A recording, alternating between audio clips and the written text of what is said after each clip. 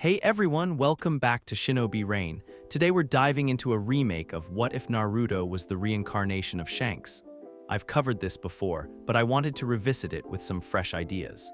Before we jump in, if you're enjoying the content but haven't subscribed yet, please hit that subscribe button and drop a like. Your comments mean everything to me. I read them all and they keep me motivated. Alright, let's get into this what if. Location, Hokage's office, Konoha. Time, late evening. The sake cup trembled in the old man's weathered hands. Hiruzen Sarutobi, the third Hokage, stared across his mahogany desk at the 6-year-old boy who had just spoken words that sent ice through his veins. Not because they were threatening, quite the opposite. They carried a weight of understanding, of experience that no child should possess. "What did you just say, Naruto?" The blonde boy. "No, young man," Hiruzen corrected himself as he looked into those impossibly mature blue eyes, leaned back in his chair with casual confidence that seemed to fill the entire office. A lazy smile played across his lips, the same smile that had been haunting the Hokage's dreams for weeks. "I said," Naruto repeated, his voice devoid of the hyperactive energy the village had grown accustomed to, "that you look like you need a drink, old man. And not the kind you hide in your desk drawer." The transformation had been gradual at first, small things that most would dismiss. Naruto walking with his hands in his pockets instead of flailing them about, his pranks becoming more sophisticatedly strategic. The way he'd handled the baker who'd refused him service, not with tears or tantrums, but with a knowing look and words that made grown men question their convictions. But it was the incident 3 days ago that had forced Hiruzen to summon the boy. 3 days ago, Training Ground 7 Naruto had stopped a group of older academy students from beating a younger Hyuga childie not through violence or his usual loudmouth bravado, but by simply walking up to them, placing a hand on the leader's shoulder, and speaking in a voice that made Chunin step back in instinctive respect. Now, what kind of men pick on someone smaller than them? He had asked it somehow. Somehow, 5 12-year-olds had backed down from a 6-year-old's presence alone. The Anbu watching had reported something impossible. Spiritual pressure radiating from the childlike heat from a forge. Present Hokage's office, Naruto, Hiruzen began carefully, setting down his pipe. "Where did you learn to speak like that? To carry yourself like that?" The boy's smile widened, and for a heart-stopping moment, Hiruzen could swear he saw crimson hair instead of blonde, could almost smell salt air from distant seas that didn't exist anywhere near the land of fire. "You know what's funny about dreams, Gramps?" Naruto said, completely ignoring the question. "Sometimes they feel more real than being awake. Sometimes you wake up and wonder which life is actually yours." The Hokage's blood turned to ice water.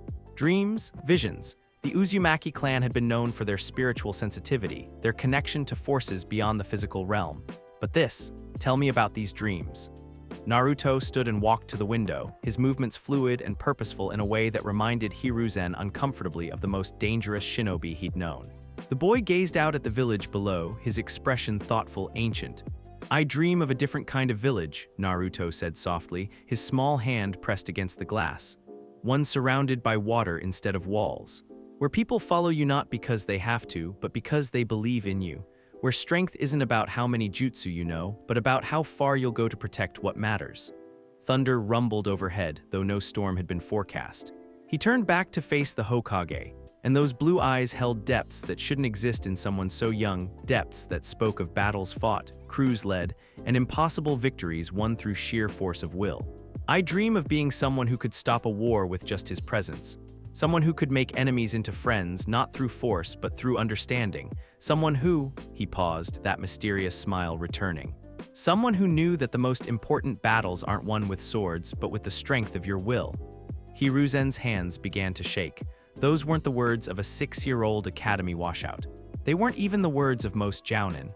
They were the philosophy of someone who had lived, who had led, who had shaped the world through pure charisma and unbreakable determination. The air in the room grew thick, oppressive. Hiruzen felt something pressing against his consciousness, not malicious, but overwhelmingly present. Like standing before a force of nature barely contained in human form. "And what does this person in your dreams want, Naruto?" The boy's grin turned sharp, predatory in a way that made the Hokage remember why he kept weapons within arm's reach. "To gather the greatest crew the world has ever seen," Naruto said simply, his voice carrying absolute conviction. "Starting with this little village of ours." Lightning illuminated the office in stark white, casting dancing shadows across the walls. For just a moment, just a split second, Hiruzen saw someone else standing by the window. Someone with wild red hair and 3 distinctive scars across his left eye, someone whose very presence commanded loyalty and respect from the strongest warriors alive. Someone who had the power to change everything. The vision faded, leaving only a 6-year-old boy with blonde hair and blue eyes. But the presence remained, that indefinable quality that separated true leaders from those who merely held authority. "Tell me, old man," Naruto continued, his voice now carrying a weight that made the Hokage instinctively straighten in his chair. "What do you know about something called haki?" The sake cup slipped from Hiruzen's nerveless fingers and shattered against the floor, amber liquid spreading across the wood like spilled bloody, because he did know. Hidden in the deepest vaults beneath the Hokage Tower were scrolls older than the village itself. Records of the ancient arts, the spiritual techniques that had existed long before chakra, became the dominant force in the worldly techniques that only the most legendary figures in history had ever mastered, techniques that could bend reality itself through pure spiritual pressure. The word sent chills through him. Haki, the ambition or will that the old texts spoke of in reverent whispers. The power that supposedly allowed certain individuals to impose their desires upon the very fabric of existence through force of personality alone. It was considered myth. Legendy, the desperate imaginings of a pre-chakra world trying to explain phenomena they didn't understand.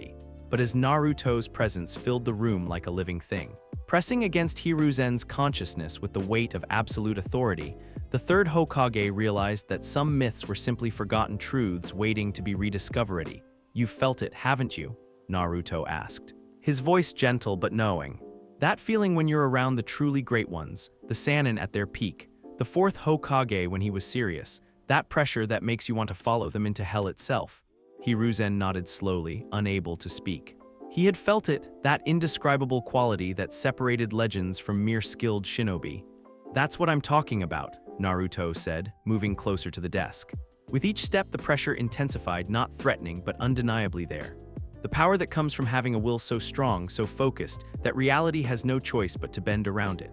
The boy, no, this was no longer a boy speaking, placed his small hands on the desk and leaned forward. His eyes held the Hokage's with unwavering intensity. "I remember fragments, not memories exactly, but echoes, of a time when I stood on the deck of a ship and knew that anyone who chose to follow me would find something worth living for. When I could end conflicts with a word and turn bitter enemies into loyal friends with nothing but conviction and a willingness to understand." The storm outside intensified, rain lashing against the windows, as if nature itself was responding to the awakening of something that had been dormant for far too long. "That's who I am, old man, not the dead last academy student everyone thinks they know, not the demon container they whisper about in the streets." Naruto's voice dropped to barely above a whisper, but somehow it carried more authority than any shout. "I'm someone who's going to gather the strongest, most loyal crew this world has ever seen, and I'm going to show them what it really means to be free." Hiruzen sat in stunned silence, his mind racing through the implications. If what Naruto was describing was real, if the ancient art of haki truly existed and was manifesting in this child, then everything was about to change. The delicate balance between the villages, the nature of shinobi warfare, the very foundation of their worldly haki, Naruto repeated, tasting the word like fine sake. "I think it's time this village remembered what real strength looks like." As if summoned by his words, the storm reached a crescendo. Lightning struck somewhere close by, the thunder rattling the windows and shaking dust from the ceiling. In that moment of chaos and brilliant light, Hiruzen Sarutobi made a decision that would reshape the shinobi world forever. He looked into the ancient eyes of a 6-year-old boy and saw not a problem to be managed or a weapon to be controlled, but a force of nature that could either save them all or tear everything apart. The question wasn't whether Naruto would change the worldy. The question was whether the world was ready for the changes he would bring. "Naruto," the Hokage said quietly, his voice steady despite the magnitude of what he was about to propose, "I think it's time you and I had a very different kind of conversation." The boy's grin widened, and for the first time since this impossible discussion had begun, he looked his age, excited, eager, ready for adventure. "Now you're talking, Captain." The storm raged on, and in the Hokage's office, the future began to take a very different shape than anyone could have imagined. Location: Academy Training Ground Time. Morning, next day the kunai left Naruto's hand with casual precision. spinning end over end through the crisp morning air before embedding itself dead center in the target with a satisfying thunk. The academy training ground fell into stunned silence. Iruka Umino stood frozen mid-sentence, his lecture on basic kunai techniques forgotten as he stared at what could only be described as impossible. 6-year-old Naruto Uzumaki, the dead last of his class, the boy who couldn't hit the broad side of a barn if his life depended on it, had just demonstrated not mere accuracy but perfection. And he'd done it without even looking. Lucky throw, Naruto suggested with that new lazy smile that had appeared seemingly overnight, finally turning to face the target. His blue eyes sparkled with mischief, but underneath lay something deeper. Something that made Iruka's breath catch in his throat. Behind him, 20 academy students gaped in shock. Sasuke Uchiha, the class prodigy and heir to the Uchiha name, stared at the target where Naruto's kunai hadn't just hit the bulls. It had split Sasuke's own perfectly thrown kunai down the middle, a technique that required timing and spatial awareness beyond anything a student should possess. "That's," Sasuke's voice cracked slightly. "That's impossible." "Is it?" Naruto asked, genuine curiosity in his voice as he looked at the dark-haired boy. "Or have you just been thinking about it wrong?" There was no mockery in the question, no superiority. Just the patient tone of someone genuinely interested in helping another person understand. It was so completely unlike the Naruto that Iruka had known for years that the instructor felt dizzy. "Uzumaki-san," came a hesitant voice from the cluster of students. Ami Kawai, one of the civilian girls who'd never spoken to Naruto before, raised her hand tentatively. Could you show us how you did that?" Iruka expected the usual response, Naruto shouting about being acknowledged, demanding attention, making it all about himself. Instead, the blonde boy simply nodded and gestured for the class to gather around. Sure, everyone grabbed some kunai. As the students formed a circle, Iruka noticed something remarkable happening. The usual social dynamics, the way students instinctively avoided Naruto, the subtle cruelties, the isolation that had defined his academy experience, seemed to simply dissolve.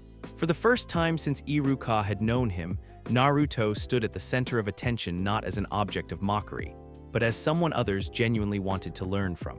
"The first thing you need to understand," Naruto began, his voice carrying easily to every listener, "is that throwing a kunai isn't really about the kunai at all."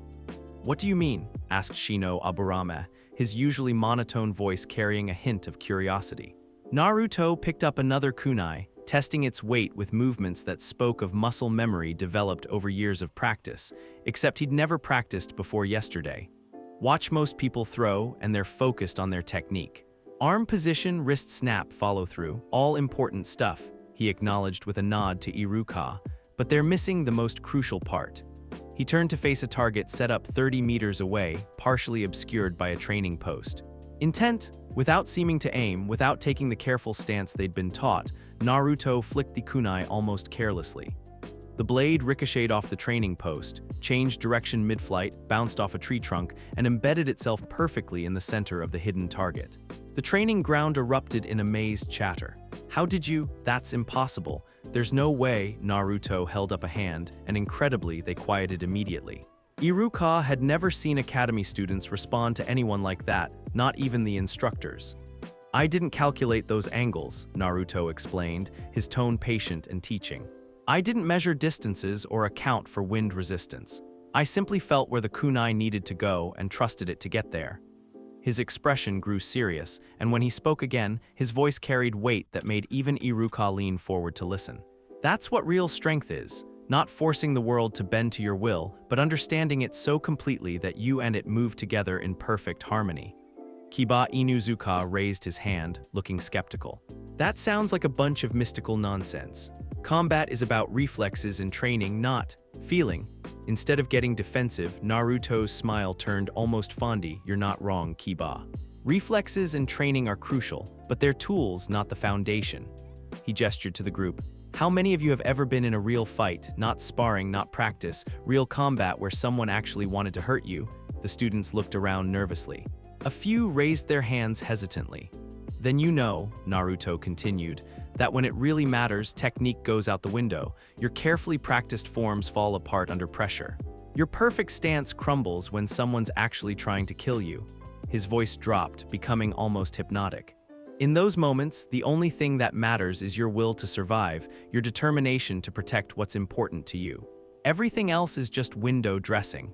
Iruka felt his heart racing.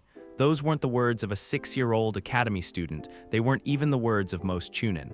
They were the hard-earned wisdom of someone who had faced death and emerged victorious, repeatedly. "Sensei," Sakura Haruno asked quietly, "is that a special jutsu?" "What Naruto-kun just did." Before Iruka could answer, Naruto shook his head. "It's not a jutsu at all, Sakura. It's something much older. Something that existed long before chakra techniques became common." He looked directly at Iruka, and the instructor felt those blue eyes pierce right through him. Something that only the strongest shinobi even know exists anymore. "Isn't that right, Iruka-sensei?" The question hung in the air like a challenge.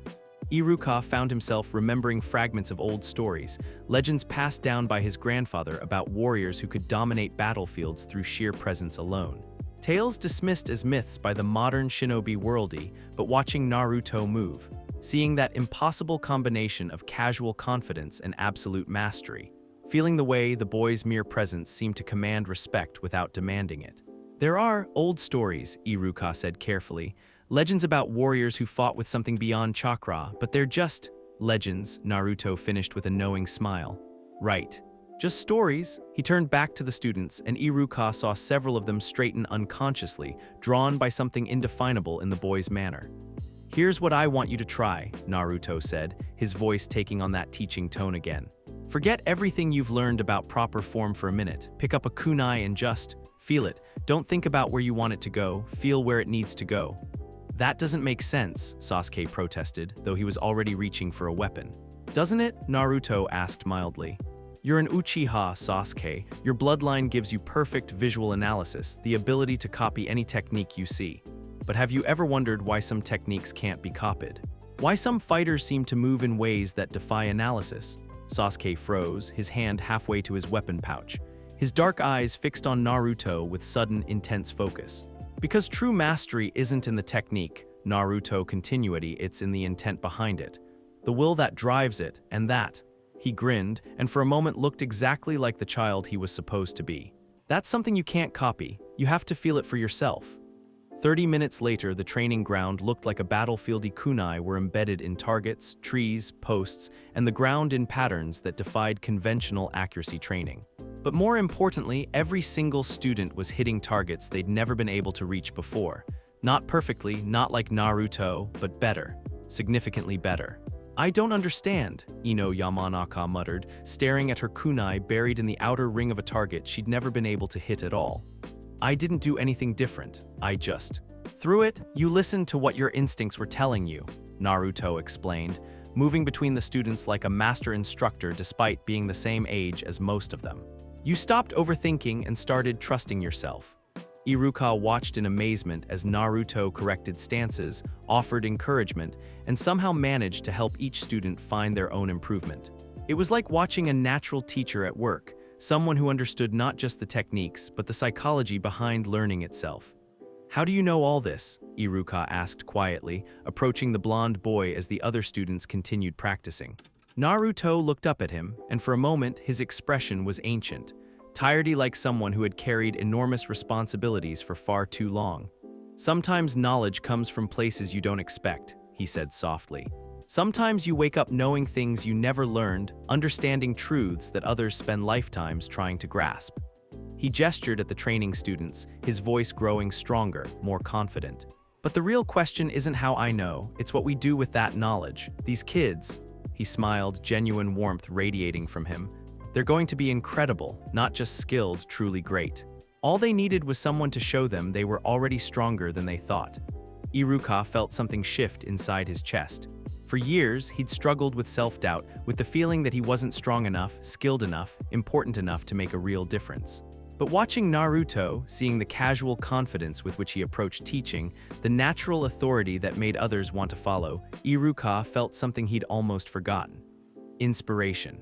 "Naruto," he said quietly, "would you be interested in helping me with instruction? Not officially, but these results speak for themselves." The boy's grin was brilliant.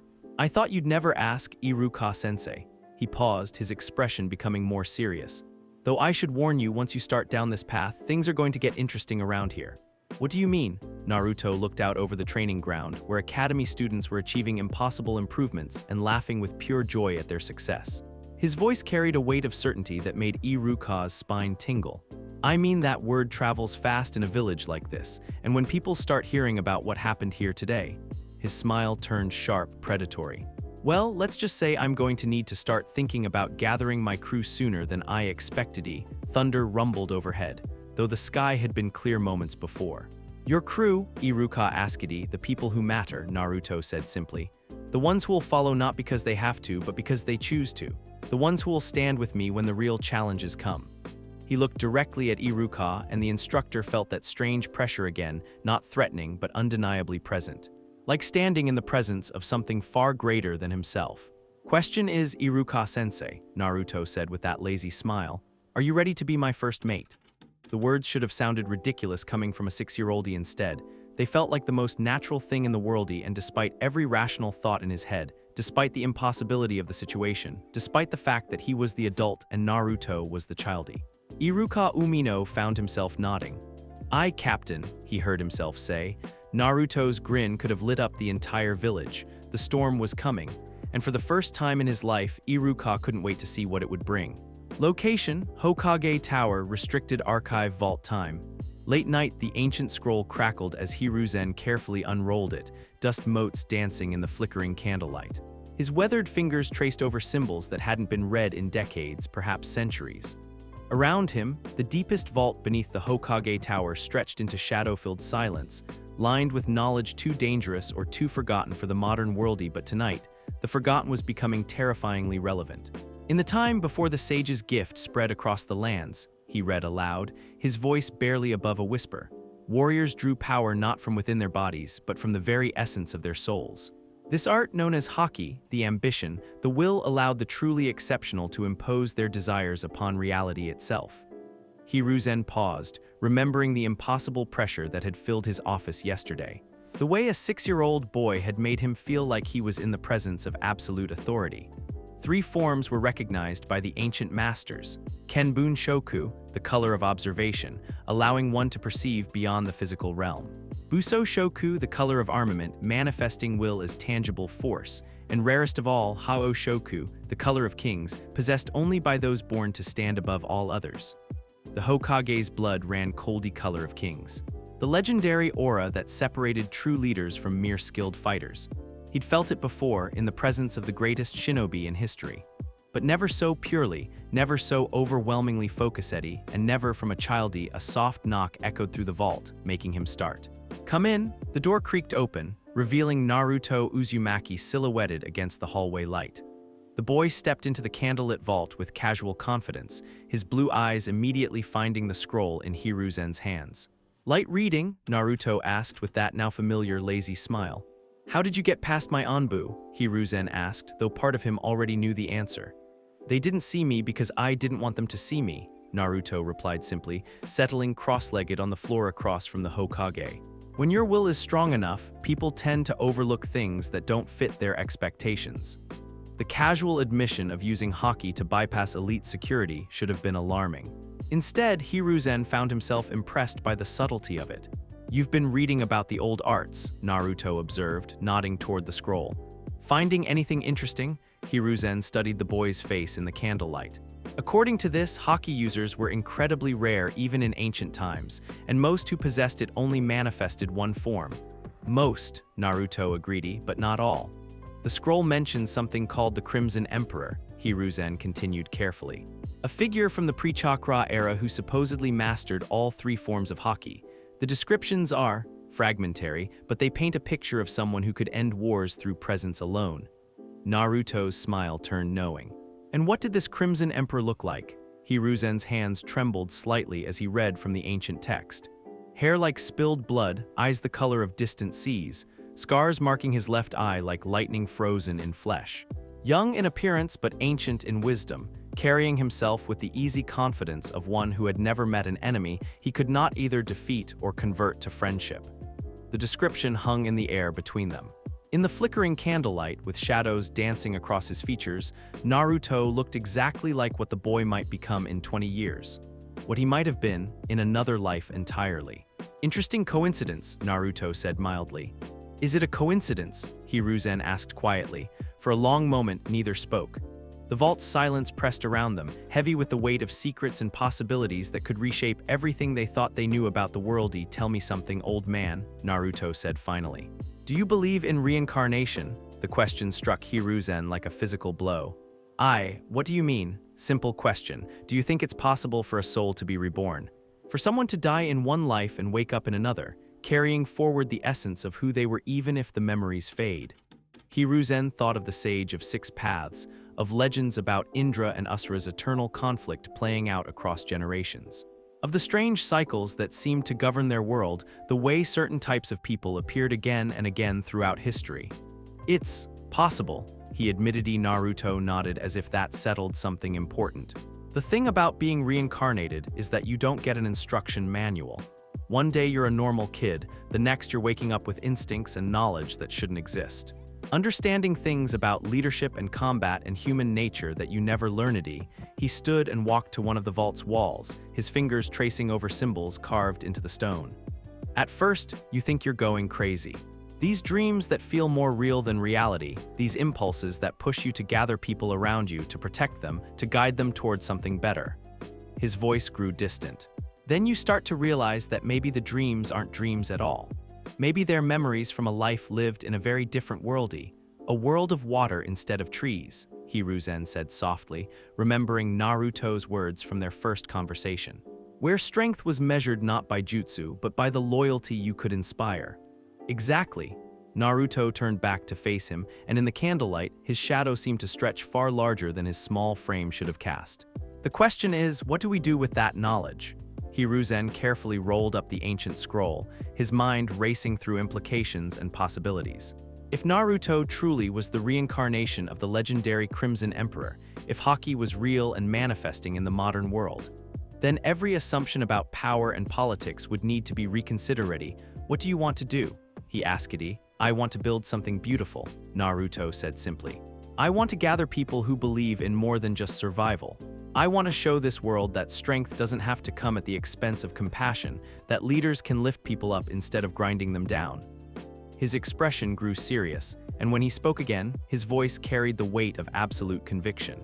But I'm going to need help. Training and abilities. I'm only beginning to understand the allies who can see beyond what I appear to be to what I actually am, and most importantly, he met Hiruzen's eyes directly. I'm going to need someone to teach me how to navigate the political landscape of this world without destroying it in the process. The offer hung in the air between them, implicit but unmistakable. Naruto was asking the third Hokage to become his mentor, his guide in mastering both the ancient arts and the modern world that had forgotten them. It should have been an easy decision to make. The boy was 6 years old, untrained, possessing power that could destabilize everything if misused. The safe choice would be to contain him, control him, ensure that his abilities developed along predictable lines. But looking into those ancient blue eyes, Hiruzen found himself remembering why he had become Hokage in the first place. Not to preserve the status quo, but to protect and nurture the next generation. To help them become something greater than what had come before. There's a training ground, he said finally, hidden deep in the forest, warded against observation. It was used by the second Hokage for developing his most dangerous techniques. He paucity, we could begin there tomorrow night. Naruto's grin was brilliant in the candlelight. Thank you, Gramps, you won't regret this. I hope not, Hiruzen murmured, because if I'm right about what you are, what you could become, then we're about to change the world whether we intend to or not. Location. Unknown location, somewhere in the land of wind time. Same night in a cave lit by dying embers, another figure stirred restlessly in sleep. Dreams of impossible swordsmanship, of duels fought with perfect technique and absolute dedication, of a life lived in pursuit of becoming the world's greatest swordsman. The figure's eyes snapped open, golden, hawk-like, filled with an intensity that could cut steel. For a moment, confusion reignited. This wasn't his ship. These weren't his quarters. This was a child's body, a child's life. But the memories, the skills, the absolute dedication to perfection, those remained crystal clear. Dracul Mihawk had awakened, and somewhere in the distance, carried on winds that shouldn't have been able to reach this far inland, came the faint scent of sea air and the echo of presence that could only belong to one person. His rival, his captain, his friendly red-haired Shanks. Location, Hokage Tower Vault Time. Present, there's something else, Hiruzen said, pulling out another scroll. This text mentions that Haki users often awakened in groups. That when one manifested the power, others would follow, drawn by some kind of spiritual resonance. Naruto went very still. Others? The scroll speaks of legendary crews, groups of individuals whose combined will could reshape nations. Each member unique, each bringing their own strengths to the whole. Hiruzen's voice dropped to a whisper. It says that when such groups formed, the very world would shift to accommodate their dreams. For the first time since entering the vault, Naruto looked uncertain. Not afraid, but hopeful, as if something he'd been longing for might actually be possible. How would we know? He asked quietly. If others were awakening, according to this, there would be signs, unusual phenomena in distant lands. Reports of individuals displaying impossible skills, children acting with wisdom beyond their years. Hiruzen met the boy's eyes. I could have my intelligence network watch for such things. Do it, Naruto said immediately. If others are awakening, if my crew is out there. His voice grew stronger, filled with anticipation. Then everything is about to become much more interesting. Thunder rolled overhead, and both figures looked upward as if they could see through stone and steel to the storm clouds gathering in the night sky. The world is changing, Hiruzen observed. No, Naruto corrected, his smile returning full force. The world is remembering what it used to be. And that, he laughed, the sound echoing through the ancient vault like a promise, is going to be one hell of an adventure. In hidden places across the continent, other dreamers stirred in their sleep, touched by memories of lives lived with perfect dedication to their chosen paths.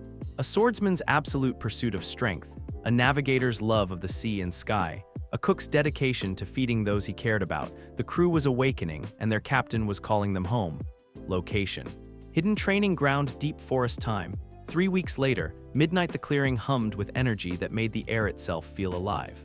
Naruto stood at the center of the warded training ground, his small frame radiating a presence that seemed to dwarf the towering trees surrounding them. Sweat beaded on his forehead, but his breathing remained steady as he held his focus on the massive boulder before him. Remember, Hiruzen called from his position at the clearing's edge, armament haki isn't about forcing your will onto an object. It's about extending your spiritual essence into it, making it temporarily part of yourself. I know the theory, Naruto replied, his voice carrying fond exasperation. It's the application that's giving me trouble. For 3 weeks, they had met here in secret. 3 weeks of unlocking abilities that shouldn't exist, of training techniques that predated the shinobi arts by centuries. The progress had been remarkable. Naruto's observation haki had developed to the point where he could sense movement from nearly a mile away. And his conqueror's haki could now be controlled with surgical precision, instead of the overwhelming burst that had first manifested, but armament haki remained elusive.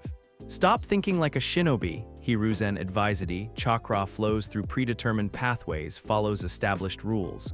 Haki is different, its pure will made manifest. There are no shortcuts, no hand seals, no techniques to memorize. There is only your determination to make reality bend to your desires. Naruto closed his eyes, centering himself the way he'd learned through countless hours of meditation.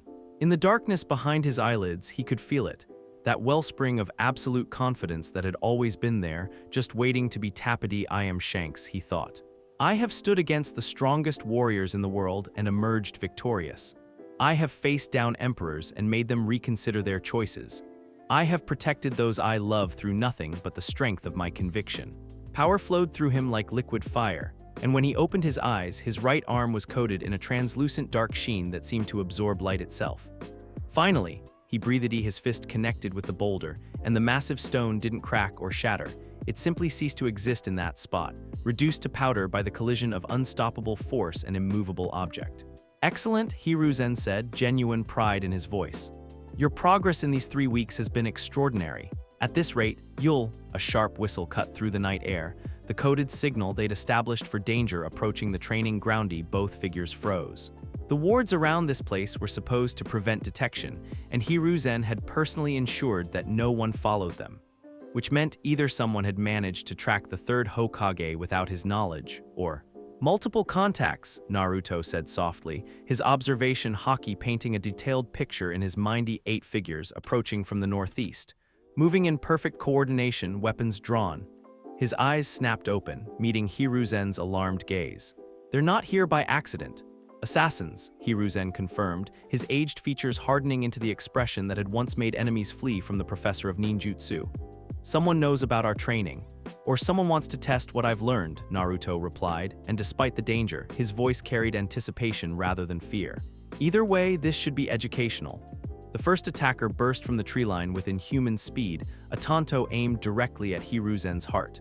The Hokage moved to counter, but Naruto was already there, his Haki-enhanced reflexes allowing him to intercept the strike with bare hands.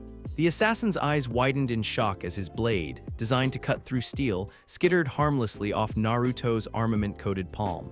Now that, Naruto said with a grin, was rude.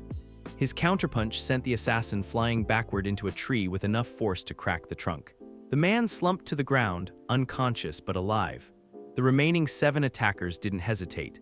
They came from all directions simultaneously, a coordinated assault designed to overwhelm through pure numbers and positioning.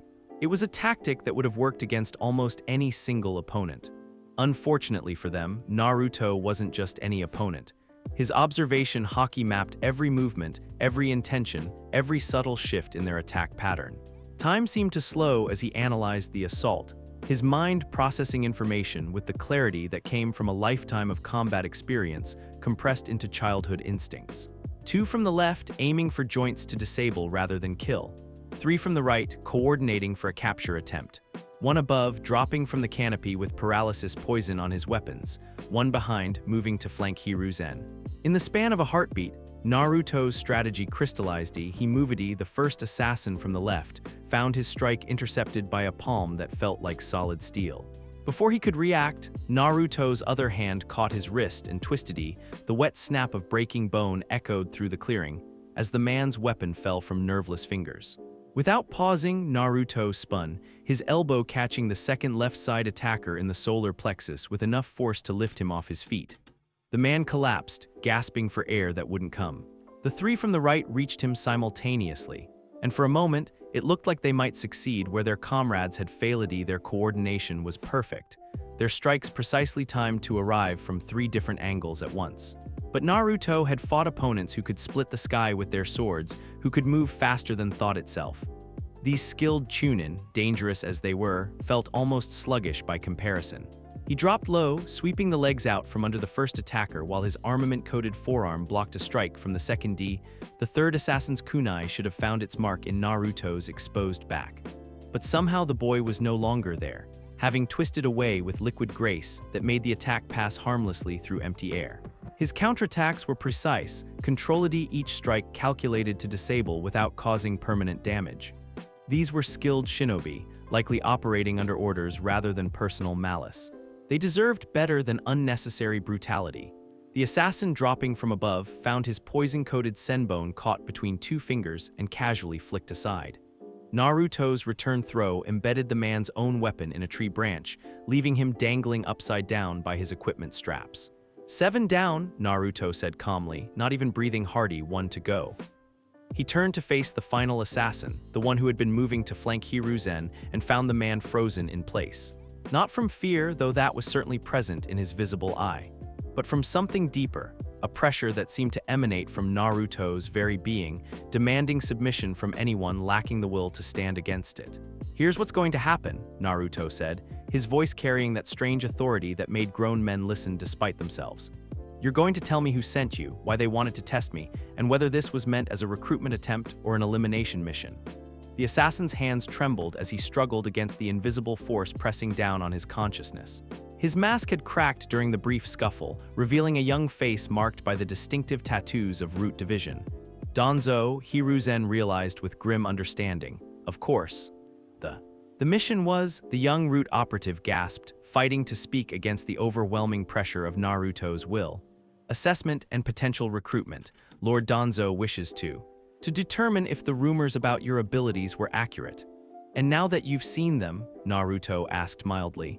They were understated, the operative admitted, sweat pouring down his face from the effort of remaining conscious under Naruto's conqueror's haki. Naruto's smile turned sharp. "Goody, tell your lord that I'm flattered by his interest, but I already have a mentor." His gaze flicked to Hiruzen. "And my loyalty isn't for sale."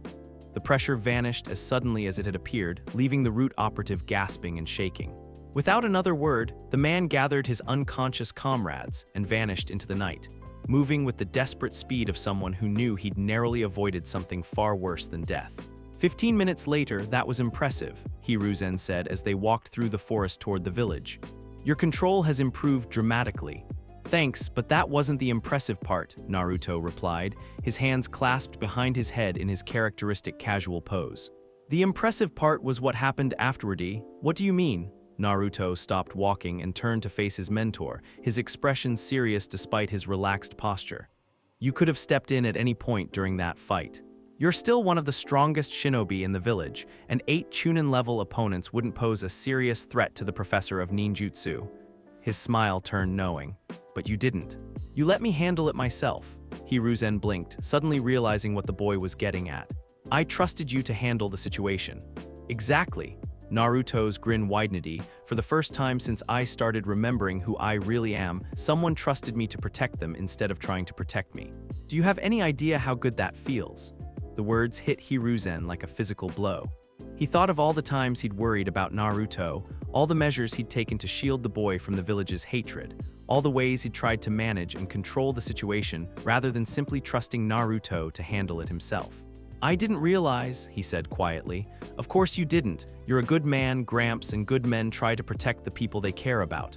Naruto's expression grew gentle. But leaders need followers who trust them to lead, not parents who want to keep them safe. And more than anything else, I need to know that the people I care about believe in my ability to keep them safe. They walked in comfortable silence for several minutes, both processing the implications of what had just happened when Naruto spoke again. His voice carried a weight of emotion that made Hiruzen's chest tight. I've been alone for a long time, the boy said softly. Not just in this life, but in the dreams too. Being strong enough to protect everyone, but never having anyone who could stand beside me as an equal. Never having anyone who trusted me enough to let me do what I was born to do. He looked up at Hiruzen, and his smile was brilliant despite the tears threatening at the corners of his eyes. Thank you for being my first crew member, really and truly. Hiruzen felt his own eyes begin to water. In all his years as Hokage, he'd been trusted with many things, the village's safety, its secrets, the lives of its citizens. But he'd never been trusted with something as precious as faith in his own worth. Thank you for letting me join, he replied, his voice rougher than usual. Captain. The storm clouds that had been gathering all evening finally opened, sending warm rain cascading through the forest canopy. But neither figure minded the weather. They walked back toward the village through the downpour, talking and laughing like the unlikely crewmates they had become. Behind them, hidden in the shadows between the trees, golden eyes watched with interest before disappearing into the night. The swordsman was still learning to navigate his new circumstances, but one thing had become crystal clear. His captain was gathering his crew, and it was time to make contact. Location, route headquarters, deep underground time. 1 hour later, explain to me, Danzo said, his voice deadly quiet as he surveyed the injured operatives before him. How 8 of my best agents were defeated by a 6-year-old childie, the surviving team leader, still trembling from his encounter with Naruto's Conqueror's Haki, struggled to find words that could convey what he'd experienced, sir. The reports about unusual abilities were accurate, more than accurate. The target displayed combat awareness and spiritual pressure beyond anything in our files. He moved like someone with decades of combat experience, and his presence, the man swallowed hearty. It felt like standing before a force of nature. Spiritual pressure, Danzo's single visible narrowity explained. It was similar to killing intent, but different. Purer, instead of threatening death, it simply demanded submission, as if refusing to bow wasn't even a possibility worth considering. Danzo absorbed this information in silence. He'd heard whispers about such abilities in the oldest texts, legends about warriors who could dominate battlefields through will alone. But those were myths, stories from a more primitive time, weren't they? Sir, the operative continued hesitantly, what are your orders regarding the target? For a long moment, Danzo said nothing. Then slowly a smile spread across his scarred features. It wasn't a pleasant expression. Continue observation from a distance. Do not engage directly without my explicit authorization. His voice carried the weight of absolute command and send word to our contacts in the other villages. I want to know if similar phenomena are manifesting elsewhere.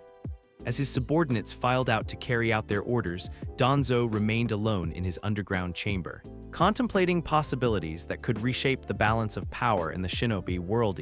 if Naruto Uzumaki truly possessed abilities that transcended conventional ninjutsu.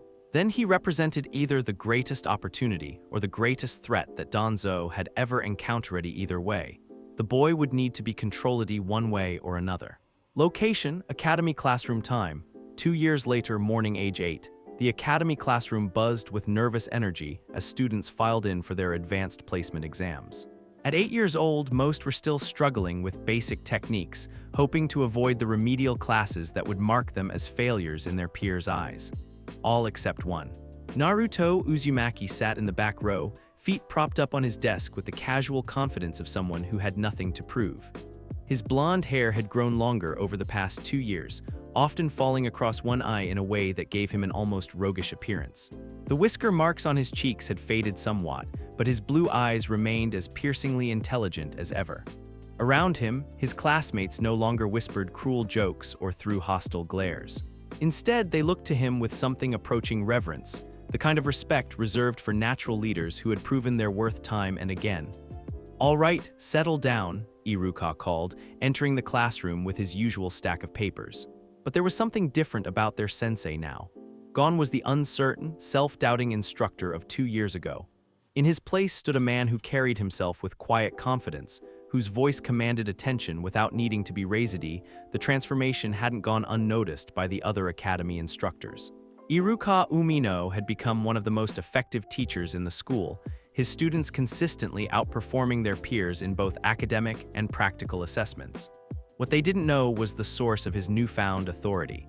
"Today's exam will determine your class rankings for the final term," Iruka continued, his gaze sweeping over the students before settling on Naruto with barely concealed pride. "You'll be tested on ninjutsu, taijutsu, written theory, and combat application." A hand shot up from the middle of the room. "Sensei, what about the special techniques some of us have been learning?" The question came from Ami Kawai, one of many students who had flourished under Naruto's unofficial guidance over the past 2 years.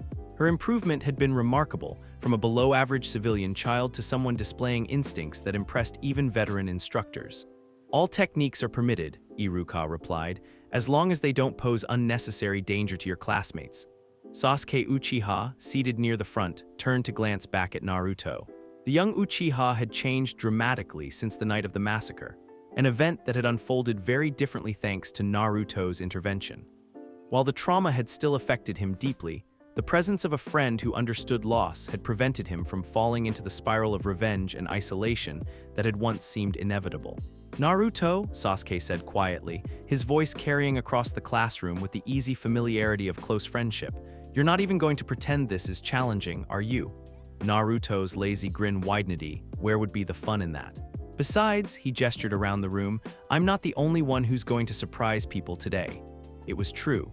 Under Naruto's influence, the entire class had elevated their performance beyond what should have been possible for their age group.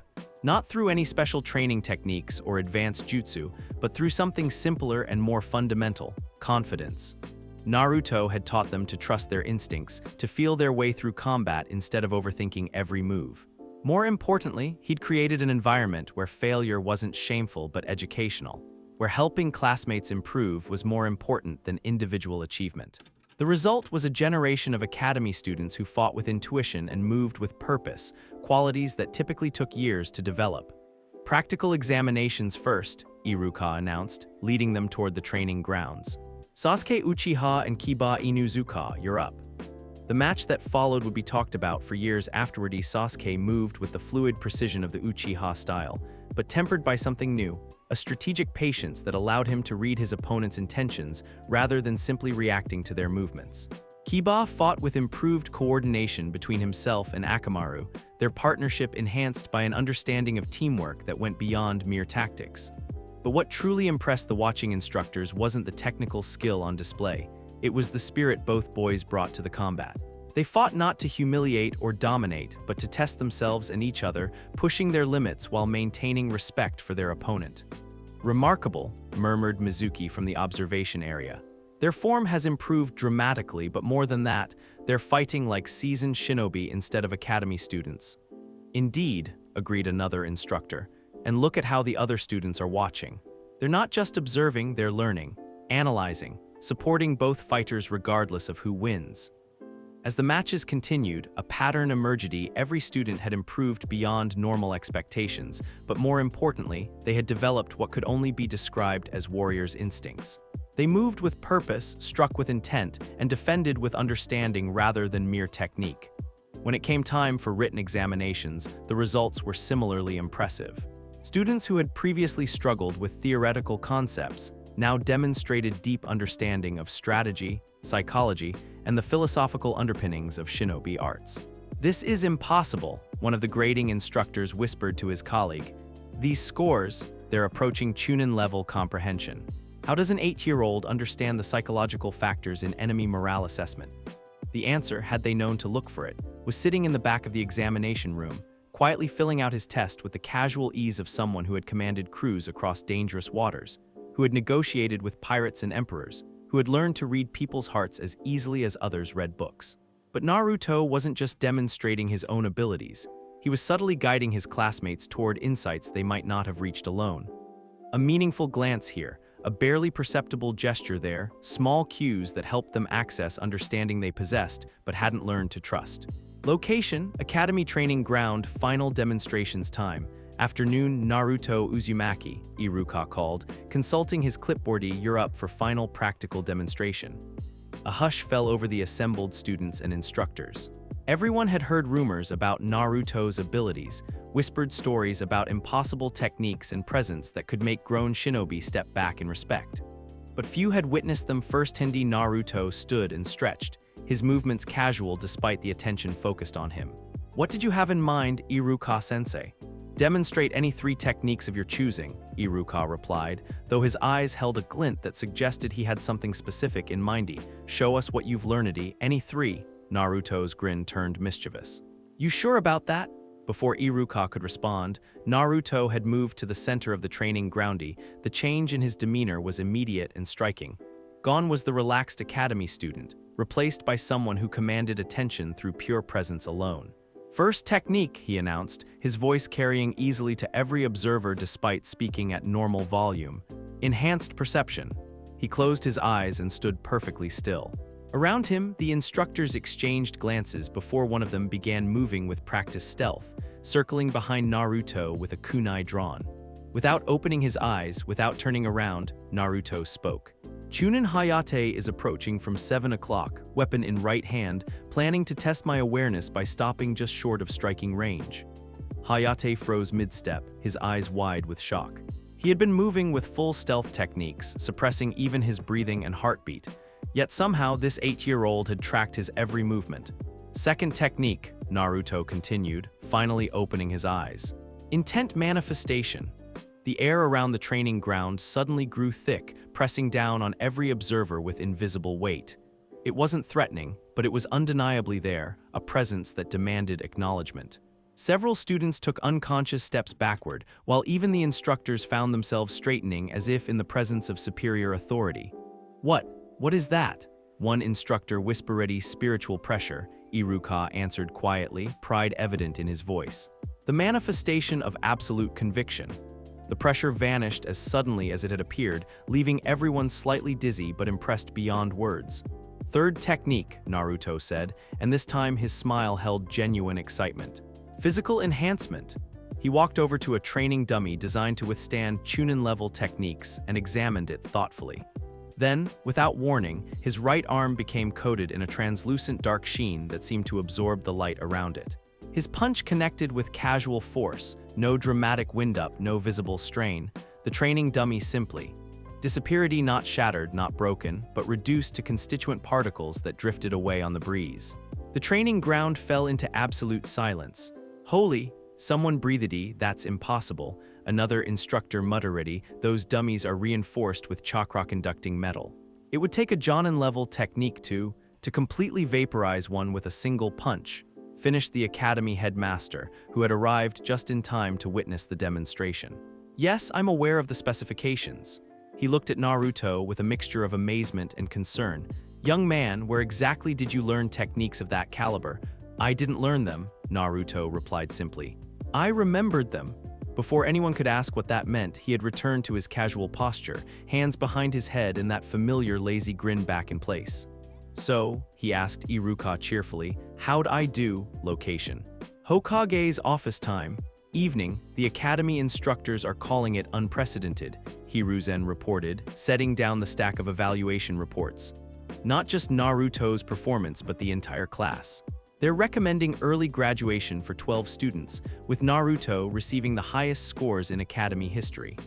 And how are you handling the questions about his abilities? Naruto asked, sprawled comfortably in the chair across from the Hokage's desk. Despite being only 8 years old, he sat with the easy confidence of someone accustomed to high-level discussions. I've attributed them to advanced training methods and exceptional natural talent, Hiruzen replied. Most are satisfied with that explanation. Those who aren't, he shrugged, well, they lack the clearance to pursue the matter further. What about Danzo? Any movement from route? Surveillance continues, but no direct action. I believe your demonstration tonight may have convinced him that direct confrontation would be unwise. Naruto nodded thoughtfully. Goody, the last thing we need is him trying to recruit my classmates into his little death cult. His expression grew more serious. Speaking of recruitment, any word from your intelligence network? Hiruzen's expression darkened slightly. Several interesting reports. A young prodigy in Kiri has apparently mastered swordsmanship techniques that shouldn't be possible for his age. There are rumors of a chef in the land of water whose cooking can literally heal people. And most intriguingly, a child in the land of wind has been displaying navigational abilities that border on supernatural. My crew, Naruto said softly, hope and longing evident in his voice. They're really out there. It appears so. But Naruto. Hiruzen leaned forward, his expression concerned. If these individuals are as powerful as the reports suggest, and if they're truly connected to you in some way, then their awakening won't go unnoticed by the other villages. We may be looking at a significant shift in the balance of power. Good, Naruto replied, his smile turning sharp. It's about time this world remembered what real strength looks like. Thunder rumbled overhead, and both occupants of the office looked toward the windows where storm clouds were gathering despite the clear evening sky they'd seen moments before. The world is changing, Hiruzen observed. No, Naruto corrected, standing and walking to the window. In the glass's reflection, for just a moment, his hair seemed redder, his frame taller. The world is waking up. As if summoned by his words, a figure materialized on the windowsill, not through jutsu or stealth techniques, but with the fluid grace of someone who moved according to rules that others had forgotten. Golden eyes met blue through the glass, and Naruto's grin became brilliant.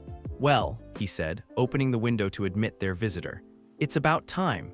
The greatest swordsman in the world stepped into the Hokage's office, and the Age of Legends truly began. Location, Hokage's office time. Present continuous from Chapter 5, the figure that stepped through the window moved with liquid grace that defied physics. Tall and lean, with golden eyes that could cut steel and dark hair swept back in elegant precision, he carried himself with the absolute confidence of someone who had never met an equal in combat. Dracul Mihawk, Hiruzen breathed, recognizing the name from ancient texts about legendary swordsmen, though he couldn't explain how he knew it. That's what they called me, the man agreed, his voice carrying a slight accent that belonged to no known landy, though in this life. I've been going by something considerably more mundane. Naruto's grin widened as he looked at his old rival and friendy. Let me guess. You've been having strange dreams about swordsmanship that shouldn't exist. Sudden knowledge of techniques no one ever taught you, and an overwhelming compulsion to find the strongest opponents available. Among other things, Mihawk replied dryly. Though I must say the selection of worthy opponents in this world is disappointing. Give it time, Naruto chuckled. Things are about to get much more interesting. Hiruzen cleared his throat, reminding both of them that he was still in the room. Perhaps someone could explain what's happening here. Simple, Naruto said, settling back into his chair with casual ease. My first mate just met my swordsman. Mihawk, meet Hiruzen Sarutobi, 3rd Hokage of Konoha Gakure and the man who's been helping me remember who I am. Gramps, meet the greatest swordsman who ever lived, currently stuck in the body of what I'm guessing is a 10-year-old. 11, Mihawk corrected, and the body comes with its own complications. The family I was born into has expectations. Which family? Hiruzen asked, though something in the swordsman's golden eyes and precise manner was triggering recognition. Uchiha, Mihawk said simply. The word hit the office like a thunderclap.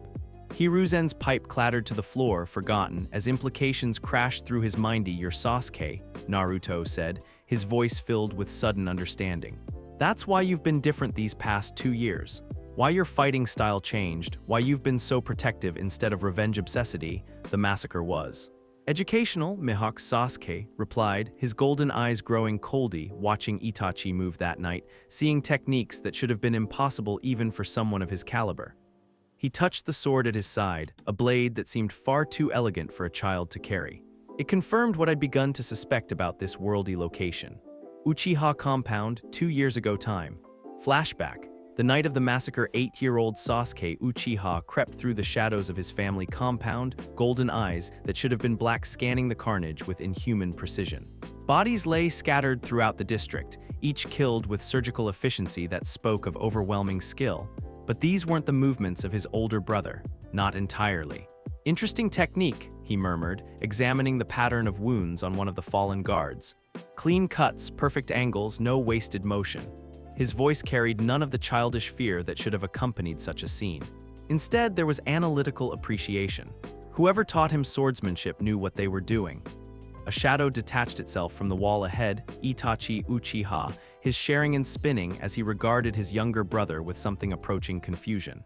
Sasuke, Itachi said, his voice carefully controlled. You should run.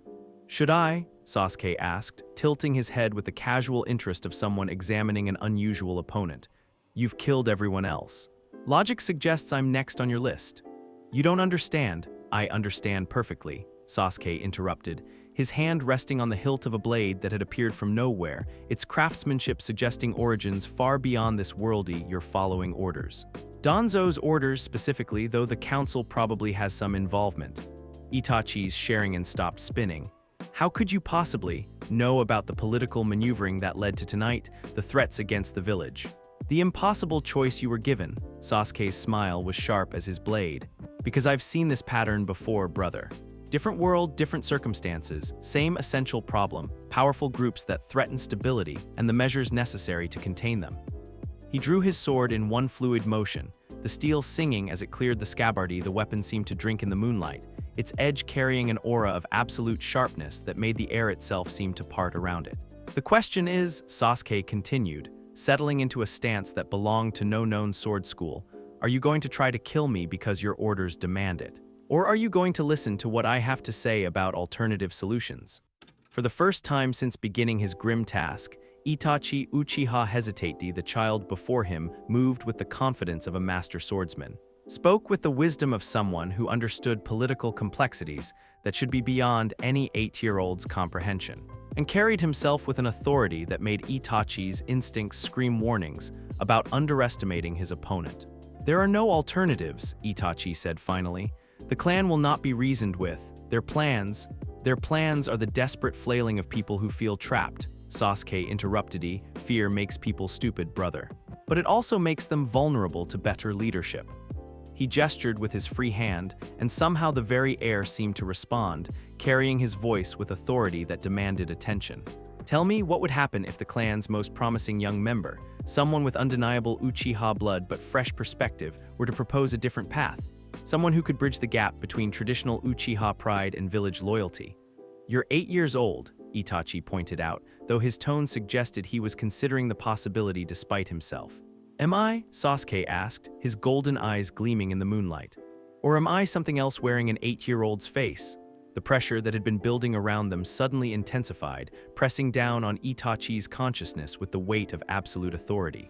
Not killing intent, something purer, more fundamental. The spiritual presence of someone accustomed to command conqueror's haki, Sasuke said softly, noting Itachi's reaction. The color of kings. Only 1 in a million possess it, and fewer still ever learn to control it. His smile turned knowing. But then, I've always been exceptional. Itachi found himself stepping backward despite every instinct screaming at him to press the attack. The child before him radiated presence that spoke to some primal part of his consciousness, demanding recognition of superior will. What are you? Itachi whispered. Someone who remembers being the greatest swordsman in the world, Sasuke replied simply.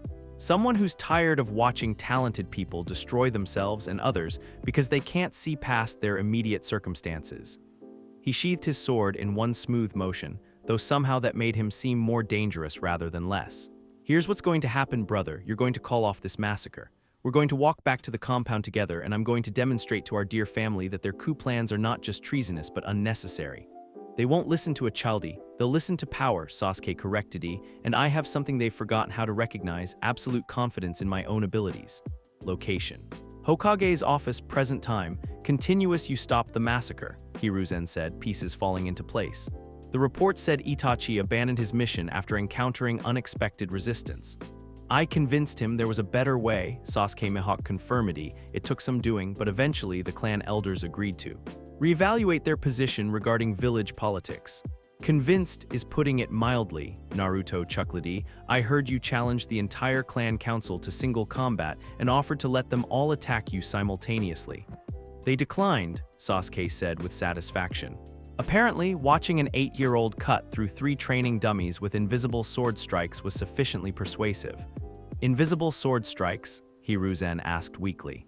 Ranged slashing attacks generated through sword technique alone, Sasuke explained. No chakra, no special weapons, just perfect understanding of how to extend cutting force through air pressure and will. He demonstrated by drawing his blade and making a casual horizontal cut toward the far wall. A line appeared in the wood paneling, sliced cleanly through despite being 10 feet away from the sword's edge. Dear God, Hiruzen muttered, the Uchiha are now model citizens, Sasuke continued, resheathing his weapon. Itachi serves as a bridge between the clan and village leadership. The coup plots have been abandoned, and everyone's much happier with the new arrangement. Except Danzo, Naruto added with a grin. I bet he was furious when his carefully orchestrated massacre got derailed.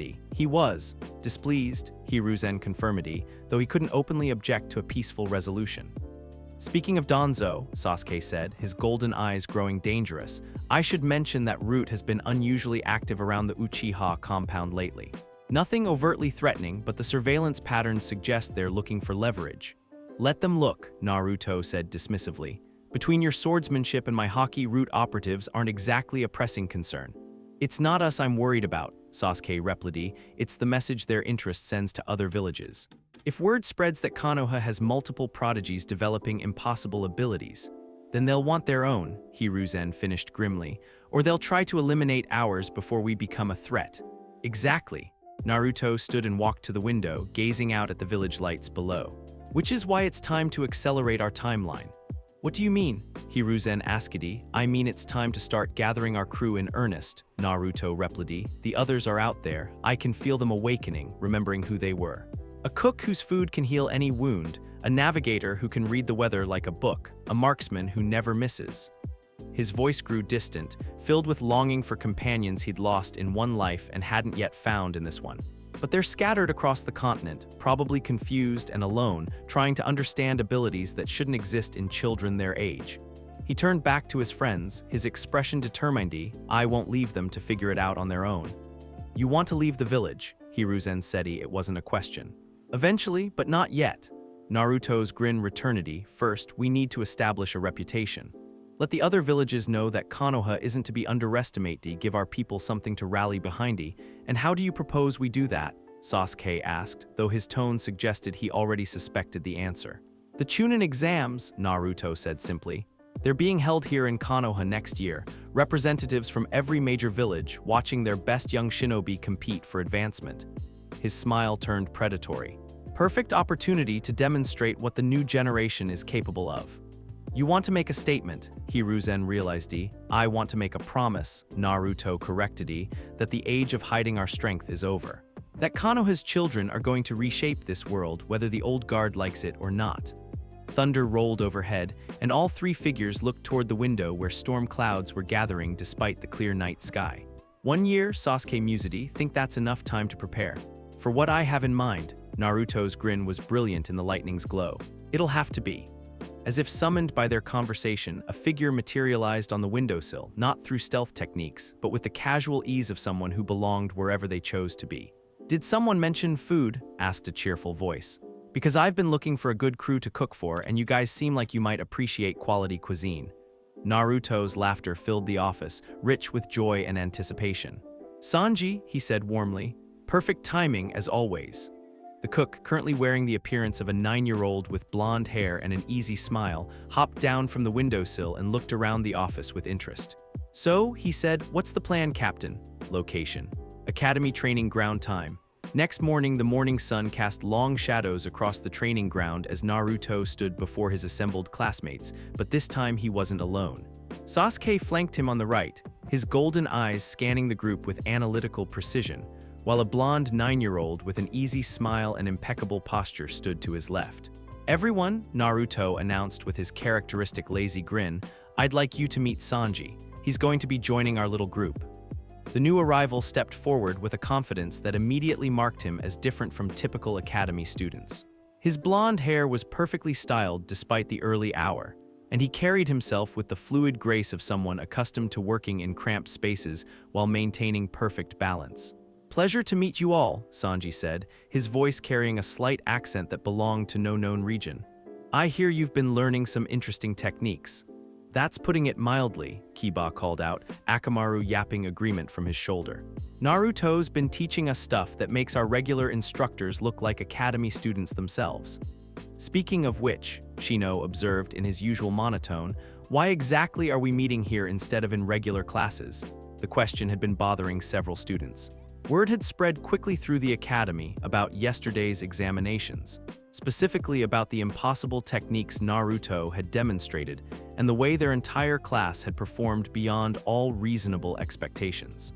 "Because," Sasuke said, his voice carrying quiet authority, "regular classes aren't going to prepare us for what's coming." "What do you mean?" Sakura asked, though there was excitement rather than concern in her voice. The past 2 years had transformed her from a boy-obsessed civilian girl into someone who approached challenges with strategic thinking and genuine combat instincts.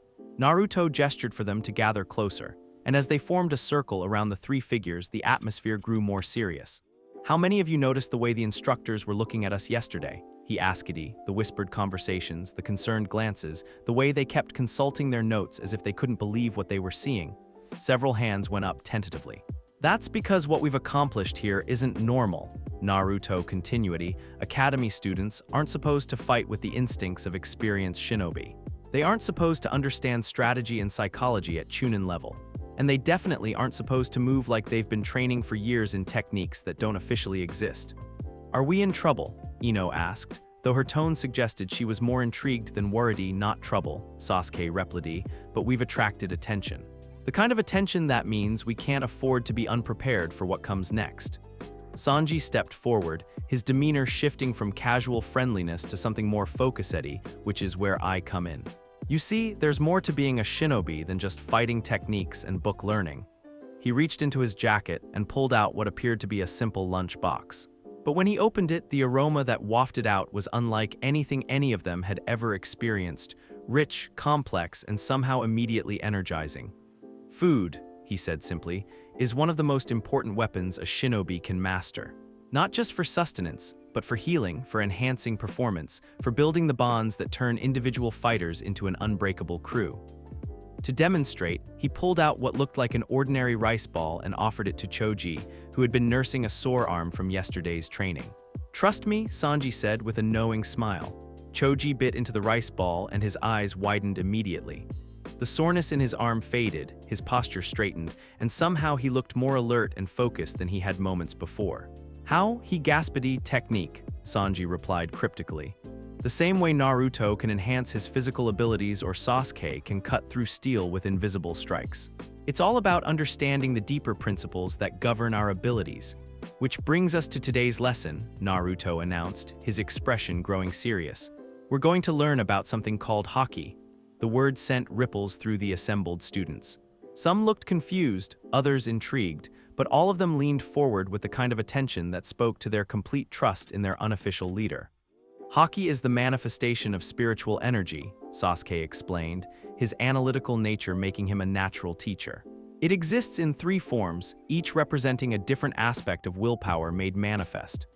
First," Naruto said, "is observation haki, the ability to sense the presence, emotions, and intentions of others.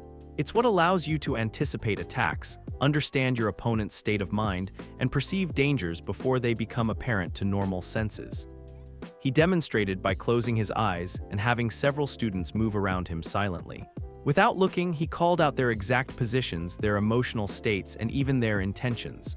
"That's impossible," Shikamaru muttered, though his tone suggested fascination rather than disbelief. No, Naruto corrected with a grin. It's just using abilities you already possess but haven't learned to access consciously. Everyone has instincts, Haki just teaches you to trust them completely. Second type is armament Haki, Sasuke continued, drawing his sword and coating the blade in the same translucent dark sheen they'd seen Naruto use.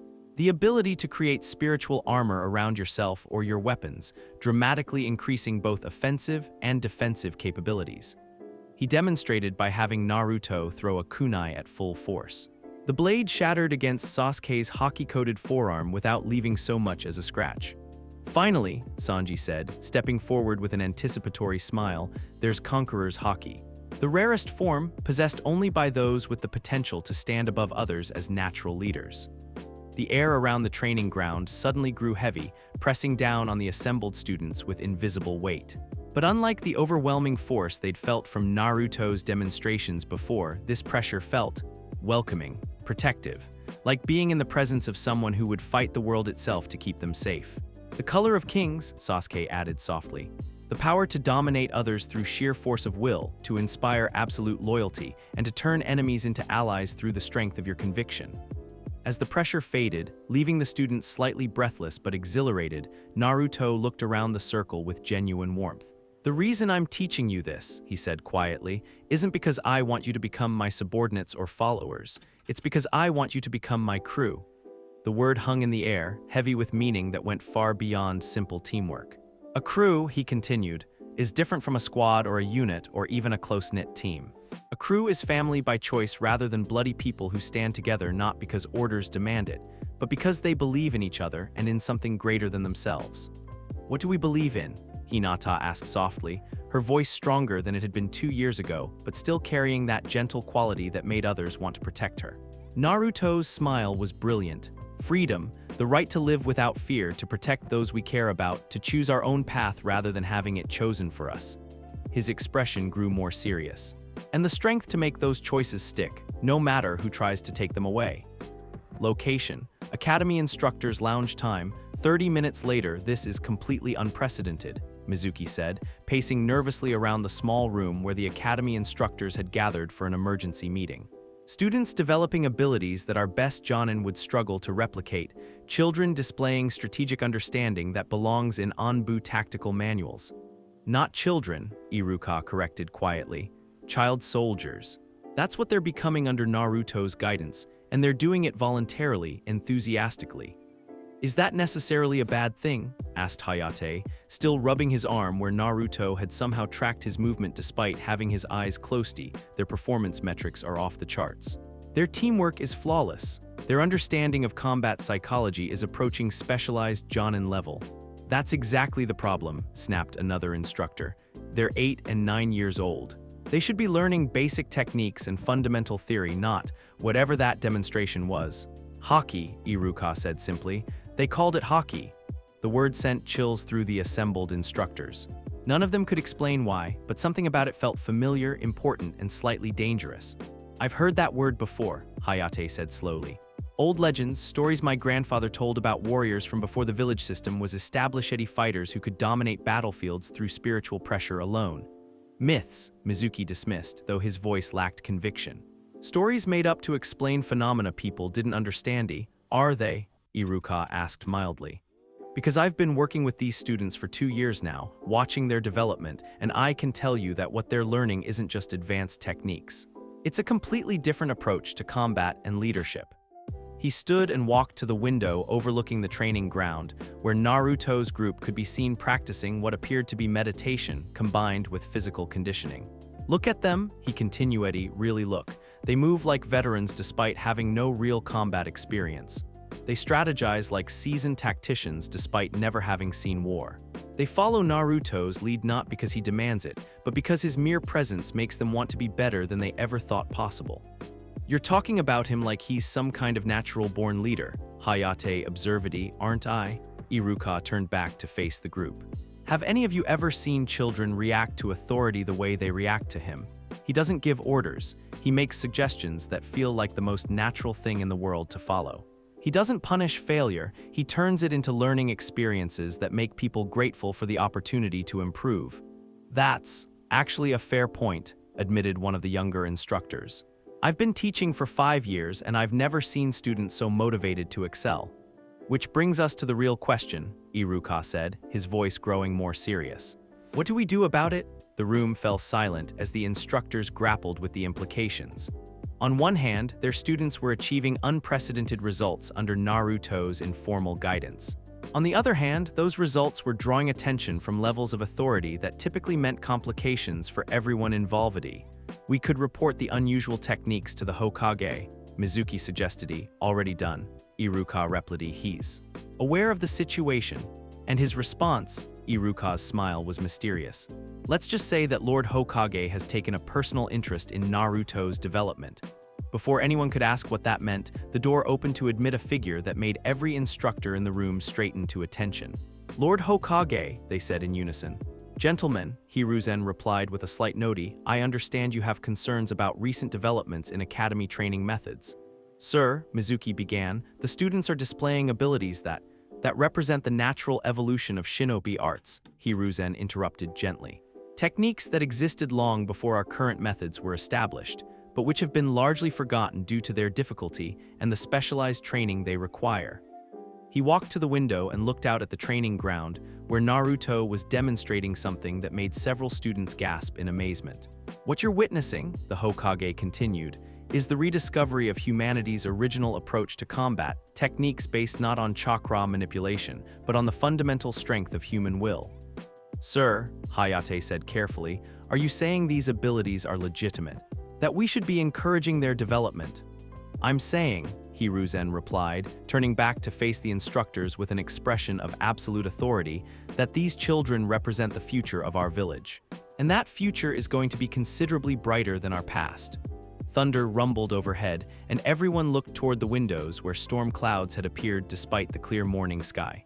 I suggest you learn what you can from them, the Hokage added with a slight smile, because whether you realize it or not, they're about to teach this entire world some very important lessons about what real strength looks like. Location. Training ground time, continuous. Did you feel that? Sasuke asked quietly, his golden eyes tracking something only he could perceive. Feel what? Sanji replied, though his own enhanced senses had picked up the subtle shift in atmospheric pressure that preceded spiritual awakening. Naruto's grin widened as he looked toward the village gates. Another one, close by this time, maybe a day's travel at most. His voice carried anticipation and joy. The crew's really coming together. Who is it? Several students asked simultaneously. Someone who understands that true strength comes from protecting others, Naruto replied, his eyes distant as his observation haki painted a picture of approaching presence. Someone whose dedication to his craft is absolute. In the distance, carried on winds that shouldn't have been able to reach them, came the faint sound of someone singing, a cheerful, slightly off-key melody that spoke of open skies and endless horizons. A navigator, Sanji said with satisfaction. Every good crew needs someone who can read the weather. As if summoned by their conversation, the storm clouds above them began to dissipate, replaced by clear blue sky and gentle breezes that carried the promise of fair weather. Ahidi, tomorrow, Naruto announced to his assembled friends, we're going to have a visitor. Someone who's going to teach us that the most important battles aren't always won with swords or spiritual pressure. What are they won with? Sakura asked. Naruto's smile was brilliant as he looked up at the clearing sky. With the unshakable belief that no storm lasts forever. Location. Academy graduation ceremony, main assembly hall time. 6 months later, the Academy's main assembly hall buzzed with nervous energy as families gathered to witness the graduation of the most extraordinary class in the school's history.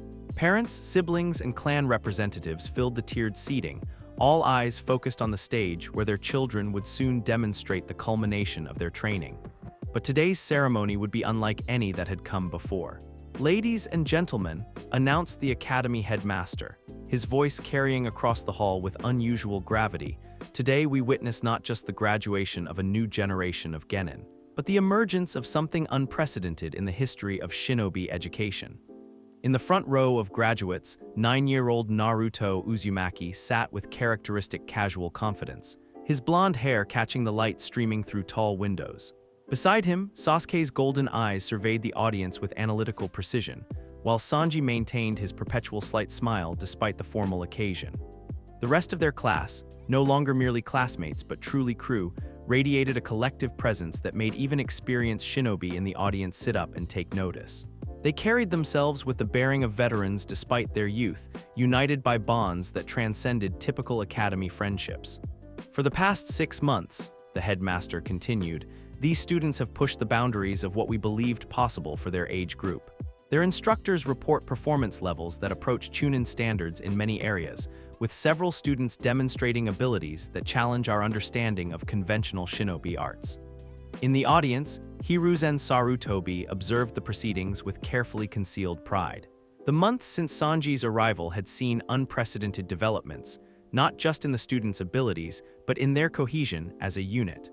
They had evolved from a group of talented individuals into something that resembled a military crew more than a typical graduation class. First demonstration, the headmaster announced, will be the practical examination of Naruto Uzumaki, graduating as this year's Rookie of the Year. Naruto stood and walked to the center of the stage with fluid grace, his movement immediately drawing every eye in the hall. The whispered conversations died away, replaced by an expectant silence that seemed to press against the walls. Naruto, called one of the examining instructors, please demonstrate the 3 basic jutsu required for graduation. With pleasure, Naruto replied, though his lazy grin suggested he had something more interesting in mind than standard techniques. He formed a single hand seal, not one from any recognized jutsu, but a gesture that seemed to focus his intent with crystalline clarity. Transformation jutsu, he announced. The technique that followed defied conventional understanding. Instead of the usual cloud of smoke and chakra, Naruto's formed simply. Shifted, his hair darkened to deep red, his frame grew taller and broader, distinctive scars appeared across his left eye, and suddenly a man in his 30s stood where a 9-year-old had been moments before. The audience gasped. This wasn't the parlor trick version of transformation typically demonstrated by graduates. This was perfect mimicry that extended beyond mere appearance to encompass presence, bearing, and an aura of absolute authority that made every adult in the room instinctively straighten. Clone Jutsu, the transformed Naruto continuity again, the technique transcended normal parameters. Instead of creating obvious duplicates with telltale chakra signatures, 3 perfect copies materialized around him, each moving independently, each radiating the same commanding presence, each clearly possessing individual awareness rather than being simple projections.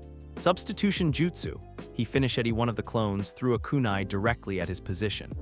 In the space between heartbeats, Naruto vanished and reappeared behind the examiner, his hand resting gently on the man's shoulder while the thrown weapon embedded itself in a wooden post that had materialized in his previous location.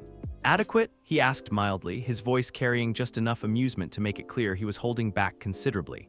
The transformed appearance faded, revealing the familiar blonde 9-year-old, but the impression of overwhelming competence remained more than adequate.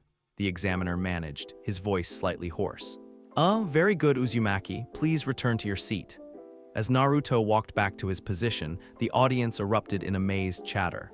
Even the clan heads and village elders were leaning forward, their expressions ranging from impressed to concerned to fascinated. "Next," the headmaster called, consulting his notes with obvious anticipation, "Sasuke Uchiha will demonstrate advanced taijutsu techniques."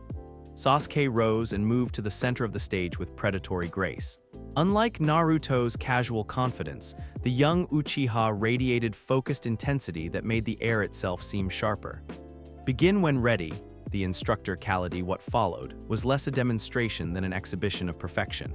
Sasuke moved through forms that belonged to no recognized fighting style, each movement precise and economical, building toward a crescendo of speed and technique that left the audience breathless. But the true shock came when he drew his swordie. The blade that appeared in his hands was unlike any weapon the audience had seen, elegant and deadly, its edge seeming to cut through light itself. When Sasuke began his sword forms, reality seemed to bend around the strikes.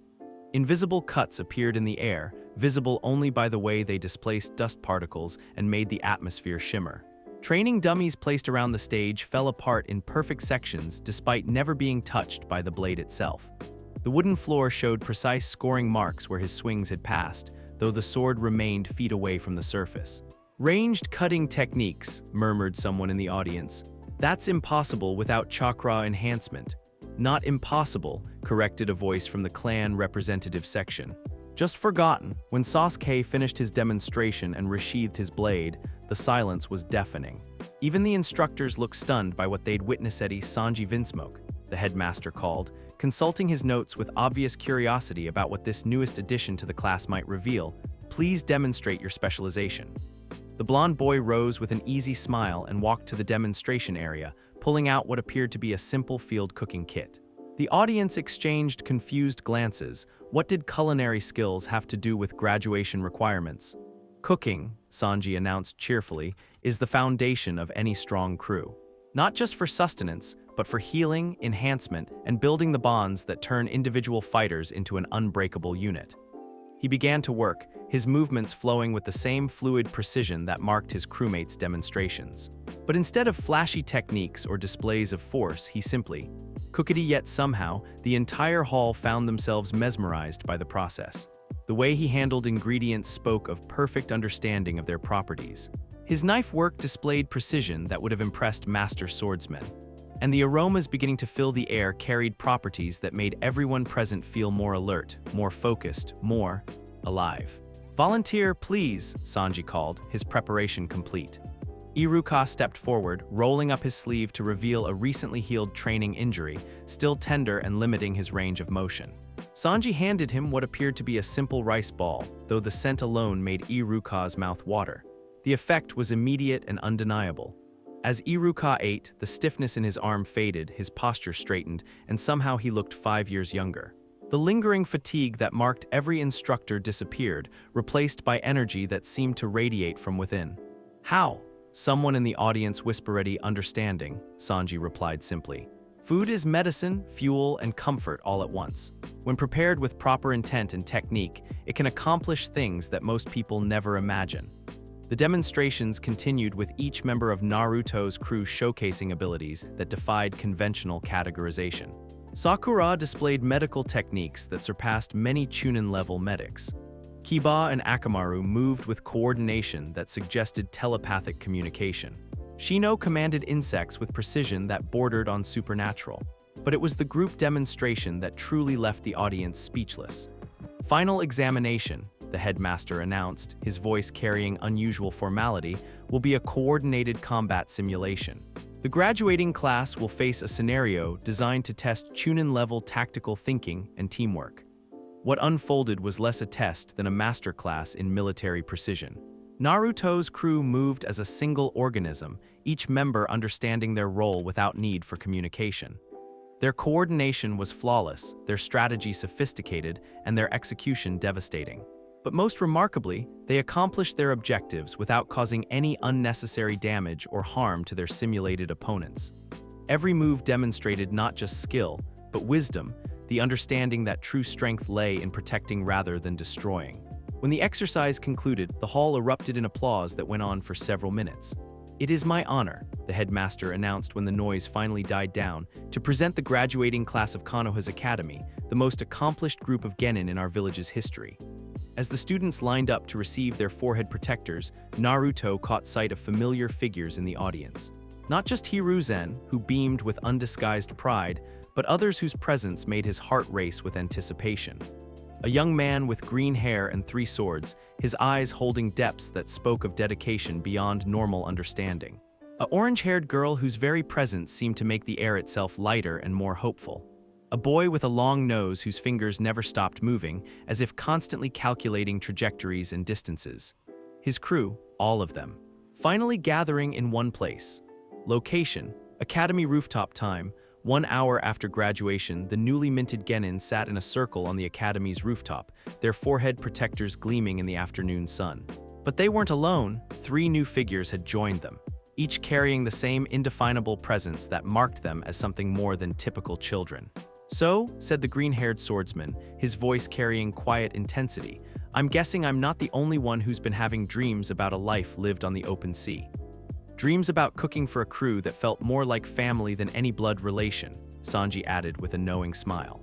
Dreams about navigation that had nothing to do with maps and everything to do with reading the heart of the world itself, continued the orange-haired girl, her eyes bright with intelligence that seemed to encompass infinite possibilities. Dreams about being the best at what you do, no matter what obstacles stand in your way, finished the long-nosed boy, his fingers automatically adjusting some complex device he'd been tinkering with. Naruto's grin could have powered the entire village. Zoro, Nami, Usopp. He looked around at the complete crew, his voice thick with emotion. You have no idea how good it is to see you all again.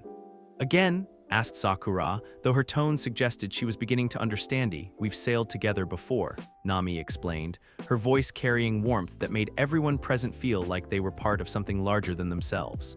Different world, different circumstances, but the same essential truth: we're stronger together than we could ever be apart. Which brings us to the important question, Zoro said, his hand resting instinctively on one of his three swords. What's our next move, Captain? Naruto stood and walked to the rooftop's edge, gazing out over the village that had become their temporary home. In the distance, storm clouds were gathering, but for once they felt like a promise rather than a threat. We train, he said simply. We get stronger, we learn how this world works, and we prepare for the challenges that are coming. What challenges? Usopp asked, though his tone suggested he was eager rather than worried, the kind that happen when people realize that the old ways of doing things are about to change forever, Naruto replied, his smile turning sharp. The kind that give us the chance to show this world what a real crew can accomplish. Thunder rolled overhead, and as one, the assembled figures looked up at the darkening sky. Bring it on, Zoro said quietly, his words carrying the conviction of someone who had never backed down from a challenge. The storm was coming. But for the first time in either of their lives, they would face it together. Location. Hidden Root Facility time. Same evening, 7 individuals. Danzo reported to the shadowed figures gathered around the table, each displaying abilities that transcend conventional shinobi arts. Each bound together by loyalties that appear unshakable. Your assessment? Asked one of the figures. They represent either the greatest opportunity or the greatest threat our village has ever encountered. Danzo replied, their leader, Naruto Uzumaki, commands the kind of respect and loyalty that builds empires. His followers have developed abilities that our best operatives cannot replicate. Recommendations: observation for now, direct confrontation would be inadvisable. Danzo's single eye gleamed in the darkness. But opportunities will present themselves. They always do. Outside the hidden facility, storm clouds continued to gather, and those sensitive to such things could feel the pressure building toward something that would change everything. The Age of Legends had begun. Location: Training Ground 7 time. Early morning, 1 week after graduation, the morning mist clung to Training Ground 7 like a shroud, creating an ethereal atmosphere that seemed appropriate for what was about to unfold. 3 newly minted genin sat around a wooden post, their relaxed postures betraying none of the anticipation that hummed in the air around them. Naruto lounged against the post with characteristic ease, his forehead protector tied loosely around his neck rather than across his forehead. A statement of casual confidence that would have seemed arrogant on anyone else.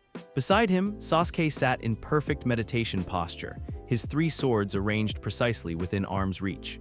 Sakura completed their triangle, absently twirling a kunai between her fingers with the kind of dexterity that spoke to countless hours of practice. He's late, Sakura observed, though her tone carried amusement rather than irritation. Deliberately, Sasuke added without opening his eyes, testing our patience, gauging our reactions. Classic psychological evaluation technique. Or, Naruto said with a lazy grin, he's reading one of those books of his and lost track of time. Either way, it gives us a chance to discuss strategy. The word made both his teammates look at him with interest. Strategy wasn't typically something genin worried about during their first meeting with a Jonin instructor. Most were too nervous about making a good impression. You think there's going to be a test? Sakura said it wasn't a question. I know there's going to be a test, Naruto replied. Jonin don't get assigned fresh academy graduates without having the authority to send them back if they're not up to standardy, which means whatever's about to happen. It's designed to determine whether we're worth his time. So what's the play? Sasuke asked, finally opening his golden eyes to focus on his captain. The casual use of that title would have surprised most observers, but for these 3 it felt as natural as breathing. Despite officially being equals in rank, there had never been any question about who led their group. Depends on what kind of test it is, Naruto mused, but knowing what I've heard about Kakashi Hatake, it'll be something that reveals how we work together under pressure. The famous copy ninja, Sakura said thoughtfully. Thousands of jutsu copied, veteran of the Third War, Anbu backgroundy. Shipposity also known for having never passed a genin team. Which tells us something important, Sasuke observed. He's not looking for technical skill or individual ability. If he were, he'd have passed at least some of the prodigies who have been assigned to him over the years. Exactly, Naruto agreed. He's looking for something specific. Something that all those other teams lacked. Before either of his teammates could ask what that might be, a swirl of leaves announced their instructor's arrival. Kakashi Hatake materialized atop the wooden posts in a display of casual mastery that would have impressed most genin. But these weren't most genin.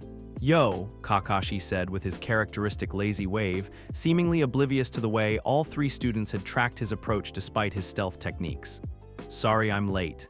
You wouldn't believe the traffic." The excuse was so obviously false that it barely qualified as an attempt at deception, yet none of the genin called him on it. Instead, they simply looked at him with the kind of patient attention that suggested they were prepared for whatever came next. Interesting, Kakashi thought, his visible eye taking in details that most wouldn't notice. The way they sat suggested complete comfort with each other's presence, their positioning optimal for mutual support without seeming defensive. More importantly, none of them showed the nervous energy he'd come to expect from fresh graduates. "Well then," he said aloud, "why don't you introduce yourselves? Name, likes, dislikes, hobbies, dreams for the future." "The usual, you first," Naruto said with that lazy smile of his. "Lead by example and all that." The casual challenge in the words was unmistakable, though delivered without any hint of disrespect. It was the kind of response that spoke to natural leadership, testing authority not to undermine it, but to understand its nature. "Fair enough," Kakashi replied, settling into a more comfortable position. "My name is Kakashi Hatake, my likes and dislikes. Well, that's personal, my hobbies.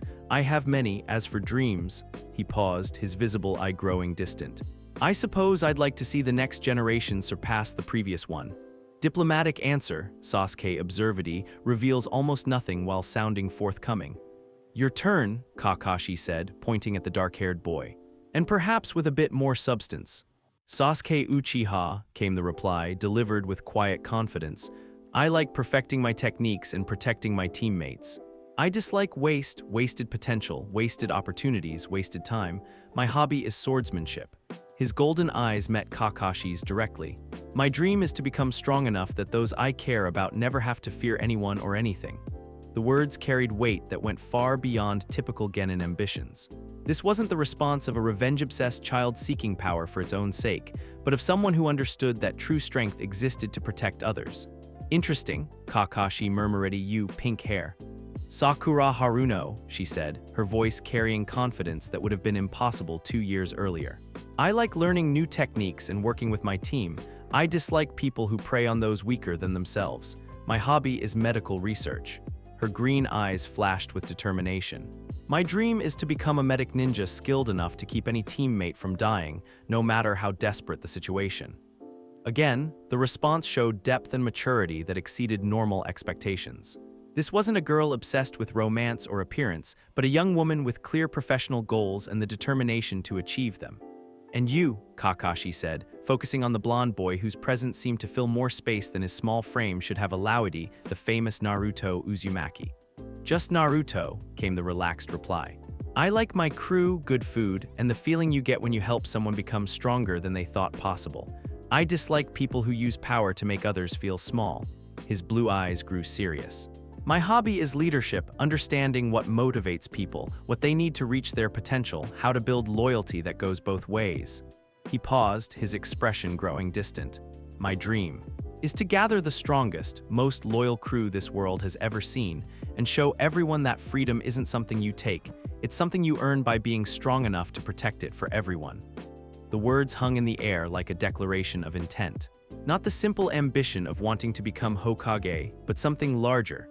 A vision that encompassed not just personal achievement, but fundamental change in how the world operates. "Well," Kakashi said after a long moment, "that's ambitious, is it?" Naruto asked mildly.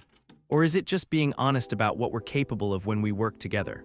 Before Kakashi could respond, he found himself analyzing what he'd just heard. 3 genin, each with clear goals that complemented the others perfectly. A swordsman focused on protection, a medic dedicated to preserving life, and a leader whose vision encompassed them all. More importantly, they spoke about each other with the kind of casual certainty that typically took teams months or years to develop. "All right," he said, pulling out 2 bells and holding them up for the team to see. "Here's how this works. Your mission is to take these bells from me before noon.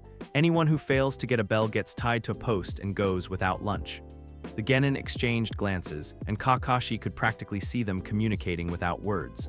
Of course, he continued, there are only 2 bells, which means at least one of you is going back to the academy. Interesting test, Naruto observed, his tone suggesting he found it anything but challenging. Mind if we have a moment to strategize? By all means, Kakashi replied, expecting them to waste precious time in discussion while he prepared his advantages. Instead, the 3 genin moved closer together and began what appeared to be the most efficient tactical briefing Kakashi had ever witnessed. Their conversation was conducted in low tones punctuated by quick gestures, each member contributing observations and suggestions with the kind of coordination that spoke to extensive prior cooperation. Ready, Sasuke announced after less than 30 seconds. That was fast, Kakashi said, though privately he was impressed by the brevity of their planning session. We've worked together before, Sakura explained simply.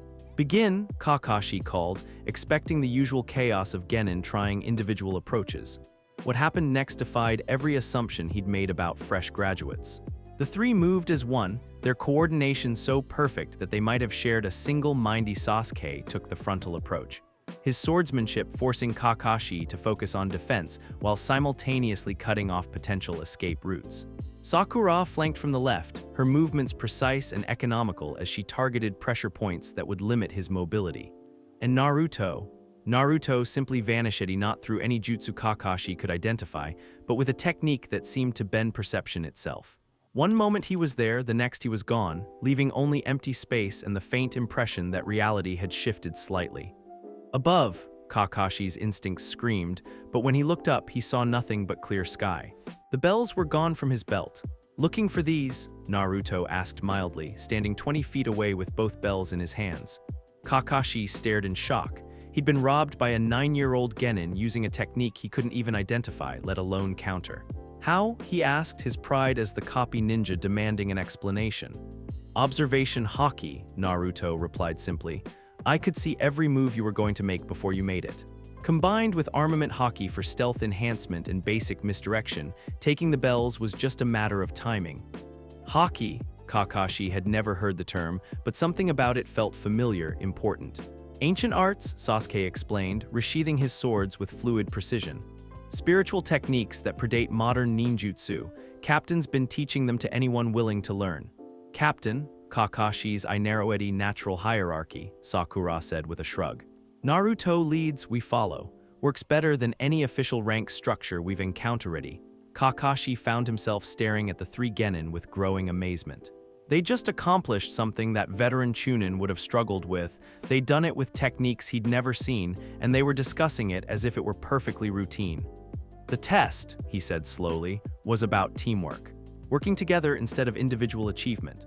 Obviously, Naruto replied, tossing him the bells with casual ease. Though I have to say, the whole only 2 bells thing was a bit heavy-handed. Anyone with basic tactical training would realize the real test was whether we'd abandon a teammate or find a way to succeed together. Most genin don't have basic tactical training, Kakashi pointed out. Most genin, Sasuke said with quiet pride, haven't been trained by him. The respect in the words was unmistakable, as was the absolute confidence that their leader could handle any challenge that arose. So, Naruto said, settling back into his relaxed posture, do we pass, or do you need to see more? Kakashi looked at the 3 remarkable children before him and realized that for the first time in his career as an instructor, he was going to have to completely rethink his approach to team leadership.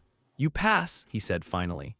Though I suspect this is going to be a very different experience than either of us expected. Count on it. Naruto grinned. Things tend to get interesting when our crew's involved. Thunder rumbled overhead, and all 4 shinobi looked up at the clear sky where storm clouds were beginning to form from nothing. Speaking of interesting, Kakashi murmured, anyone want to explain why the weather keeps changing around you people? That, Nami's voice called from the nearby tree line, would be my fault. I'm still getting used to how the weather responds to emotional resonance in this worldy. The orange-haired girl emerged from the forest with the casual confidence of someone who belonged wherever she chose to be. Nami, Naruto said warmly, perfect timing as usual. Kakashi-sensei, meet our navigator. She has a gift for reading atmospheric conditions that borders on supernatural. Your navigator? Kakashi asked weakly. Every good crew needs someone who can predict storms, Sasuke explained matter-of-factly.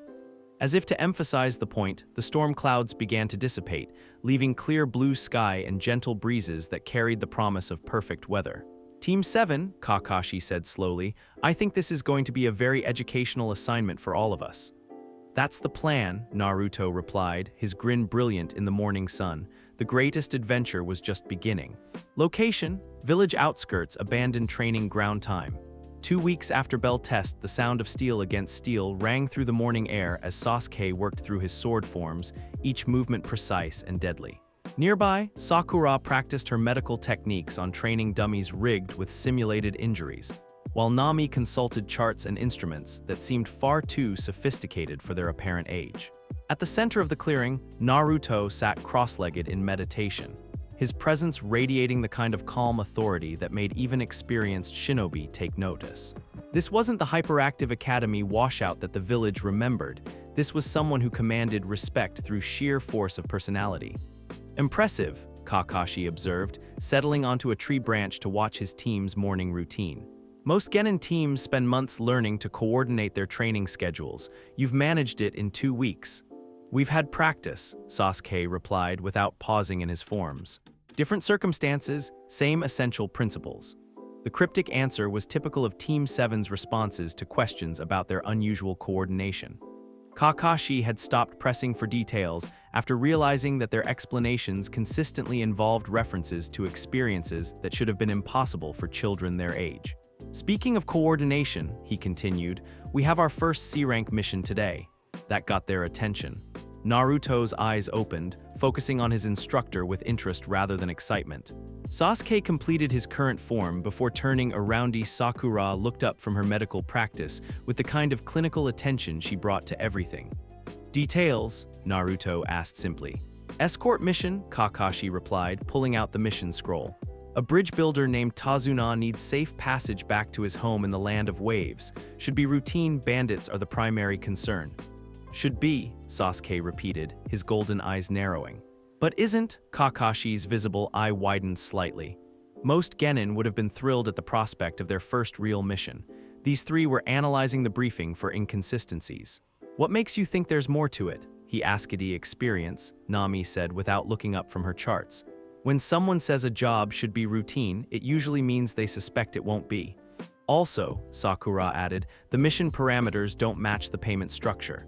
C-rank escort for a civilian bridge builder in a minor nation. The fee listed here is too high for simple bandit deterrence.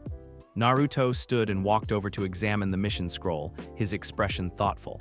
Either Tazuna is more important than he's letting on, or the threats he's facing are more dangerous than standard bandits. Probably both, Sasuke concluded. Kakashi stared at his Genin team with growing amazement. They just performed threat analysis that would have impressed Chunin instructors, and they'd done it as casually as discussing the weather. So, Naruto continued, his lazy grin returning, the real question is, are we taking the mission as stated, or are we going in with the understanding that we're likely to encounter opposition significantly above the official threat level? I can't officially authorize a team of fresh Genin to undertake a mission above C-rank, Kakashi said carefully.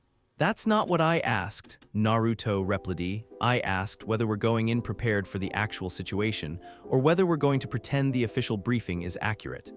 The distinction was crucial, and Kakashi found himself impressed by the subtle political awareness it demonstrated. Naruto wasn't asking for official authorization to exceed their mission parameters.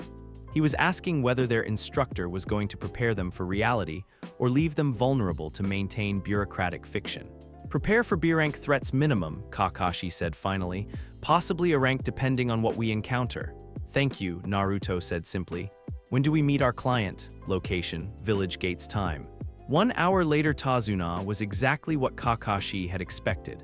A grizzled old bridge builder with calloused hands and the kind of defensive posture that spoke to someone carrying more secrets than he was comfortable with. What he hadn't expected was his team's reaction to the man. Nervous, Sasuke observed quietly, his enhanced senses picking up subtle tells that most wouldn't notice. Frightened, Sakura added, but not of random bandits. This is personal fear. Someone or something specific has him terrified, desperate, Nami concluded. Whatever he's running from, he sees this mission as his only chance of survival. Naruto studied their client with the kind of attention that made people fidget. Not hostile, but impossibly thorough, as if he could see through to Tazuna's very soul. "You're not just a bridge builder," he said finally. It wasn't a question. Tazuna's eyes widened in shock. What do you mean?" "I mean," Naruto continued with gentle patience, "that ordinary bridge builders don't inspire the kind of fear you're carrying. They don't require C-rank escort missions, and they don't have the resources to pay for them. Most importantly," Sasuke added, his hand resting casually on his sword hilt, "they don't attract the attention of the demon brothers." The last words were spoken so quietly that only enhanced hearing would have caught them, but the effect on Tazuna was immediate. The old man went pale, his hands beginning to shake. "How did you know about the ambush waiting for us about 2 miles down the main road?" Naruto finished. "Because my navigator has been tracking unusual chakra signatures since we left the village, and my swordsman has been monitoring the local wildlife patterns for signs of hostile presence." He stepped closer to Tazuna, his expression growing serious but not threatening. "Here's what's going to happen," he continued. "You're going to tell us the truth about what we're walking into, all of it. Who you really are, what you're really trying to accomplish, and who wants you dead badly enough to hire missing Nin." "And in return?" Tazuna asked, his voice barely above a whisper. "In return," Naruto said with a smile that somehow managed to be both gentle and absolutely terrifying, "I'm going to make sure you live long enough to finish whatever it is you're really trying to build." The old man stared into Naruto's blue eyes and saw something that made his breath catch, not the gaze of a child pretending to be adult, but the steady regard of someone who had faced impossible odds and emerged victorious. "Gato," Tazuna said finally, "my name is Tazuna and I really am a bridge builder, but the bridge I'm trying to complete, it threatens the most powerful man in the land of waves." "Go on," Naruto encouraged. "Gato controls all shipping in and out of our country. He's made himself rich by ensuring that we have no alternative routes for trade." Tazuna's voice grew stronger as he spoke. "My bridge would break his monopoly, allow my people to trade freely with the mainland, so he wants you dead," Sasuke concluded. "He's already tried twice. The demon brothers are his latest attempt." Tazuna looked around at the young faces surrounding him. "I lied about the mission parameters because I knew no one would accept an rank mission to protect someone Gato wants eliminated." "A rank," Kakashi muttered. This was far beyond what his genin team should be handling. "The mission parameters don't matter," Naruto said dismissively. "What matters is that an innocent man asked for our help, and someone who profits from others' suffering is trying to kill him for it." He looked around at his team, and Kakashi could practically see the silent communication passing between them. "Captain?" Sasuke asked quietly. "We take the job," Naruto replied without hesitation. "All of it, Gato, his hired killers, and anyone else who thinks they can intimidate people into accepting oppression." "Naruto," Kakashi said carefully, "this is significantly more dangerous than what?" Naruto interrupted, his voice carrying steel beneath the casual tone. "Than letting a good man die because helping him might be inconvenient. Than allowing a tyrant to continue crushing an entire nation because fighting him would require effort." He turned to face his instructor, and for a moment Kakashi could swear he was looking at someone far older and more experienced than any 9-year-old should be. "This is exactly the kind of situation that separates real shinobi from people who just know how to follow orders," Naruto continued. "The mission briefing was wrong, but the need is real. Our client lied about the details, but his cause is just. The threats are above our official pay grade, but people are suffering." His smile returned, lazy and confident. "So we adapt, we overcome, and we show everyone involved what happens when they underestimate our crew." "Your crew?" Tazuna asked. "My team," Naruto corrected gently. "People who have chosen to follow me not because they have to, but because they believe in what we're trying to accomplish." "Which is?" Kakashi found himself asking. "Freedom," Nami said simply. "The right of people to live without fear, to make their own choices, to build something better than what they inherit. Peace," Sakura added, "not the absence of conflict, but the presence of justice strong enough that conflict becomes unnecessary. Strength," Sasuke concluded, "the power to protect what matters, no matter who tries to take it away." Kakashi stared at his genin team and realized that somewhere along the way, they had stopped being children and become something else entirely. Not adults exactly, but something that transcended normal age classifications, warriors in the truest sense, driven by principles that went far beyond personal advancement. "All right," he said finally, "but we do this smart. No unnecessary risks, no heroic gestures that get people killed. We're outnumbered, outgunned, and operating in hostile territory." "Agreed," Naruto said cheerfully. Though I should probably mention that we won't be as outnumbered as you think. What do you mean? Naruto's grin widened, and he gestured toward the forest where several familiar figures were emerging from the tree line. I mean, he said, that the rest of our crew has been tracking us since we left the village, and they're just as interested in this mission as we are. Zoro appeared first, his 3 swords marking him as unmistakably dangerous despite his apparent youth. Usopp followed, carrying what appeared to be a sophisticated crossbow of his own design. Sanji brought up the rear, his easy smile doing nothing to conceal the predatory grace with which he moved. Hope we're not late for the party, Zoro said casually. Just in time. Naruto replied, we were just explaining to our client that his problems are about to become much more manageable. Tazuna stared at the assembled group of children who moved and spoke like veteran warriors. And for the first time in months, he began to hope that his bridge might actually be completed. Who are you people? He whispered, we're the crew that's going to change this world, Naruto said simply. Starting with your little corner of it. Thunder rolled across the clear sky and the wind began to shift toward more favorable patterns. Let's go build a bridge, he announced. The greatest adventure was about to begin. Location. Road to land of waves, dense forest time. Midday the forest was too quiet.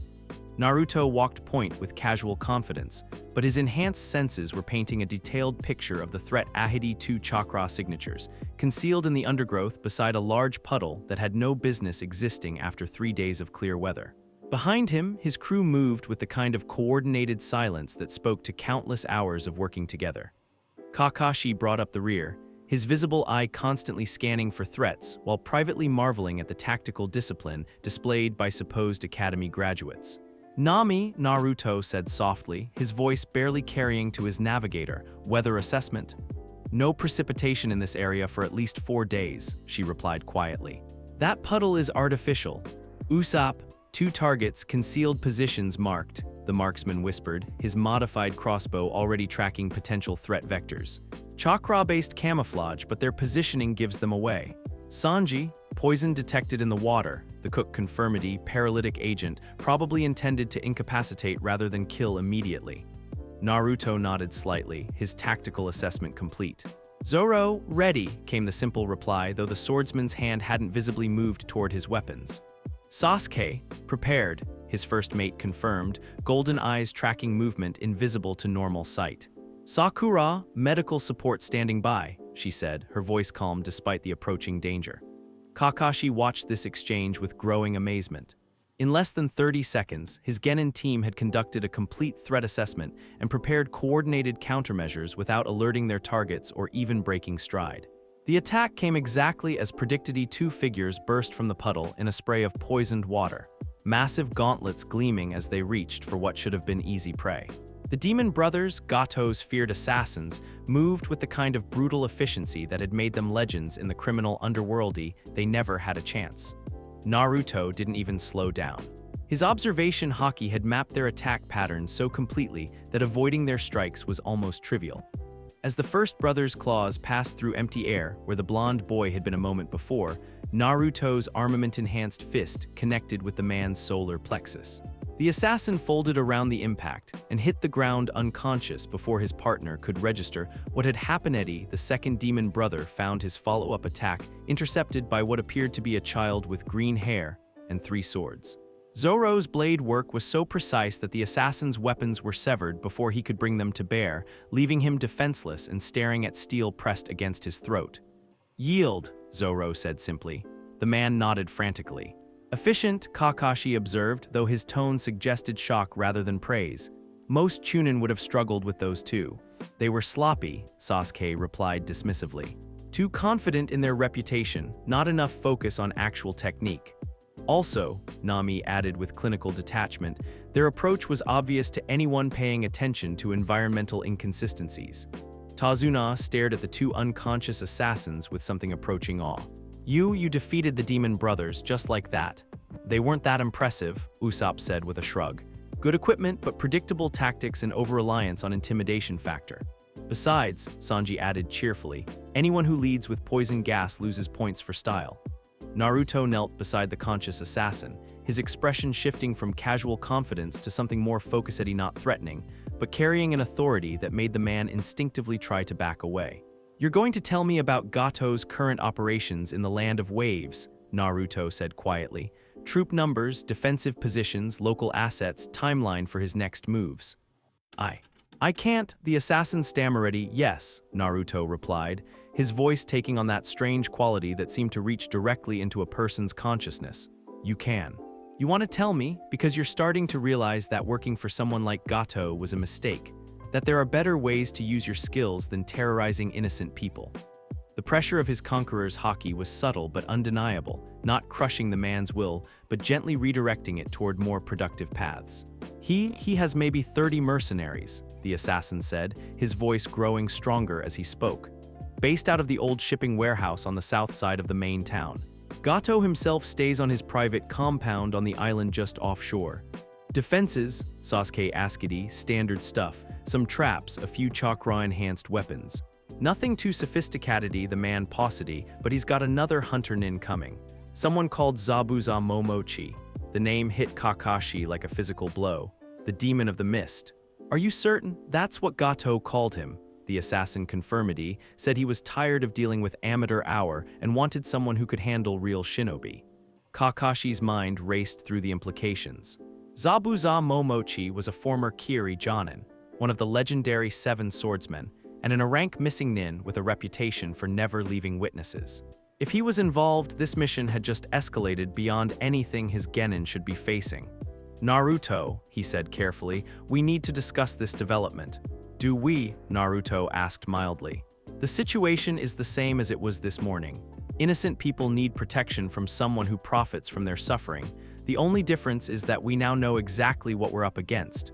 What we're up against, Kakashi emphasized, is one of the most dangerous missing nin in the bingo book. This is absolutely beyond the scope of what? Naruto interrupted, standing to face his instructor. Of what genin can handle, of what we're authorized to engage. His expression grew serious, and when he spoke again, his voice carried the weight of absolute conviction. Kakashi-sensei, with all due respect, I don't particularly care what genin are supposed to be capable of or what we're officially authorized to handle. I care about results. He gestured toward Tazuna, who was watching the exchange with fascination. That man asked for our help building something that will free his people from oppression. Someone is trying to kill him for it. Everything else is just details to be managed, details like staying alive long enough to actually help anyone, Kakashi pointed out. Details like that, Naruto agreed with a grin. Which is why we're going to be smart about this. We're not going to charge in blindly and hope for the best. We're going to gather intelligence, prepare the battlefield, and make sure that when the confrontation comes, it happens on our terms. He looked around at his assembled crew, and Kakashi could see the kind of communication passing between them that spoke to absolute trust and coordination. Zoro, Sanji, I want you two to scout the warehouse district. Get a feel for their defensive positions, guard rotations, anything that might be useful. On it, Zoro replied Usopp Nami, reconnaissance on Gato's island compound. I want to know how he's getting supplies, what his escape routes look like, and where he feels most secure. Consider it done, Nami said. Sasuke, Sakura, work with Kakashi-sensei to establish a defensive perimeter around Tazuna's home. If Zabuza shows up while we're gathering intelligence, I want to be ready for him. Understood, Sasuke confirmed. The casual authority with which Naruto issued orders should have been jarring coming from a 9-year-old genin. Instead, it felt like the most natural thing in the world.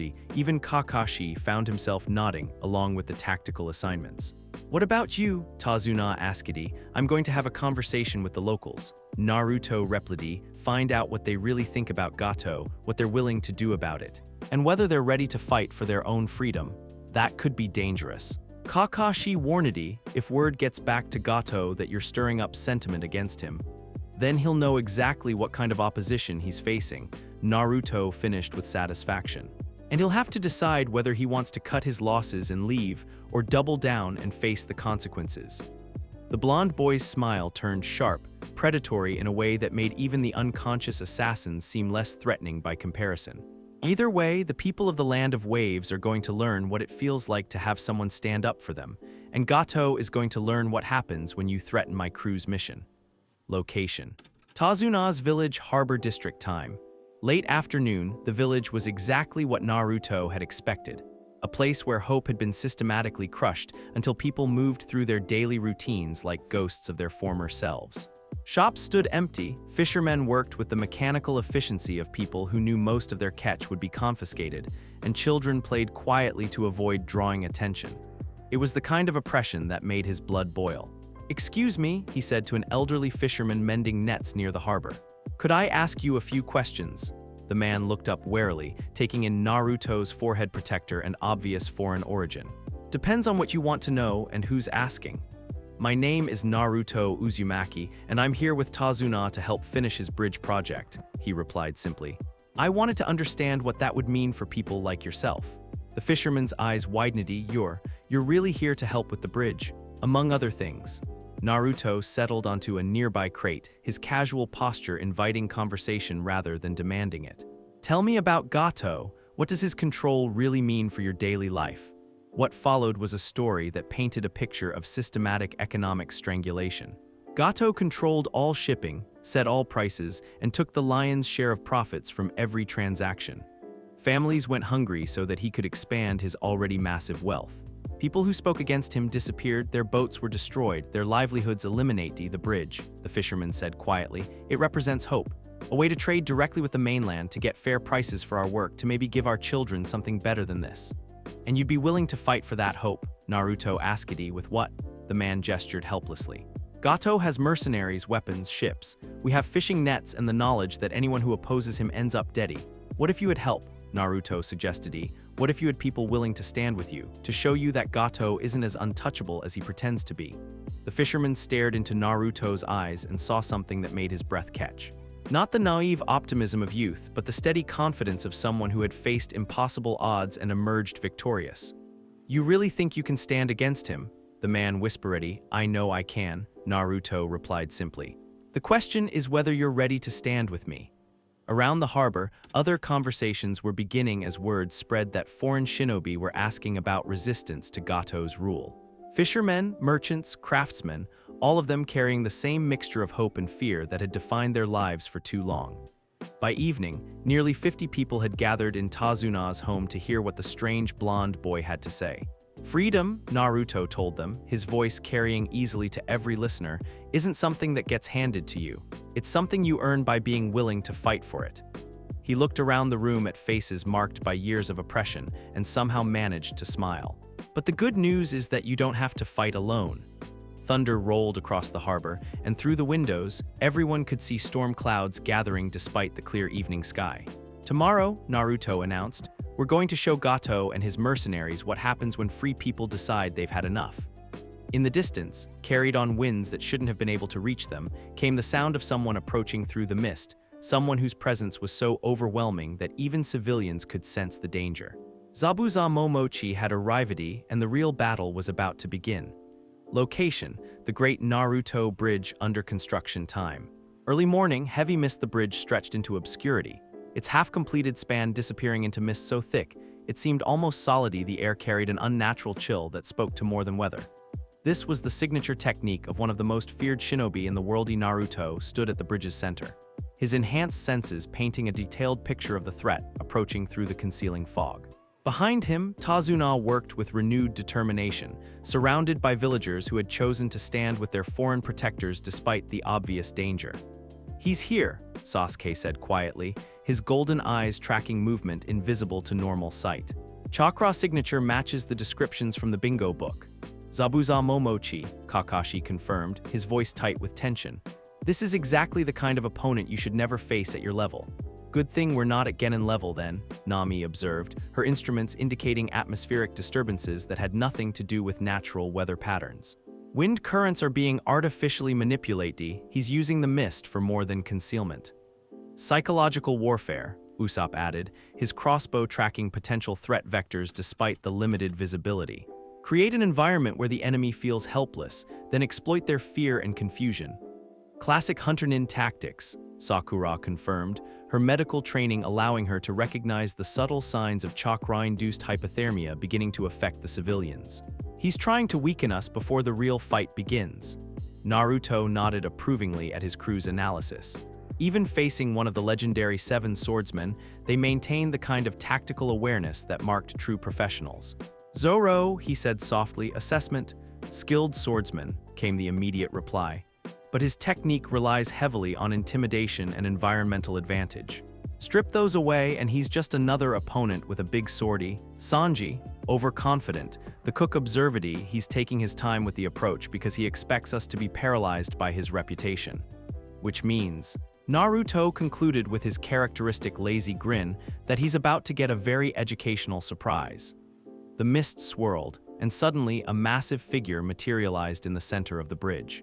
Zabuza Momochi stood nearly 7 feet tall, his executioner's blade resting casually across his shoulders as if it weighed nothing at all. Bandages covered the lower half of his face, but his eyes held the kind of cold calculation that spoke to decades of successful killing. "Well, well," his voice rumbled through the mist like distant thunder.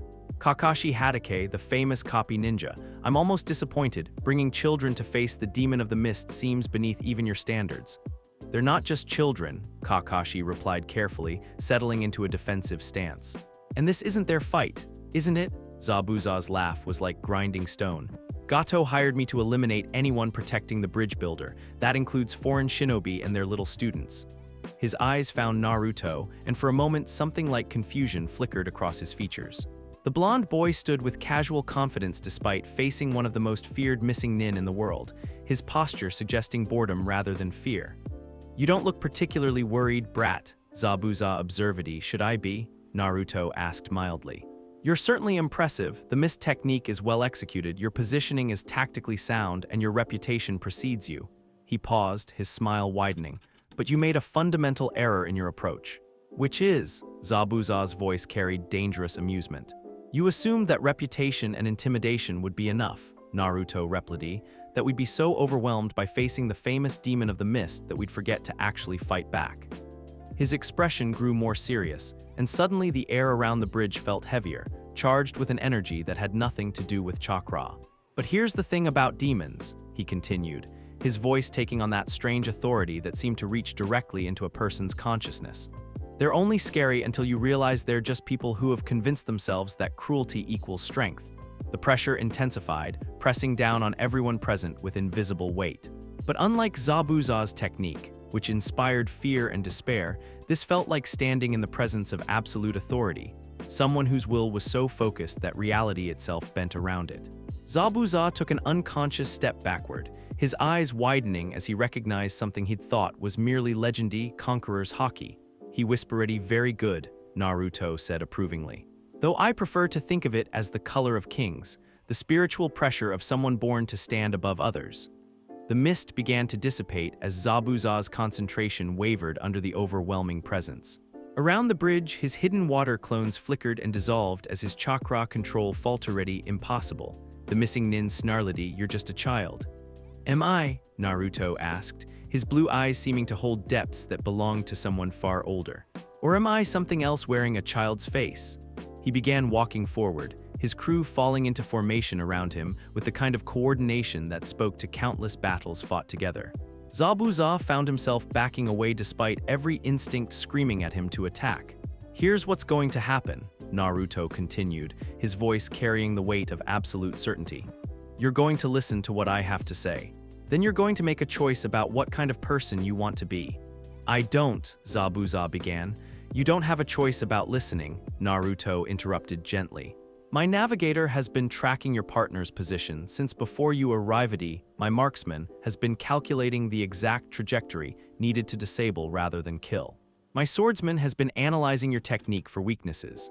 As if to emphasize his point, Usopp's crossbow bolt whistled past Zabuza's ear, close enough to part his hair but precise enough not to draw bloody in the same instant. Senbone needles clattered to the bridge's surface.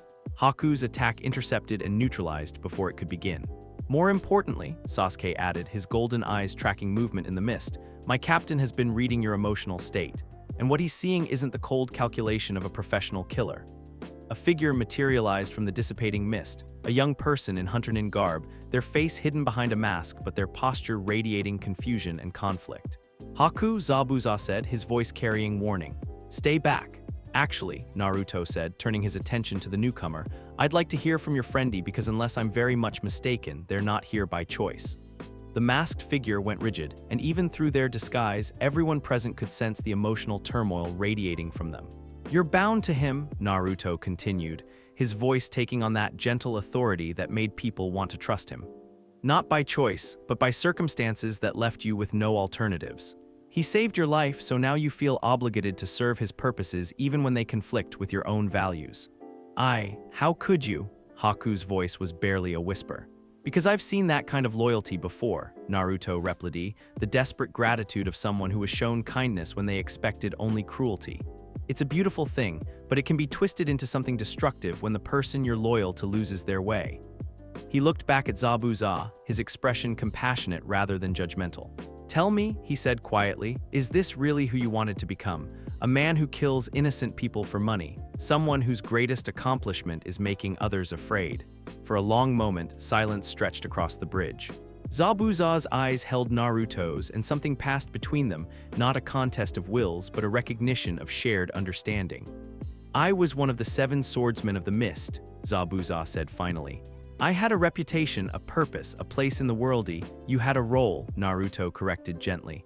But roles can be changed. The question is, what do you want your life to actually mean? Meaning is a luxury, Zabuza replied, but his voice lacked conviction. Survival is what matters. Is it? Naruto gestured around the bridge, where villagers continued working despite the presence of deadly shinobi. These people are risking everything for the chance at something better than mere survival. They've chosen to build rather than destroy, to hope rather than despair. His smile returned, warm and inviting. You could choose that too, both of you. There are always alternatives to the path you're on, you just have to be brave enough to take them. What are you suggesting? Haku asked, their voice carrying a note of desperate hope. I'm suggesting, Naruto replied, that you consider joining a crew that values your skills but doesn't require you to compromise your principles. People who understand that true strength comes from protecting others, not from making them afraidy. He extended his hand toward both missing Nin, his gesture open and unthreatening. I'm suggesting that you stop running from who you used to be and start building who you want to become. For a heartbeat that seemed to stretch into eternity, the fate of everyone on the bridge hung in the balance. Then slowly Zabuza lowered his massive swordie. You're either the bravest person I've ever met, he said quietly, or the most foolish. Probably both, Naruto admitted with a grin. But that's what makes life interesting. The mist cleared completely, revealing blue sky and gentle breezes that carried the promise of fair weather ahead on the completed section of the bridge. Villagers cheered as they realized the threat had passed without bloodshed. So, Zabuza said, looking around at the assembled crew with something approaching respect, what exactly does joining your crew entail? Freedom. Nami answered simply.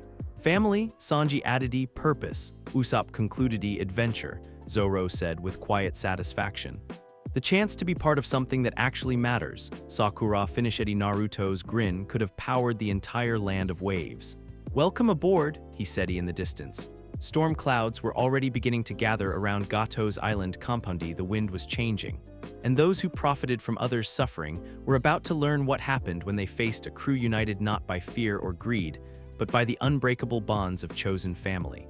The revolution had begun. Location: Gato's island compound. Time: sunset. The fortress that Gato called home squatted on its private island like a cancerous growth, all sharp angles and defensive walls designed to keep the world at bay. Spotlights swept the water methodically, and guard towers bristled with weapons that spoke to paranoia elevated to an art form. 37 mercenaries, Usopp reported, his enhanced scope providing detailed intelligence from their concealed position on the mainland shore. Standard patrol patterns, but they're nervous. Word about what happened on the bridge has reached them. Zabuza and Haku's defection has them rattled, Nami confirmed, consulting instruments that painted a comprehensive picture of the compound's defenses. They're expecting an attack, but they don't know what form it will take. Good, Naruto said simply. Fear makes people stupid, and stupid people make mistakes. The expanded crew was arrayed around him in perfect formation, not the rigid positioning of military units, but the organic coordination of people who trusted each other completely. Zabuza knelt nearby, his massive sword laid aside as he sketched the compound's interior layout from memory. Haku sat cross-legged in meditation, their ice mirrors technique ready to provide tactical support at a moment's notice. The real question, Sasuke observed, is whether we're here to eliminate Gato or to offer him the same choice we gave you too. It was a fair point. Naruto's philosophy of redemption over destruction had proven effective with the demon brothers and the former missing Nin. But Gato represented something different, pure greed given human form, someone who had built his empire on the systematic suffering of others. Everyone deserves a chance to choose who they want to be, Naruto replied thoughtfully. But some choices carry consequences that can't be undone. He gestured toward the compound, where lights were beginning to come on in the evening darkness. Gato has had years to make different choices. He's chosen cruelty over compassion, greed over generosity, fear over hope at every opportunity. His blue eyes grew coldy. At some point, patterns of behavior become patterns of character. So what's the plan? Kakashi asked, though his tone suggested he was beginning to understand that his role in this operation was more observer than leader. Simple, Naruto replied, his lazy grin returning. We're going to give him one final opportunity to do the right thing, and if he refuses... The air around the shore began to thicken, pressing down with invisible weight that made even the expanded crew take notice. This wasn't the gentle authority Naruto typically displayed, but something harder, the spiritual pressure of someone whose patience had limits. Then we're going to show him what happens when free people decide they've had enough. Location: Gato's private office, top floor of compound time. 1 hour later, Gato was exactly what Naruto had expected. A small man whose wealth had insulated him from consequence for so long that he'd forgotten other people were real. He sat behind an ornate desk counting money with the mechanical precision of someone for whom acquisition had become the only meaningful activity. "Sir," one of his lieutenants said, bursting through the office doors without ceremony, "we have a problem." "Define problem," Gato replied without looking up from his ledgers. "The bridge builders' protectors, they're here, on the islandy." That got Gato's attention. He looked up with the kind of cold calculation that had made him wealthy through others' misery. Impossible. Zabuza was supposed to. Zabuza has joined them, the lieutenant interrupted, along with his partner. They're calling themselves part of some crew now. For the first time in years, Gato felt something approaching genuine fear. The demon of the mist didn't simply change sides. He was too professional, too committed to his reputation to abandon a contract without cause. "How many?" he asked, unknown. "Our perimeter guards report seeing children, but they're moving with coordination that suggests military training. Advanced military training." "Children?" Gato's fear transformed into rage. "You're telling me that children have penetrated my defenses and convinced one of the 7 swordsmen to betray his contract? Sir, I think you should see this." The lieutenant activated a communication crystal, and suddenly the office was filled with the image of the compound's main courtyard. 37 armed mercenaries stood in perfect formation, not because they'd been ordered to, but because they had no choice. At the center of the courtyard stood a blonde boy who couldn't have been older than 10, his casual posture completely at odds with the overwhelming presence that radiated from him like heat from a forge. Around him, his companions waited with the kind of patient confidence that spoke to absolute certainty in their leader's abilities. "Gato," the boy called, his voice carrying easily across the compound despite speaking at normal volume. "We need to talk." "This is impossible," Gato whispered. "Those are children, babies." "How are they?" "Because," came a new voice from directly behind him, "age is just a number, and power comes from understanding rather than experience." Gato spun around to find another member of the group standing in his office, a green-haired boy with golden eyes who somehow managed to look like the most dangerous person in the room despite barely reaching Gato's shoulder. "Sasuke Uchiha," the boy introduced himself politely.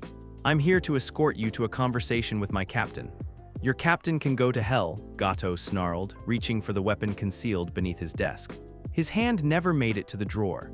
Sasuke's blade appeared at Gato's throat with liquid precision, the edge pressing just firmly enough to draw a single drop of bloody. "I'm afraid that wasn't one of the available options," Sasuke said mildly. "Would you prefer to walk down to the courtyard under your own power, or would you like me to carry you?" Location: compound courtyard time. 15 minutes later, the mercenaries stood frozen in perfect formation, not from fear of the weapons pointed at them, but from something deeper.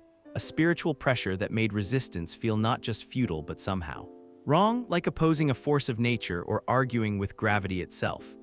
Gato was escorted into the center of the courtyard, where Naruto waited with the kind of patient attention that suggested he had all the time in the world. "Gato," Naruto said simply.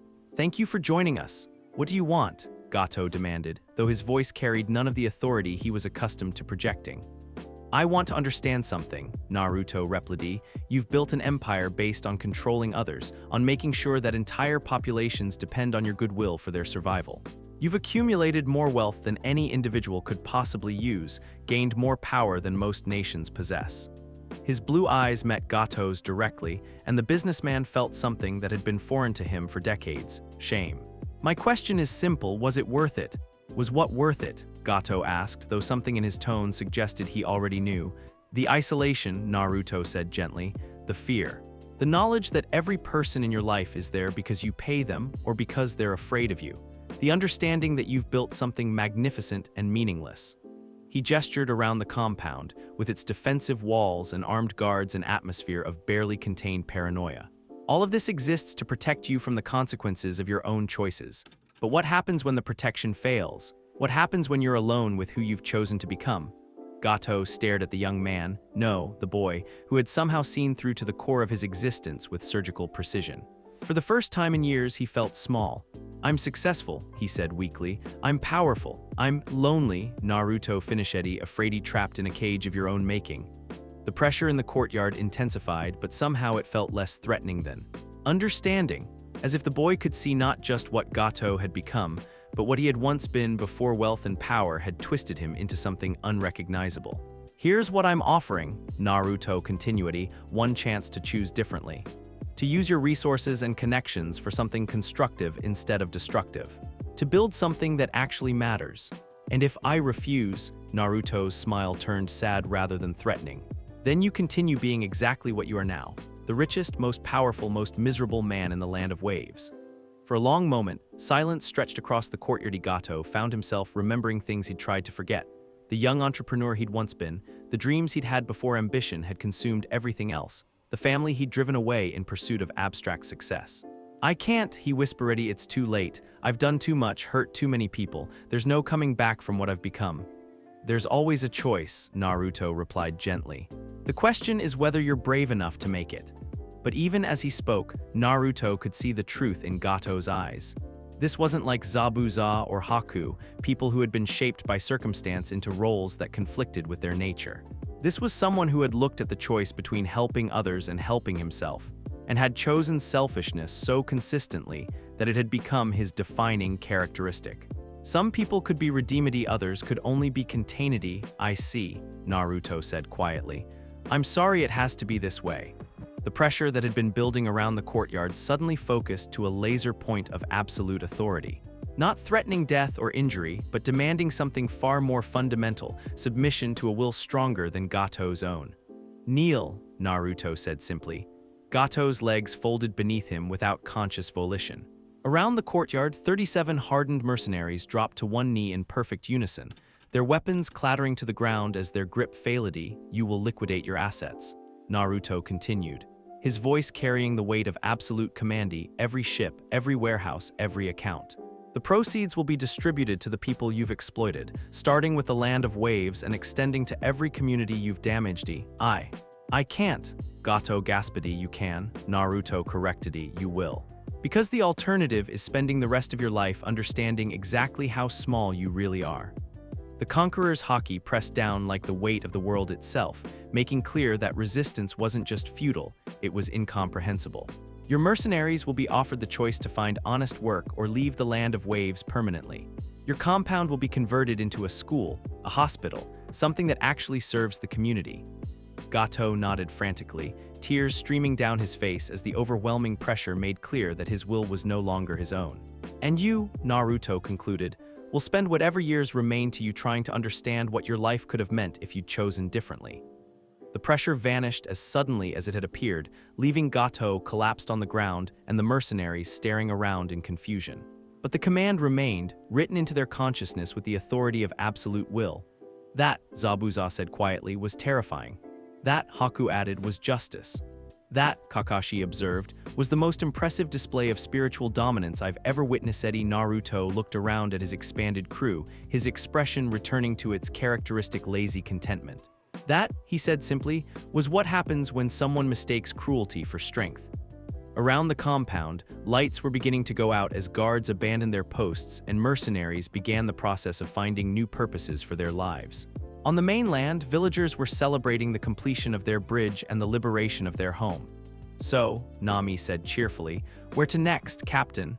Naruto's grin was brilliant in the evening light. "Home," he replied, "we have a Chunin exam to prepare for, and I want to show the other villages what a real crew looks like when they work together." Thunder rolled across clear skies, and those sensitive to such things could feel the world shifting towards something unprecedented, a new age where strength served freedom rather than fear. The revolution was spreading. Location: Land of Waves, dawn after liberation time.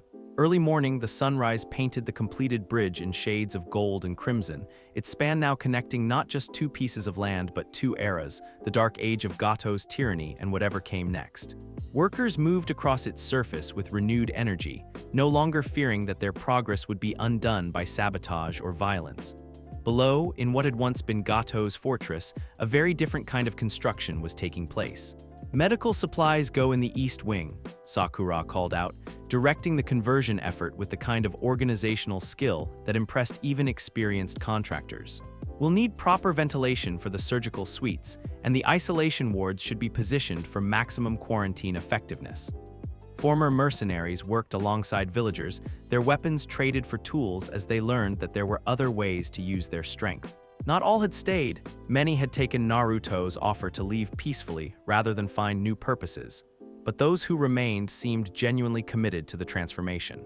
"It's remarkable," Haku observed, watching a man who had threatened civilians just days ago now teaching children how to read. "I never imagined that people could change so completely." "They didn't change," Zabuza replied, his massive frame somehow seeming less intimidating as he helped move supplies. "They just remembered who they were before fear and desperation made them forget." The former demon of the mist had adapted to his new circumstances with surprising grace. Without the constant pressure of maintaining his fearsome reputation, he'd revealed depths of pragmatic wisdom that explained how he'd survived so long as a missing nin. "Speaking of change," he continued, nodding toward the bridge where a familiar blonde figure stood in conversation with Tazuna, "your captain seems different this morning." It was true. Naruto stood at the bridge's center, but his usual casual confidence was tempered by something that might have been melancholy. His hands were clasped behind his back as he gazed out over the water, his expression thoughtful in a way that suggested he was processing more than just the previous night's events. "The price of leadership," Sasuke said quietly, joining them at the window. "Every choice carries weight, especially the ones that work out exactly as planned. You think he's having doubts about what happened to Gato?" Haku asked. "No," Sasuke replied, "he's accepting that some victories require methods he'd rather not use. That sometimes being a good leader means doing things that don't make you feel good about yourself." The conversation was interrupted by a commotion from the courtyard below. Nami's voice carried clearly through the morning air, sharp with concern. "We have company incoming." Multiple vessels moving fast from the direction of the mainland D location, the great Naruto bridge time. 15 minutes later, the approaching fleet was impressive. 8 ships flying the colors of various mercenary companies, their decks bristling with weapons and armed figures. At their head sailed a vessel that dwarfed the others, its black sails and skull-adorned prow marking it as belonging to someone who took their reputation very seriously. "Gato's former business partners," Tazuna said grimly, consulting the ledgers that had been recovered from the compoundee. "Looks like word of his. Reorganization has reached them." "How many?" Naruto asked, his tactical mind already assessing the situation. "Maybe 200 fighters total," Usopp reported, his enhanced scope providing detailed intelligence. "Mix of pirates, mercenaries, and what look like rogue shinobi. Nothing individually impressive, but their numbers could be problematic for the civilians." "Evacuation?" Sakura suggested. "No." Naruto's voice carried quiet finality. "These people just got their freedom back. They shouldn't have to run from it on their first day." He looked around at his expanded crew, reading their expressions with the ease of long familiarity. Even the newest members, Zabuza and Haku, showed the kind of readiness that marked warriors who had found something worth fighting for. "Besides," he continued with his characteristic lazy grin, "this is an excellent opportunity to field test our new formation." "New formation?" Kakashi asked. "Something we've been working on," Nami explained, her instruments already tracking wind patterns and tidal flows that would affect the upcoming engagement. "Turns out that combining haki with conventional jutsu produces some interesting results." "Interesting is one word for it," Zoro said dryly, his hand resting on his sword hilt. Devastating might be more accurate. The lead ship had reached the bridge's base, and figures were beginning to disembark with the kind of casual violence that spoke to extensive experience with intimidation tactics. Their leader was exactly what Naruto had expected, a massive man with gold teeth and scarred hands, carrying himself with the arrogance of someone who had never faced serious opposition. "I am Captain Rokuro," the man announced, his voice carrying across the water with practiced authority. "Gato hired my fleet to provide security for his operations, since he seems to have abdicated his responsibilities. We're here to collect compensation for our disrupted contracts." "Compensation?" Tazuna called back, though his voice lacked the fear it might have carried just days earlier. "Everything," Rokuro replied cheerfully. "Ships, buildings, gold, people, whatever's available to make up for our lost revenue." The casual mention of taking people as payment sent ripples of anger through the assembled villagers, but before anyone could respond, Naruto stepped forward. "I'm afraid that's not going to work for us," he said mildly. Rokuro's attention focused on the blonde boy with the kind of dismissive amusement that marked someone accustomed to being the most dangerous person in any room. "And you are? Someone who's having a very educational week," Naruto replied. "Yesterday, I learned that some people can be shown better paths if you're willing to take the time. Today I'm learning that others," his smile turned sharp, "others need different kinds of lessons." "You're just a kid," one of Rokuro's lieutenants scoffed. "What could you possibly?" He never finished the sentence. The spiritual pressure that erupted from Naruto was unlike anything he'd displayed before. Not the focused dominance he'd used on Gato, but raw, overwhelming force that pressed down on the assembled fleet like the weight of the ocean itself. Weaker-willed fighters simply collapsed, their consciousness unable to process the sheer magnitude of authority being projected, but more than half of the enemy force remained standing, their own experience with violence providing some resistance to spiritual intimidation. "Impressive party trick," Rokuro said, though his voice had lost its casual confidence. "But it'll take more than scary feelings to..." "Sasuke," Naruto said quietly. The dark-haired swordsman's blade cleared its sheath in a motion too fast for normal eyes to follow. The air itself seemed to part around his strike, and suddenly 3 of the anchored ships were missing their masts, the timber falling into the harbor with tremendous crashes. "Nami!" The navigator's instruments flashed, and the calm morning air suddenly became a localized hurricane. Waves that had no business existing in protected waters began rocking the remaining vessels, while winds strong enough to snap rigging howled around the enemy fleet. Usopp, a dozen crossbow bolts launched simultaneously, each one trailing what appeared to be simple rope. But when they struck their targets, the remaining ship's steering mechanisms, the ropes proved to be something far more sophisticated. Tiny explosions disabled rudders and damaged steering chains, leaving the vessels unable to maneuver in the sudden storm. Sanji, the cook, was simply gone, vanishing from the bridge with speed that defied tracking. Moments later, figures began falling from the enemy ship's rigging, not dead, but unconscious from precisely applied strikes that targeted pressure points with surgical accuracy. Zoro, the three-sword style that followed, was less combat technique than force of nature. Invisible cutting strikes reached across hundreds of yards of open water, severing weapon chains and destroying artillery pieces without harming the people operating them. In less than 2 minutes, a fleet of 200 armed fighters had been reduced to a collection of disabled ships filled with unconscious or demoralized opponents. "Haku," Naruto continued, his voice carrying the same casual authority. Ice mirrors materialized around the remaining conscious enemies, trapping them in a maze of reflective surfaces that made resistance impossible while providing no avenue for escape. Zabuza, the former demon of the mist, appeared on the lead ship's deck with the kind of dramatic flair that marked someone comfortable with psychological warfare. But instead of his executioner's blade, he carried rope and restraints. "Surrender," he announced to Rokuro and his remaining officers. "You're outclassed, outnumbered, and out of options." "This is impossible," Rokuro whispered, staring around at the systematic dismantling of his entire operation. "Your children, this should have been simple intimidation." "Should have been," Naruto agreed, walking across the water's surface with casual ease, not through any jutsu, but through sheer spiritual pressure that made the ocean itself provide a path. "But you made the same mistake a lot of people have been making lately." He stepped onto the lead ship's deck, his presence immediately dominating the space despite his small stature. "You assumed that age equals capability, that reputation equals strength, that violence equals power." His blue eyes held Rokuro's with steady regardie, but real power, the kind that actually matters, comes from understanding. And what I understand is that this community has chosen to build something better than what came before. The spiritual pressure intensified, focusing on the remaining conscious enemies with surgical precision. So here's what's going to happen. You're going to leave, all of you. You're going to spread the word that the Land of Waves is under new management, and that anyone who tries to return to the old ways of doing business will discover why that's a very poor decision. And if we refuse, Rokuro managed to ask. Naruto's smile was gentle, almost compassionate. Then you'll learn the same lesson Gato did about the difference between what you want and what you're capable of achieving. The Conqueror's haki pressed down like a physical weight, making clear that refusal wasn't really an option available to them. We'll leave, Rokuro said quickly. We'll spread the wordy no trouble. Good choice, Naruto replied warmly. Though before you go, there is one more thing. He gestured, and Sanji appeared with several large containers that smelled absolutely incredible despite the circumstances. My cook prepared lunch for your cruise, Naruto explained. It's been a long journey, and you'll need your strength for the trip home. The casual generosity after such overwhelming defeat left Rokuro staring in confusion.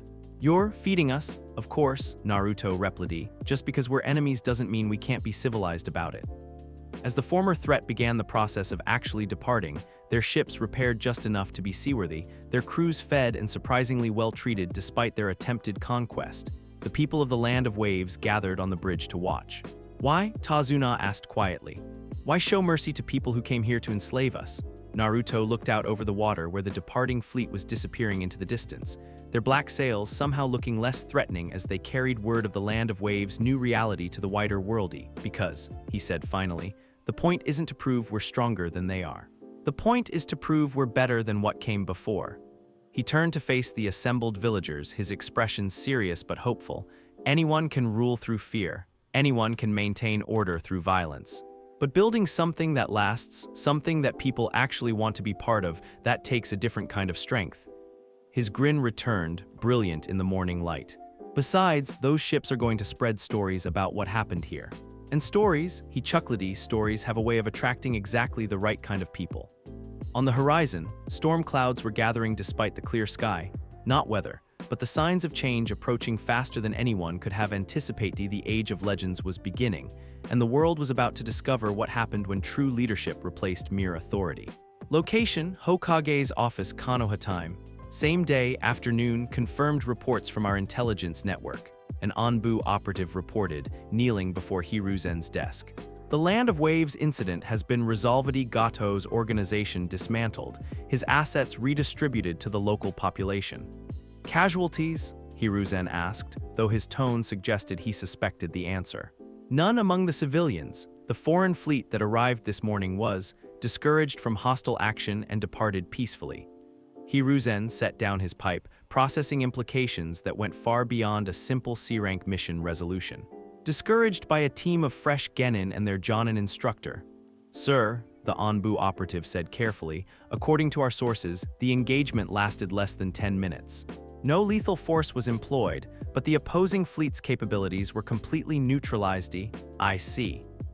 Hiruzen looked out his window toward the academy, where classes continued in blissful ignorance of the revolution that was reshaping their understanding of what shinobi could accomplish. Any word on when Team 7 plans to return? They're scheduled to arrive tomorrow morning, sir, along with additional personnel. Additional personnel? The reports mention that Zabuza Momochi and his partner have requested asylum in Konoha. They wish to join the crew, was how it was phrased. Hiruzen felt a smile tugging at the corners of his mouth. The boy who had once been desperate for acknowledgement was returning home with some of the most feared missing nin in the world asking to serve under his leadership.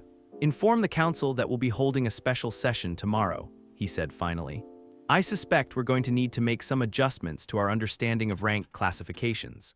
Thunder rolled overhead, and both figures looked toward the windows where clear skies were beginning to show signs of change. The world was waking up, and Konoha was about to become the center of something that would reshape everything they thought they knew about power and leadership. The revolution was coming home.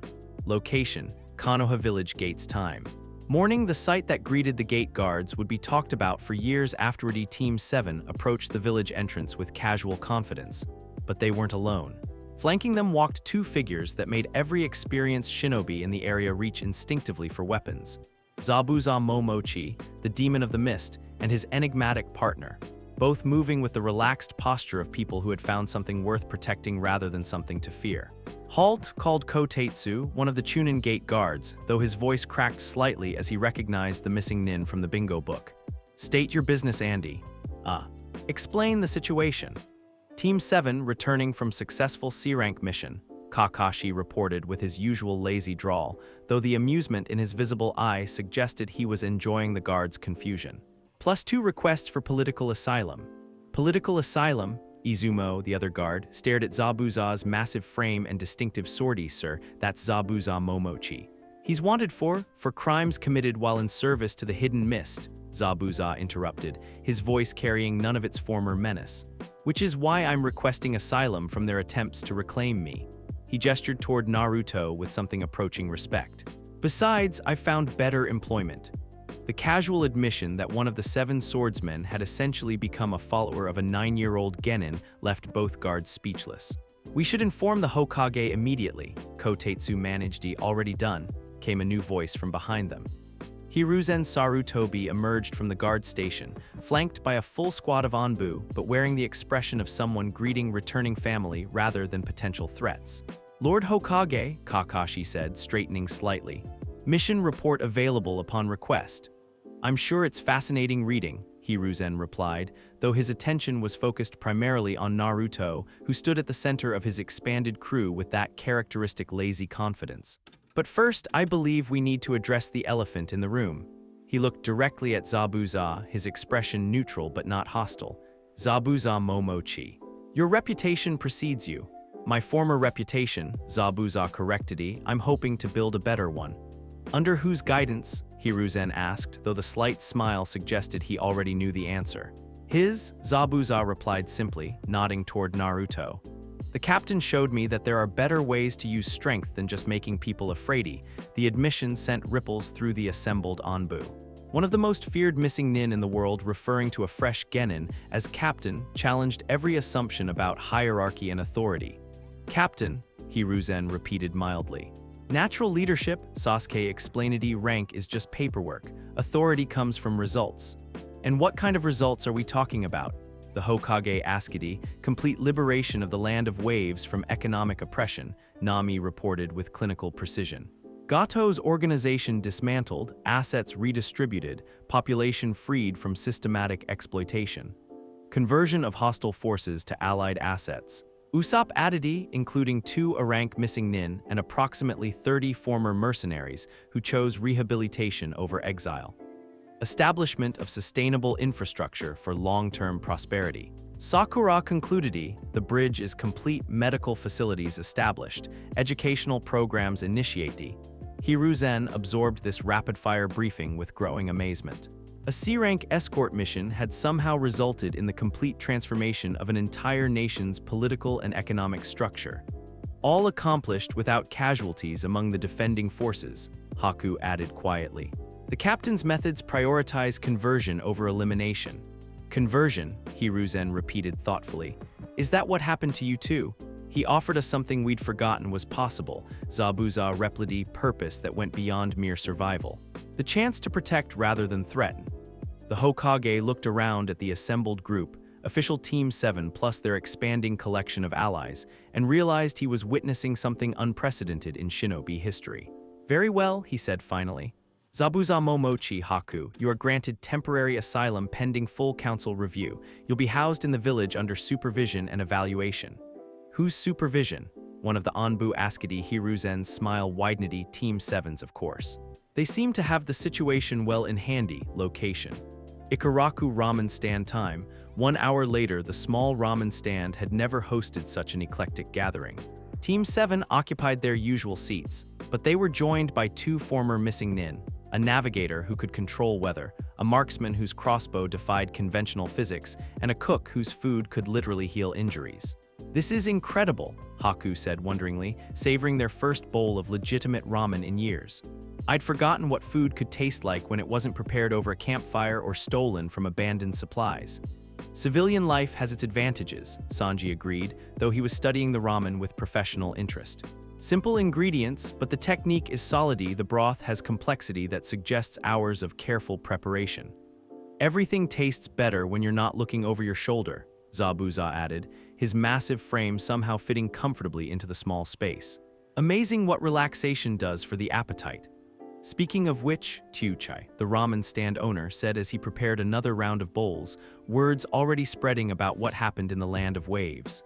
People are calling it the liberation of an entire nation by a single genin team. People exaggerate, Naruto said with his characteristic modest grin. Do they? Kakashi asked dryly.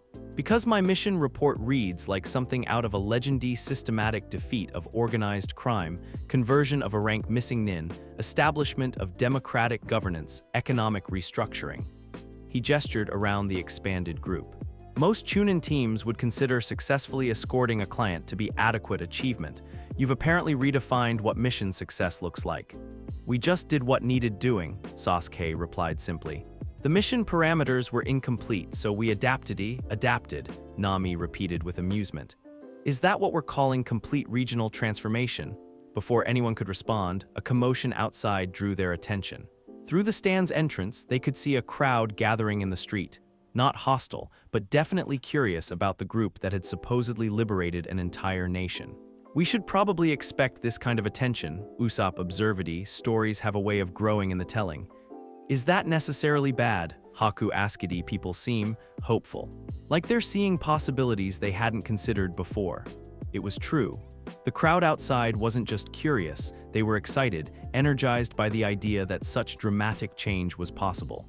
Young shinobi looked at Team 7 with something approaching awe, while civilians whispered about what other impossible things might be achievable.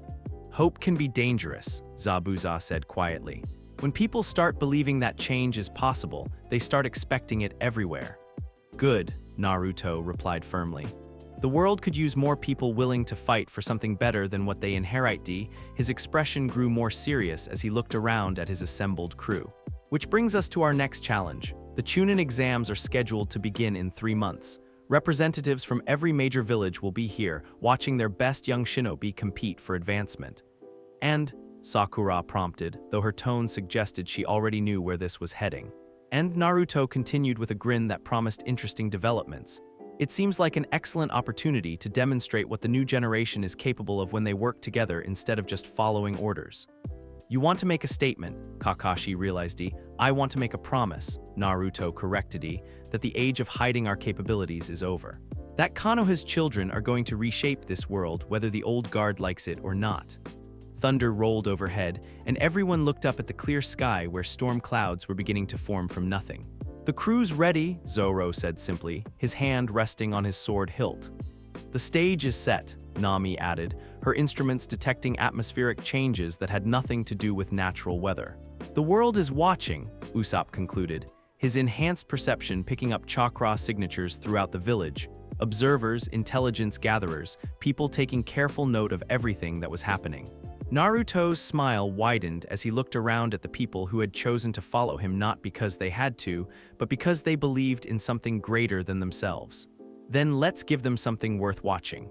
Location: Hokage Tower Council Chamber time. That evening the emergency council session was unlike any in Konoha's history.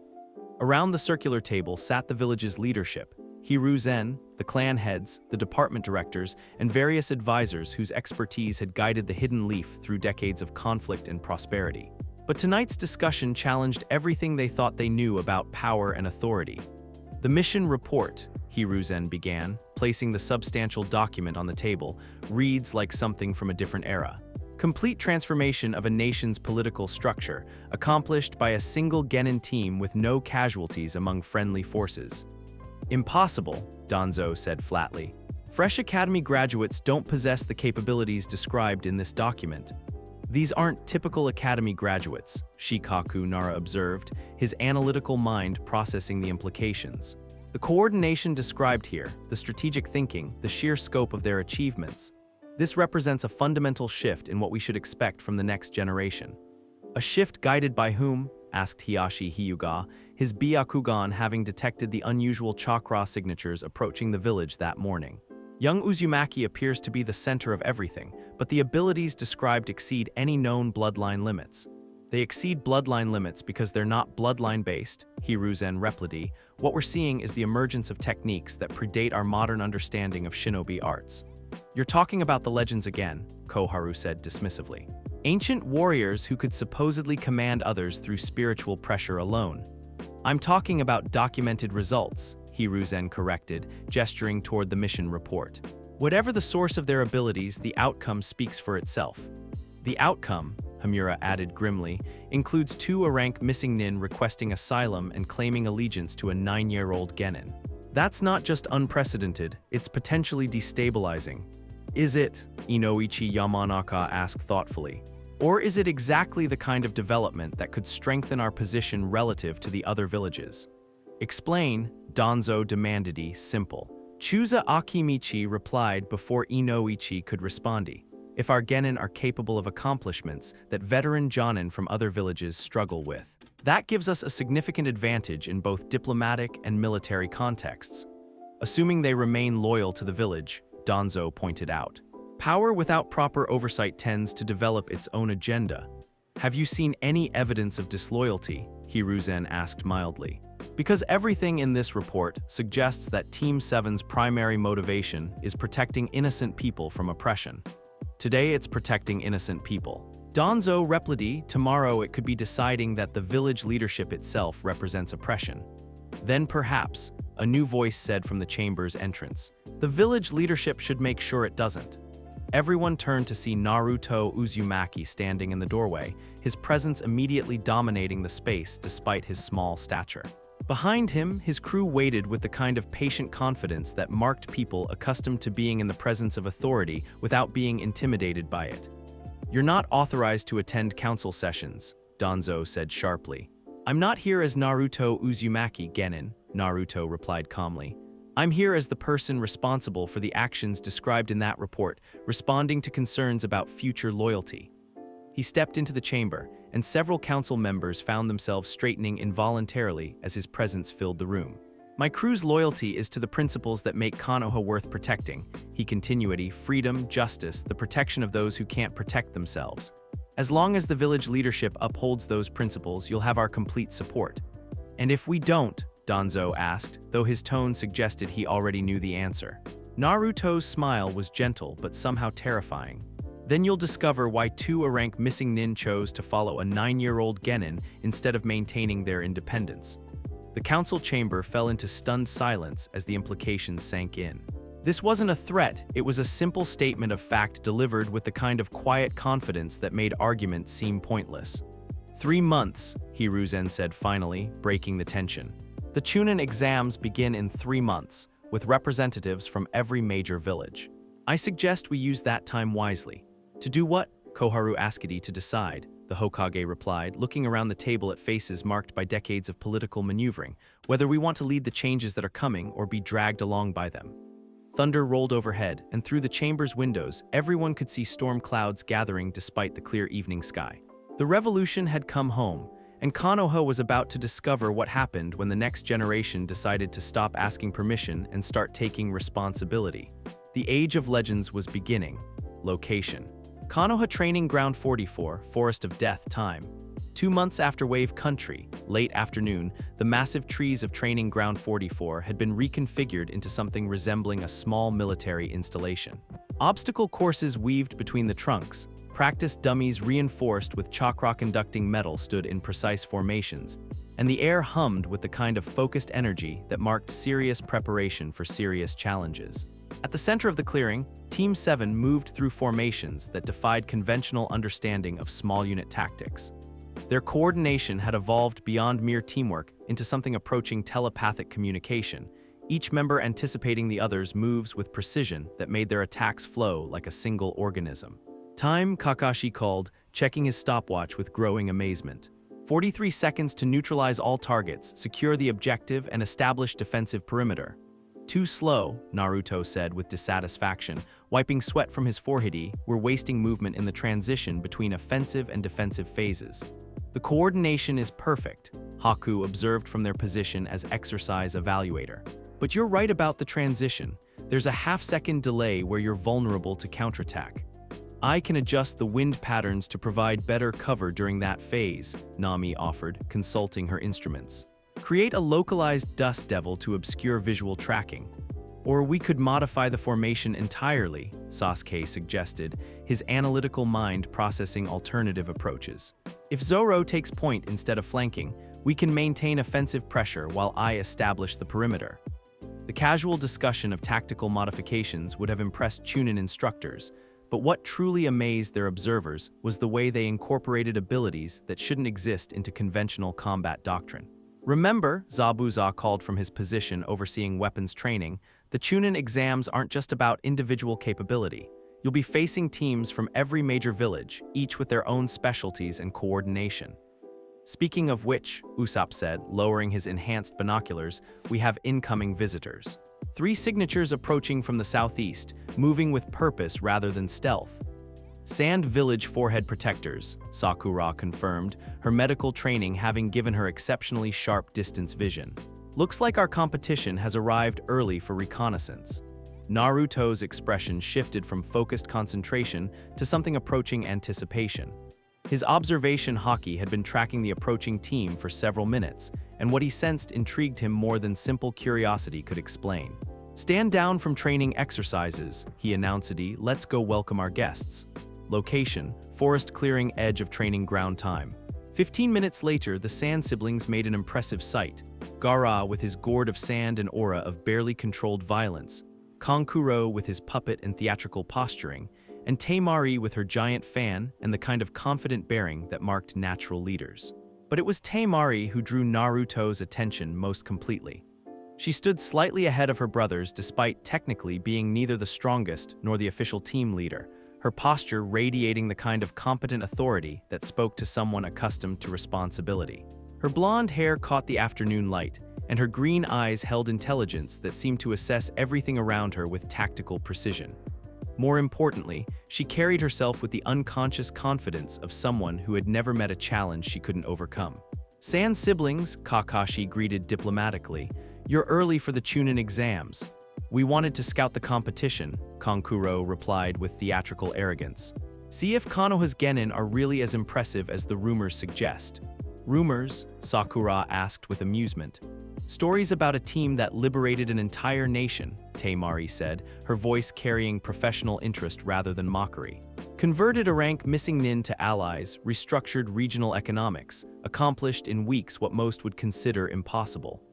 Her gaze found Naruto, and something passed between them, not attraction exactly, but recognition of shared understanding. You'd be the famous Naruto Uzumaki, she continued. Just Naruto, he replied with his characteristic lazy grin. And you'd be Temari of the desert. Your reputation precedes you as well. My reputation? She seemed genuinely curious. Tactical genius who keeps her brothers alive through superior planning, Nami said with professional respect. Master of wind techniques who can control battlefield conditions, diplomat who negotiates Sand Village's interests with skill that impresses even veteran political operators. Temari's eyes widened slightly. Such detailed intelligence suggested preparation that went far beyond casual interest. You've been researching us, Gaara observed, his voice carrying the flat menace that made most people step back in instinctive fear. We research everyone, Sasuke replied calmly, completely unaffected by the intimidation attempt. It's called tactical preparation. Besides, Usopp added cheerfully, it's not like you're here for casual tourism. This is obviously reconnaissance for the upcoming exams. The casual acknowledgement of mutual intelligence gathering should have created tension, but instead it seemed to relax both groups. Professional respect for competent preparation. Since we're all here, Zoro said with his characteristic directness, anyone interested in a friendly sparring match, good way to evaluate capabilities without the political implications of formal competition. You want to fight us? Kankuro asked with disbelief. We're from Sand Village. Our techniques are designed for desert combat, harsh conditions, opponents who can't adapt to environmental extremes. Sounds educational, Sanji replied with genuine interest. We're always looking for ways to improve our coordination against unfamiliar techniques. This is ridiculous, Gaara said, his sand beginning to swirl ominously around him. We didn't come here to play games with. With people who accomplished something you haven't, Tamari interrupted, her voice cutting through her brother's building aggression with surgical precision. The question stopped Gaara cold, his sand freezing in mid-motion as he processed the challenge. "What do you mean?" he asked quietly. "I mean," Tamari continued, her attention now focused entirely on Naruto, "that your crew has apparently learned how to work together so effectively that you can take on opponents far above your supposed skill level. Meanwhile, we're still struggling with basic coordination because my brothers are too focused on individual achievement to function as a unit." The admission was startling in its honesty, and it explained something that Naruto's observation Haki had been detecting: frustration, isolation, and a desperate desire for the kind of belonging that his crew took for granted. "That's surprisingly candid," Haku said gently. "Candor is more useful than posturing," Tamari replied, "especially when you're facing people who have clearly moved beyond normal parameters." She looked around at Team 7 and their expanded crew, taking in details that most would miss. The way they positioned themselves for mutual support without conscious thought, the casual confidence that spoke to absolute trust in each other's abilities, the kind of coordination that turned individual fighters into something far greater than the sum of their parts. "So," she said directly to Naruto, "how did you do it? How did you build something that works so well that legendary missing nin choose to follow you instead of maintaining their independence?" The question was asked with genuine curiosity rather than challenge, and Naruto found himself studying her with the same intensity she was directing at him. "By offering them something they'd forgotten was possible," he replied simply. "Family by choice rather than bloody purpose that goes beyond mere survival, the knowledge that someone has their back no matter what." "That simple?" she asked skeptically. "That difficult?" he corrected with a gentle smile. "It means giving up the safety of only caring about yourself. It means accepting responsibility for other people's well-being. It means being vulnerable enough to trust that others will do the same for you." His expression grew more serious as he met her eyes directly. "Most importantly, it means accepting that real strength comes from lifting others up, not from proving you're better than them." The words seemed to hit Tamari like a physical blow. She glanced at her brothers, Gaara with his isolation and barely contained violence, Kankuro with his desperate need for recognition and approval, and saw years of dysfunction that had prevented them from becoming anything more than three individuals who happened to share missions. "And if someone wanted to learn," she asked quietly, "if someone recognized that their current approach wasn't working and wanted to understand how to build something better, then," Naruto replied, his grin becoming brilliant, "they'd be welcome to join us for training.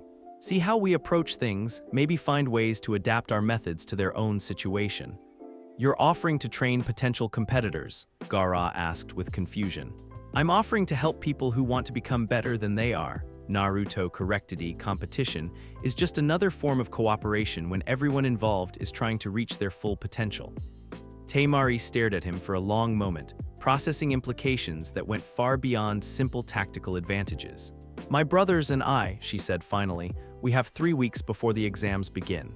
If your offer is genuine—" "It is," Sasuke confirmed before Naruto could respond. "We believe in strengthening allies rather than weakening opponents." "Besides," Nami added with a knowing smile, "something tells me that you three working together properly would be a lot more interesting than watching you struggle with dysfunction." The casual assumption that they would eventually overcome their coordination problems and become formidable opponents should have been insulting. Instead, it felt like the first vote of confidence any outsider had ever offered them. 3 weeks, Tamari repeated thoughtfully. "And you think that's enough time to teach us what took you years to develop?" "I think," Naruto replied, "that you already understand the principles. You just need to see them in action." Thunder rolled overhead, and everyone looked up at the clear sky where storm clouds were beginning to form. "Weather's changing," Gaara observed. "It always does," Nami said with satisfaction, "when the right people meet at the right time." As if summoned by her words, the wind began to shift, carrying with it the promise of developments that would reshape everything the Sand siblings thought they knew about teamwork, loyalty, and what it meant to be truly strong. The revolution was spreading, and the Chunin exams were about to become something unprecedented in shinobi history. Location: Sand Village Embassy, Konoha time. Same evening, your children have made contact with the Uzumaki boy, the intelligence operative reported to Baki, the Jonin instructor responsible for the Sand team's performance. "Define contact," Baki replied, though his tone suggested concern rather than curiosity. "They've apparently been invited to participate in joint training exercises." 3 weeks of coordination development and tactical preparation. Baki set down his pen, processing implications that went far beyond simple intervillage cooperation. Joint training with the team that liberated the land of waves and converted Zabuza Momochi to an ally, he said slowly.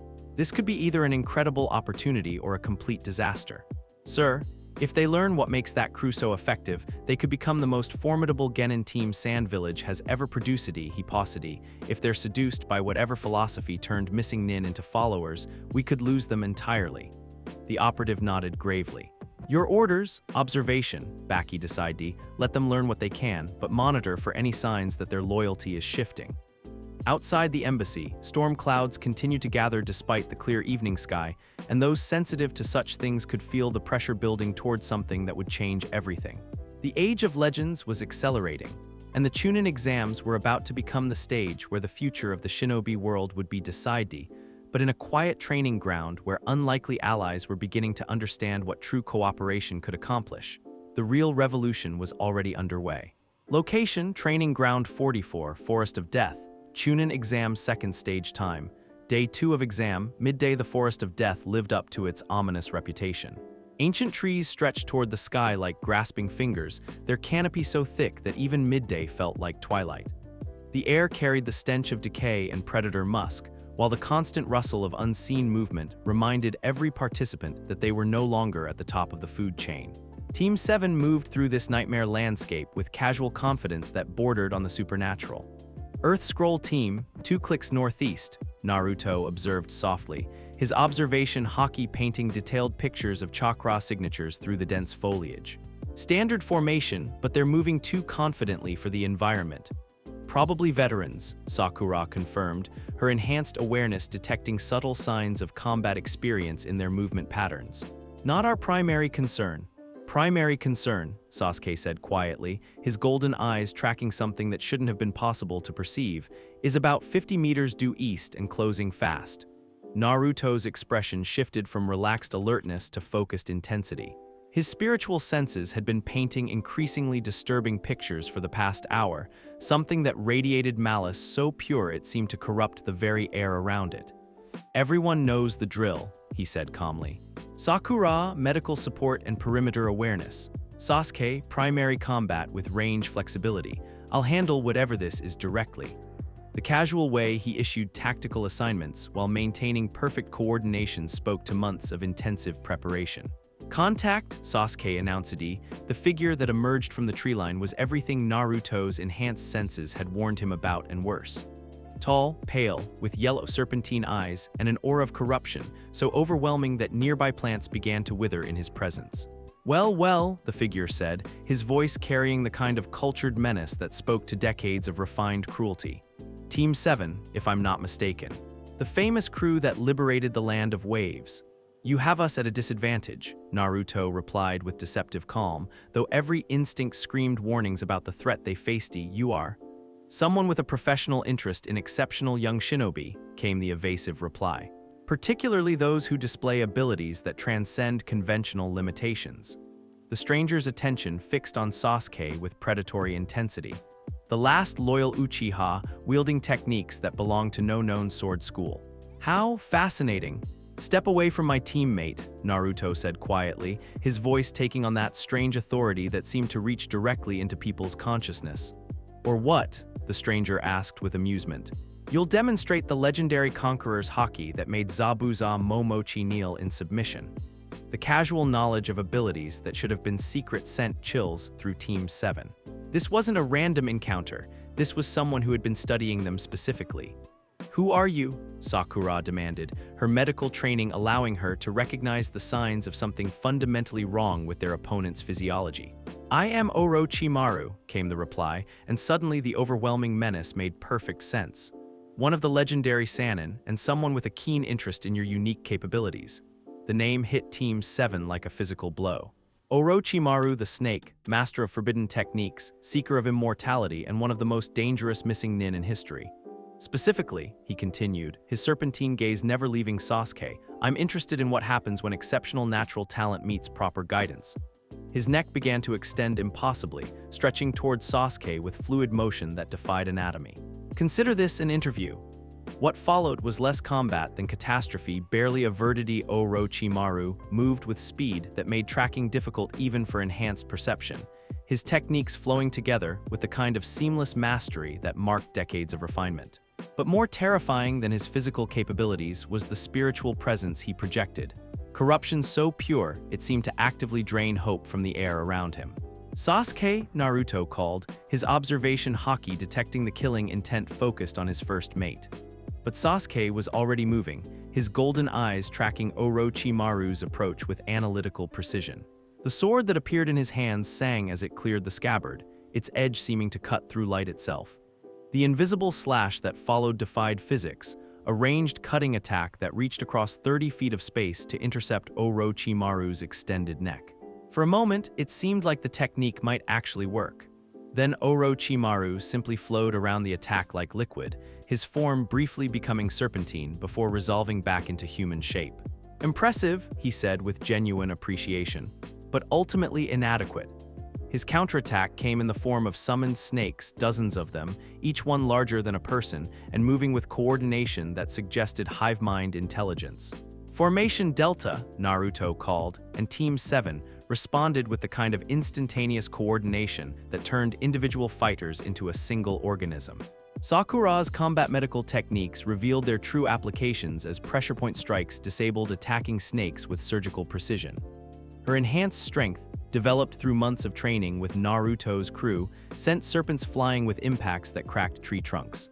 Sasuke's three-sword coordination created a whirlwind of steel that carved through attacking snakes with such efficiency that they seemed to simply cease existing in his vicinity.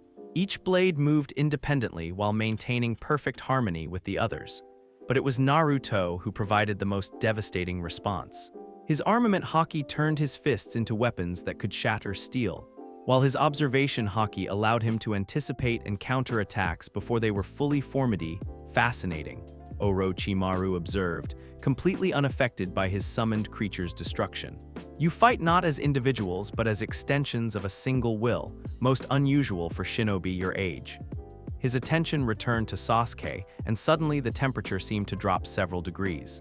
"But you're the real prize, aren't you? The perfect vessel for—" He never finished the sentence.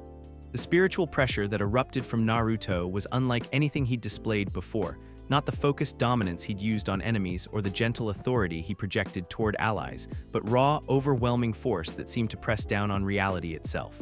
"You will not touch my crew," Naruto said, his voice carrying absolute finality. The conqueror's haki that followed was visible, manifesting as waves of distortion that made the air itself seem to crack. Trees groaned under the pressure, wildlife fled in panic, and even Orochimaru, one of the most powerful shinobi alive, took an involuntary step backward. "Remarkable," the Sannin breathed, genuine awe creeping into his voice. "I've heard legends about such abilities, but to witness them firsthand." But instead of retreating, he seemed energized by the display. "Yes," he hissed, his serpentine features becoming more pronounced. "This is exactly what I hoped to find." His neck extended again, but this time his target wasn't Sasuke, it was Naruto himself. "If I can't have the vessel I originally sought," Orochimaru said as he moved, "perhaps I'll settle for the one with even greater potential." The curse mark that formed on his extended tongue promised corruption that would make its victim into something monstrous, a puppet dancing to Orochimaru's will while believing they remained free. It never reached its target. Sasuke's blade intercepted the attack with precision that suggested he'd seen it coming long before it began. But more than that, his sword seemed to cut through more than just flesh. The curse mark itself unraveled, its malevolent energy dissipating like smoke in the windy impossible, Orochimaru whispered, staring at his severed tongue in shock. "That technique should have been unavoidable." "Nothing is unavoidable when you understand the principles involved," Sasuke replied calmly. "Your curse mark operates by corrupting spiritual energy. My sword cuts spiritual energy." The casual explanation of techniques that transcended conventional ninjutsu left Orochimaru staring in fascination rather than anger. "Who taught you such methods?" he demanded. "No one taught them," Naruto replied, his spiritual pressure still pressing down like the weight of mountains. "We remembered them." "Remembered?" Orochimaru's eyes widened as implications crashed through his brilliant mind. "You're claiming to have recovered lost arts. Techniques from before the modern shinobi system." "I'm claiming," Naruto said with his characteristic lazy grin, "that some things are too important to stay forgotten." For a long moment, the clearing fell silent except for the sound of fleeing wildlife and groaning trees. Orochimaru stood frozen, processing possibilities that challenged everything he thought he knew about power and its acquisition. "This changes nothing," he said finally, though his voice lacked its earlier confidence. "I will have what I seek one way or another." "No," Naruto replied simply, "you won't." The finality in his voice carried weight that made arguments seem pointless. Not a threat, but a statement of fact delivered with the kind of quiet certainty that marked unshakable conviction. Orochimaru stared into Naruto's blue eyes and saw something that made his ancient soul recoil, not the desperate ambition he was accustomed to exploiting, but genuine contentment. The peace of someone who had found what they were looking for and would kill to protect it. "We'll see," he said finally, melting back into the shadows with the fluid grace of his serpentine nature. "We'll definitely see." Location. Forest clearing 10 minutes later. Is everyone intact? Sakura asked, running diagnostic techniques on each team member with medical precision. "Physically, yes," Naruto replied, "but that was unlike anything we've encountered before. The spiritual corruption radiating from that man." "Orochimaru," Sasuke said grimly. "I'd heard stories, but witnessing his presence firsthand. That's not someone who should exist in a sane worldy, but he does exist," Sakura observed, her enhanced awareness still detecting residual traces of malevolent chakra from the encounter. "And he's specifically interested in our abilities." "Our abilities and our methods," Naruto corrected. "Did you see how he reacted when we fought as a coordinated unit? Like he was taking notes." "He was," Sasuke confirmed. "That entire encounter was an intelligence-gathering operation disguised as an attack. He learned far more about our capabilities than we learned about his." Naruto nodded thoughtfully, processing implications that went far beyond a single dangerous encounter. "Which means," he said finally, "that we're going to be seeing him again, probably sooner rather than later." "Are you concerned?" Sakura asked, concerned. "No." Naruto's smile returned, lazy and confident. "Orochimaru represents everything we oppose: the pursuit of power for its own sake, the willingness to sacrifice others for personal advancement, the corruption of natural abilities into tools of oppression." His expression grew more serious. "But he's also dangerous enough that underestimating him would be fatal, which means we need to be ready for him." "Ready how?" Sasuke asked. "By becoming strong enough that his methods can't touch us," Naruto replied, "by building bonds so unbreakable that no amount of corruption can sever them. By understanding our abilities so completely that no one can turn them against us." Thunder rolled overhead, and everyone looked up at the forest canopy where storm clouds were beginning to form despite the dense tree cover. "The exam continues," Sakura observed. "Let it," Naruto said with satisfaction. "We have what we came for, and Orochimaru has learned that some prey is too dangerous to hunt." As Team 7 resumed their movement through the Forest of Death, carrying both required scrolls and the knowledge that they had faced one of the world's most dangerous shinobi and emerged unscathed, the other exam participants began to sense that something unprecedented was happening. The air itself felt different, charged with potential that spoke to fundamental changes in the balance of power. The Age of Legends was accelerating, and the Chunin exams were about to become the stage where the future of the shinobi world would be decided, but for now, they had a tower to reach and a point to prove. The revolution was spreading, one impossible victory at a time. Location: Chunin Exam Preliminary Arena Time. 1 month after Forest of Death, the underground arena buzzed with tension as genin from every major village gathered for the preliminary matches. What should have been a simple elimination tournament had become something far more significant: a showcase of the next generation's capabilities that would determine the future balance of power between nations. In the competitors section, Team 7 sat with casual confidence that marked them as different from their peers. While other genin showed various degrees of nervousness or aggressive posturing, Naruto, Sasuke, and Sakura radiated the kind of calm assurance that came from knowing exactly what they were capable of. "First match," Hayate Gecko announced, consulting the electronic board that randomly selected opponents: Naruto Uzumaki versus Rock Lee. The pairing drew immediate attention from every observer in the arena. Lee's reputation as Konoha's premier taijutsu specialist was well known, while Naruto's recent achievements had made him the subject of intense speculation among the other villages' representatives. "This should be educational," Naruto said with his characteristic lazy grin as he vaulted over the railing to land in the arena's center. Lee followed with considerably more theatrical flair, his green jumpsuit and distinctive haircut making him instantly recognizable. "Naruto Uzumaki," Lee announced with passionate intensity. "I have heard of your incredible achievements, your liberation of the land of waves, your conversion of legendary missing nin. Your mastery of ancient arts." His eyes blazed with the kind of fervent dedication that made even experienced shinobi take notice.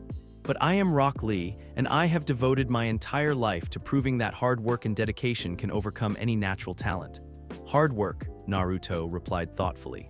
"I respect that. It's one of the most important qualities a person can have."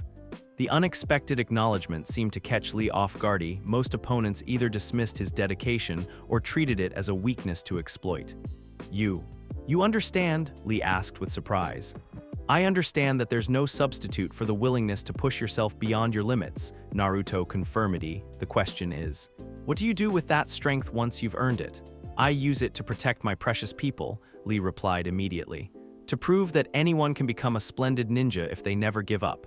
"Good answer," Naruto said with genuine warmth. "In that case, this should be a match between equals." The referee raised his hand to signal the start of combat, but before he could speak, Naruto's expression grew more serious. "Lee," he said quietly, "I want you to know that I'm going to fight you with everything I have, not because I want to hurt you, but because anything less would be disrespectful to the dedication you've shown." "I would expect nothing less," Lee replied, dropping into his fighting stance with fluid precision. "Begin." What followed was less a fight than a masterclass in the difference between technique and understanding. Lee moved with speed that made tracking difficult for most observers, his taijutsu flowing with the kind of perfection that spoke to countless hours of refinement. Each strike was precisely calculated, each movement economical and devastating. But Naruto didn't try to match his speed. Instead, he moved with the kind of fluid grace that suggested perfect understanding of combat flow. Where Lee struck, Naruto was no longer there. Where Lee expected resistance, he found empty space. Where Lee planned combinations, he discovered that his opponent had anticipated them 3 moves in advance. "Incredible," Guy-sensei breathed from the observation area. "Lee is moving at full speed, but his opponent is somehow staying ahead of him without apparent effort." "Observation haki," Kakashi explained quietly. "The ability to perceive intent before it becomes action." He's not reacting to Lee's movements, he's responding to Lee's decisions before they're fully formed. The demonstration continued for several minutes, with Lee growing more frustrated as his perfectly executed techniques failed to find their mark. Finally, he stepped back, breathing heavily but still radiating determination. "You have not attacked once," he observed. "Are you mocking my abilities?"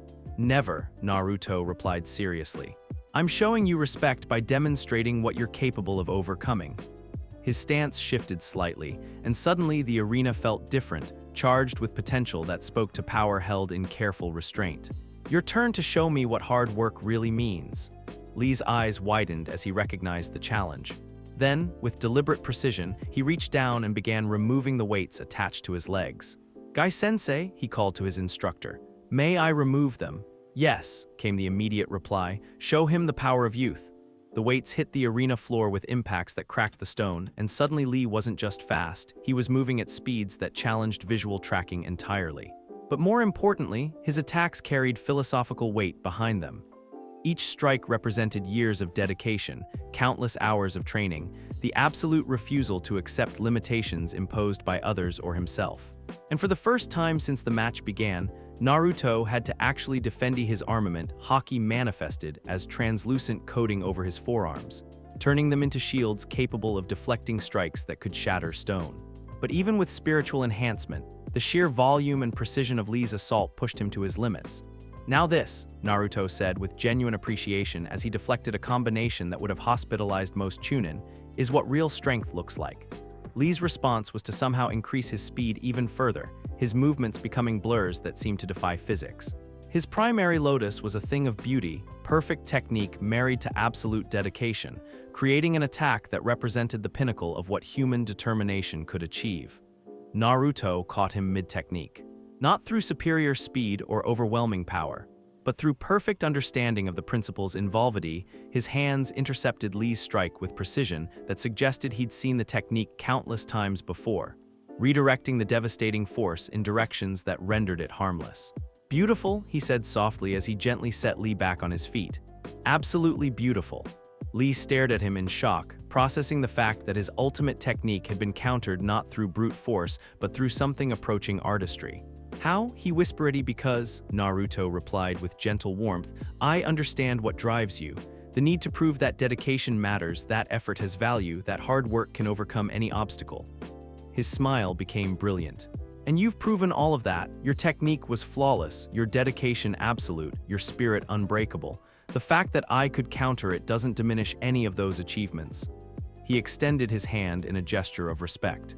Thank you for showing me what true strength looks like.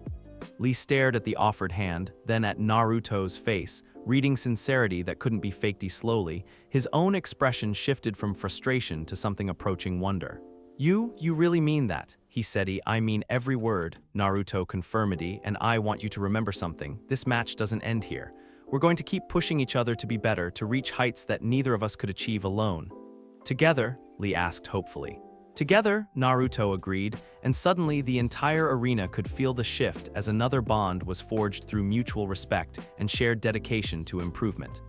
Winner.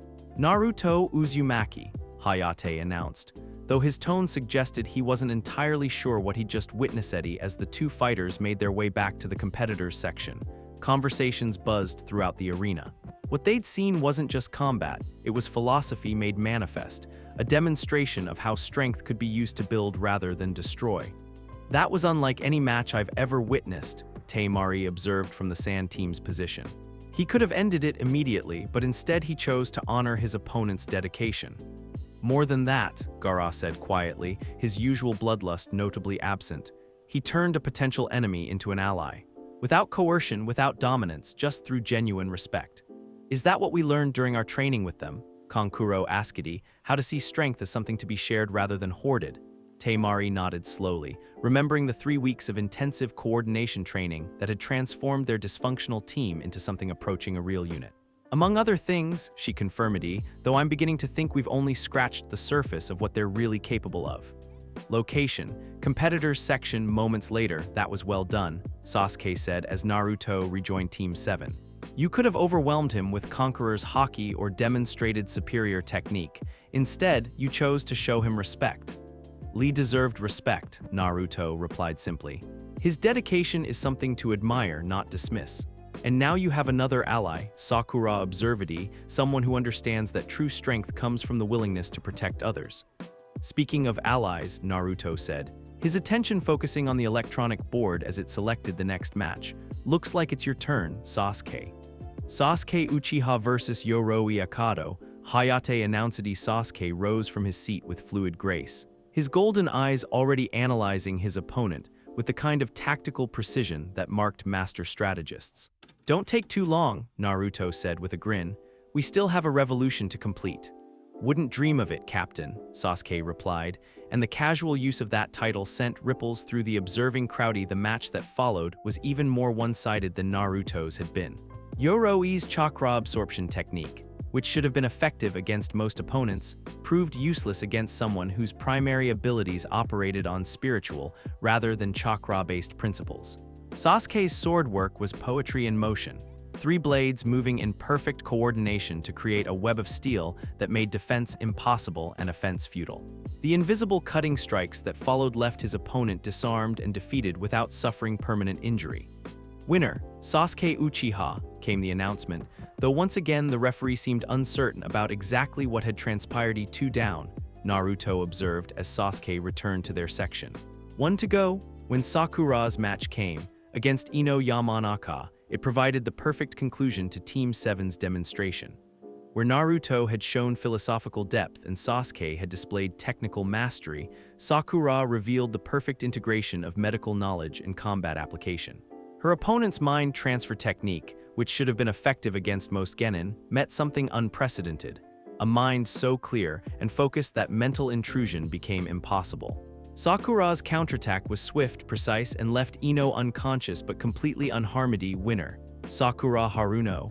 3 for 3, Naruto said with satisfaction as his teammate rejoined them. Not bad for a day's work. But as the preliminary matches continued and other teams demonstrated their capabilities, it became clear that Team 7 wasn't the only group that had evolved beyond normal parameters. The Sand siblings moved with coordination that spoke to intensive training, their individual abilities now integrated into team strategies that multiplied their effectiveness. Neji Hyuga displayed Byakugan techniques that seemed to transcend his clan's traditional limitations. Even teams from smaller villages showed improvements that suggested the revolution was spreading far beyond Konoha's borders. "The world is changing," Temari observed as the final matches concluded. "It is," Naruto agreed, his smile promising developments that would reshape everything they thought they knew about power and its proper use. "And we're just getting started." Thunder rolled through the underground arena despite the lack of sky access, and those sensitive to such things could feel the pressure building towards something unprecedented. The finals would be unlike anything the shinobi world had ever witnessed, and Team 7 was ready to show everyone what the future looked like when strength served wisdom rather than ambition. The Age of Legends was reaching its crescendo. Location: Chunin Exam Finals Arena time. Finals day, midday. The massive arena thrummed with excitement as thousands of spectators filled the stands to witness what promised to be the most significant Chunin Exam Finals in history. Dignitaries from every major village occupied the VIP section, their attention focused not just on their own representatives, but on the unprecedented displays of ability that had marked this examination period. At the arena's center, 8 finalists stood in perfect formation. But the atmosphere among them spoke to something far different from typical competition. "Ladies and gentlemen," the announcer called, his voice carrying across the packed stadium, "welcome to the Chunin Exam Finals. Today, we witness the next generation of shinobi demonstrate their capabilities." In the competitors section, what should have been tense rivals instead resembled a coordinated unit. Naruto stood at the informal center, his presence somehow making everyone around him seem more confident and capable. Sasuke flanked him with analytical precision, while Sakura maintained the kind of alert readiness that marked exceptional medic nin. But they weren't alone in their transformation. Temari of the Sand had evolved from a tactically competent individual fighter into someone who radiated the kind of strategic awareness that marked natural battlefield commanders. Her brothers showed similar growth, Gaara's former isolation replaced by protective instincts toward his teammates, while Kankuro had developed the kind of technical precision that turned his puppet techniques into genuine artistry. Rock Lee bounced with enthusiasm that seemed somehow more focused than before, his dedication now informed by deeper understanding of what true strength could accomplish. Neji Hyuga carried himself with confidence that had been tempered by recent lessons in humility and the value of genuine teamwork. "First match," the announcer continued, "Naruto Uzumaki versus Neji Hyuga." The pairing drew immediate attention from the observing dignitaries. Neji's reputation as a prodigy was well established, while Naruto had become the subject of intense speculation among intelligence networks from every major village. As the two competitors took their positions at the arena's center, the atmosphere shifted perceptibly. This wasn't just a match between individuals, it was a clash between philosophies. "Naruto Uzumaki," Neji said with the kind of cold certainty that had marked his worldview for years. "You may have impressed others with your unconventional techniques, but fate cannot be identity. I was born to the main branch of the Hyuga clan, gifted with superior bloodline abilities. You are," he paused, his Byakugan revealing details that made his expression shift from certainty to confusion. "What are you?" "Someone who's learned that fate is just another word for giving up," Naruto replied calmly. "And that the only thing that really determines your future is what you choose to do with the opportunities you're given." "Philosophical nonsense," Neji dismissed, though his voice lacked its usual conviction. "Power is determined by birth, by natural ability, by the circumstances of your creation." "Is it?" Naruto asked mildly.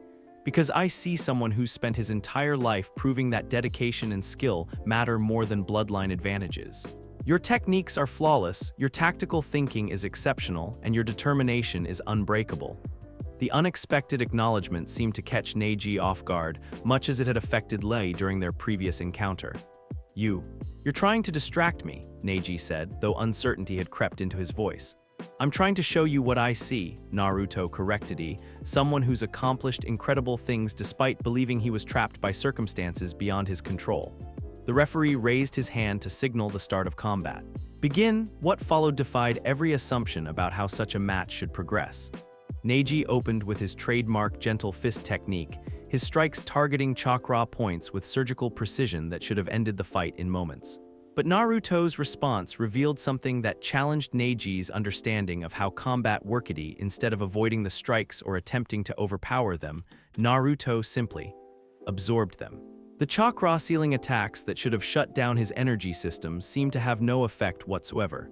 Impossible, Neji breathed. The gentle fist targets your chakra network directly. No one can simply ignore chakra network, Naruto interrupted gently. But my primary abilities don't operate through chakra. To demonstrate, he extended his hand, and suddenly the air around it became coated with the translucent dark sheen of armament haki. The spiritual enhancement turned his arm into something that could deflect steel, operating through principles that had nothing to do with traditional energy manipulation. What is that? Neji demanded. Will made manifest, Naruto replied. The understanding that your spirit is stronger than any limitation others try to impose on it. His counterattack wasn't violent or overwhelming, it was educational. Moving with speed that challenged even Byakugan tracking, Naruto demonstrated techniques that seemed to bend reality around them. Not through superior physical ability, but through perfect understanding of combat flow and timing. Each exchange showed Neji something new about what was possible when someone refused to accept that their circumstances defined their potential. Naruto's movements spoke of someone who had looked at the world's limitations and decided they didn't apply to him. But more importantly, his techniques were clearly improvised, not memorized forms or inherited abilities, but spontaneous adaptations that suggested understanding so complete that creativity became indistinguishable from mastery. You're holding back, Neji realized as another of his combinations was effortlessly neutralized. I'm showing you respect, Naruto corrected. The same way you've been showing me respect by using techniques that represent years of dedicated refinement. I don't understand. You understand perfectly, Naruto replied with gentle warmth. You're just afraid to believe it. His expression grew more serious as he continued deflecting Neiji's increasingly desperate attacks. You think fate trapped you in the branch house, made you inferior to your cousin, doomed you to a life of servitude. But look at what you've accomplished despite believing that. He gestured around the arena. You're in the finals of the Chunin exams, representing your village, demonstrating abilities that most Jonin would respect. That means nothing, Neji snapped. I'm still bound by the curse mark, still trapped by what you choose to believe about yourself, Naruto finished. The curse mark controls your body, not your spirit. And your spirit, he smiled, your spirit is incredible. The spiritual pressure that had been building around Naruto suddenly focused, not as domination but as inspiration. The conqueror's haki that followed felt different from his previous displays. Instead of demanding submission, it seemed to offer liberation. You get to choose, Naruto continued, his voice carrying across the entire arena. You can keep believing that other people's decisions define your worth, or you can start making decisions that prove who you really are. For a moment that seemed to stretch into eternity, Neji stood frozen as everything he'd believed about fate and limitation crumbled under the weight of a simple truth, that his achievements had come not from accepting his circumstances, but from refusing to let them define him. He began, then stopped as understanding crashed through his carefully constructed worldview. You chose to become extraordinary, Naruto said gently. Every day, every training session, every moment of dedication was a choice to be better than your circumstances suggested was possible. Neiji's Byakugan deactivated as tears began streaming down his face. I choose, he said quietly. Then louder, I choose. The curse mark on his forehead remained, but somehow it seemed less important, a physical reminder of other people's fears rather than a limitation on his own potential. Winner. Naruto Uzumaki, the referee announced, though his tone suggested he wasn't entirely sure what he'd just witnessed. As both competitors made their way back to the staging area, the crowd erupted in applause that went on for several minutes. What they'd seen wasn't just combat, it was transformation.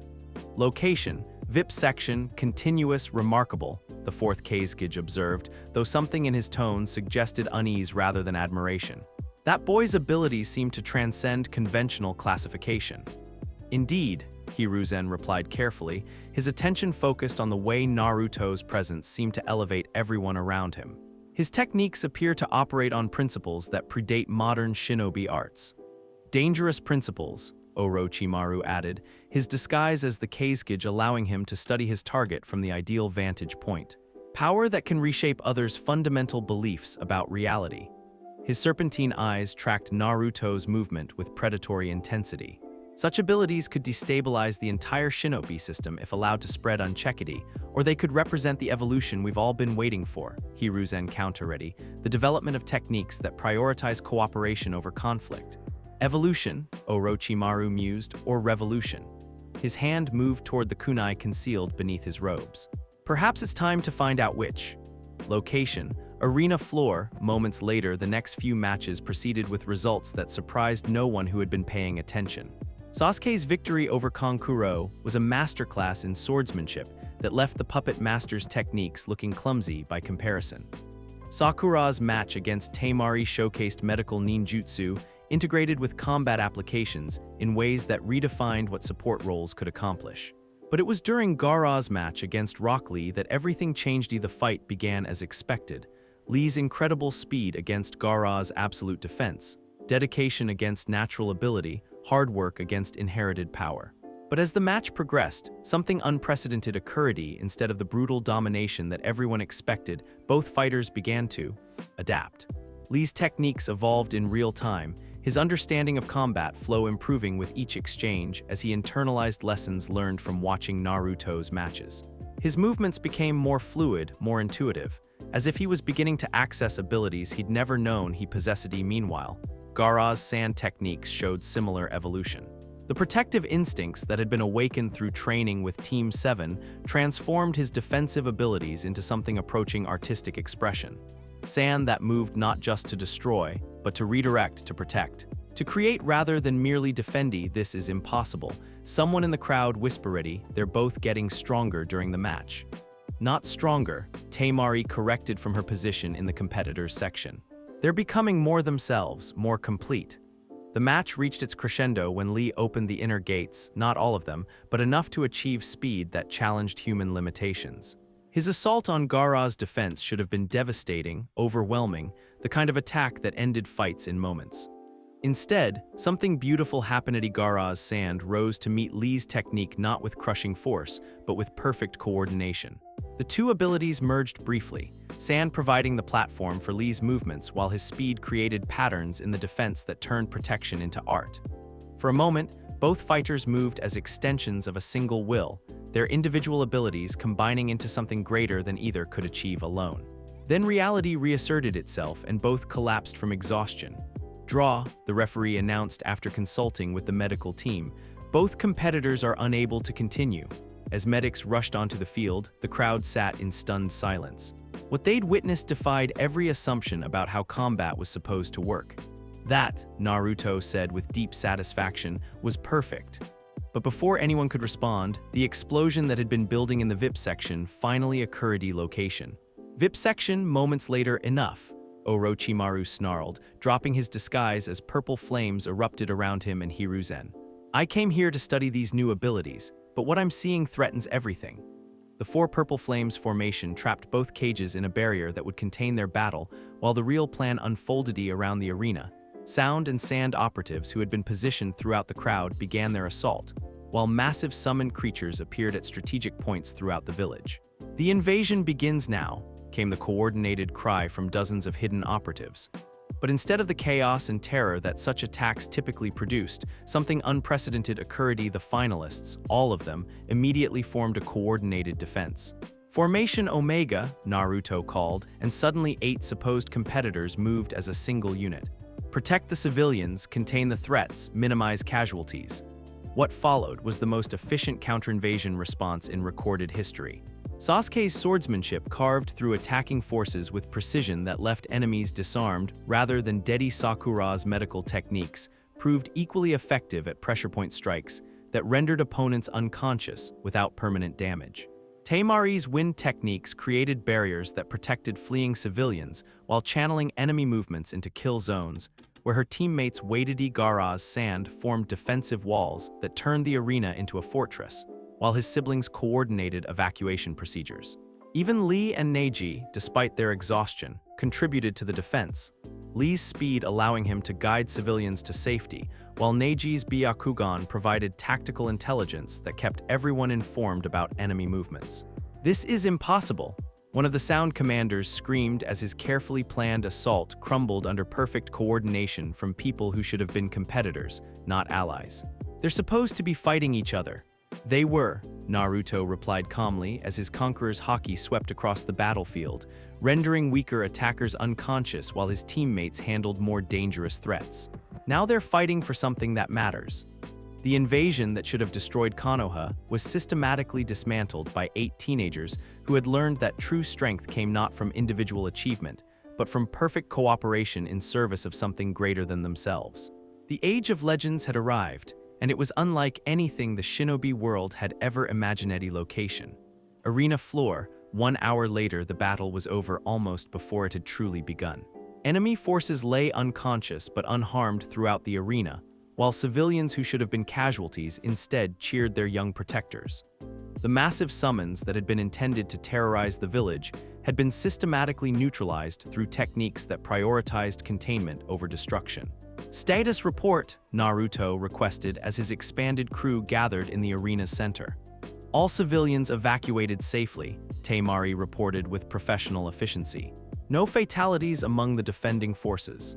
Enemy commanders captured and secured. Sasuke added interrogation can begin whenever the intelligence division is ready.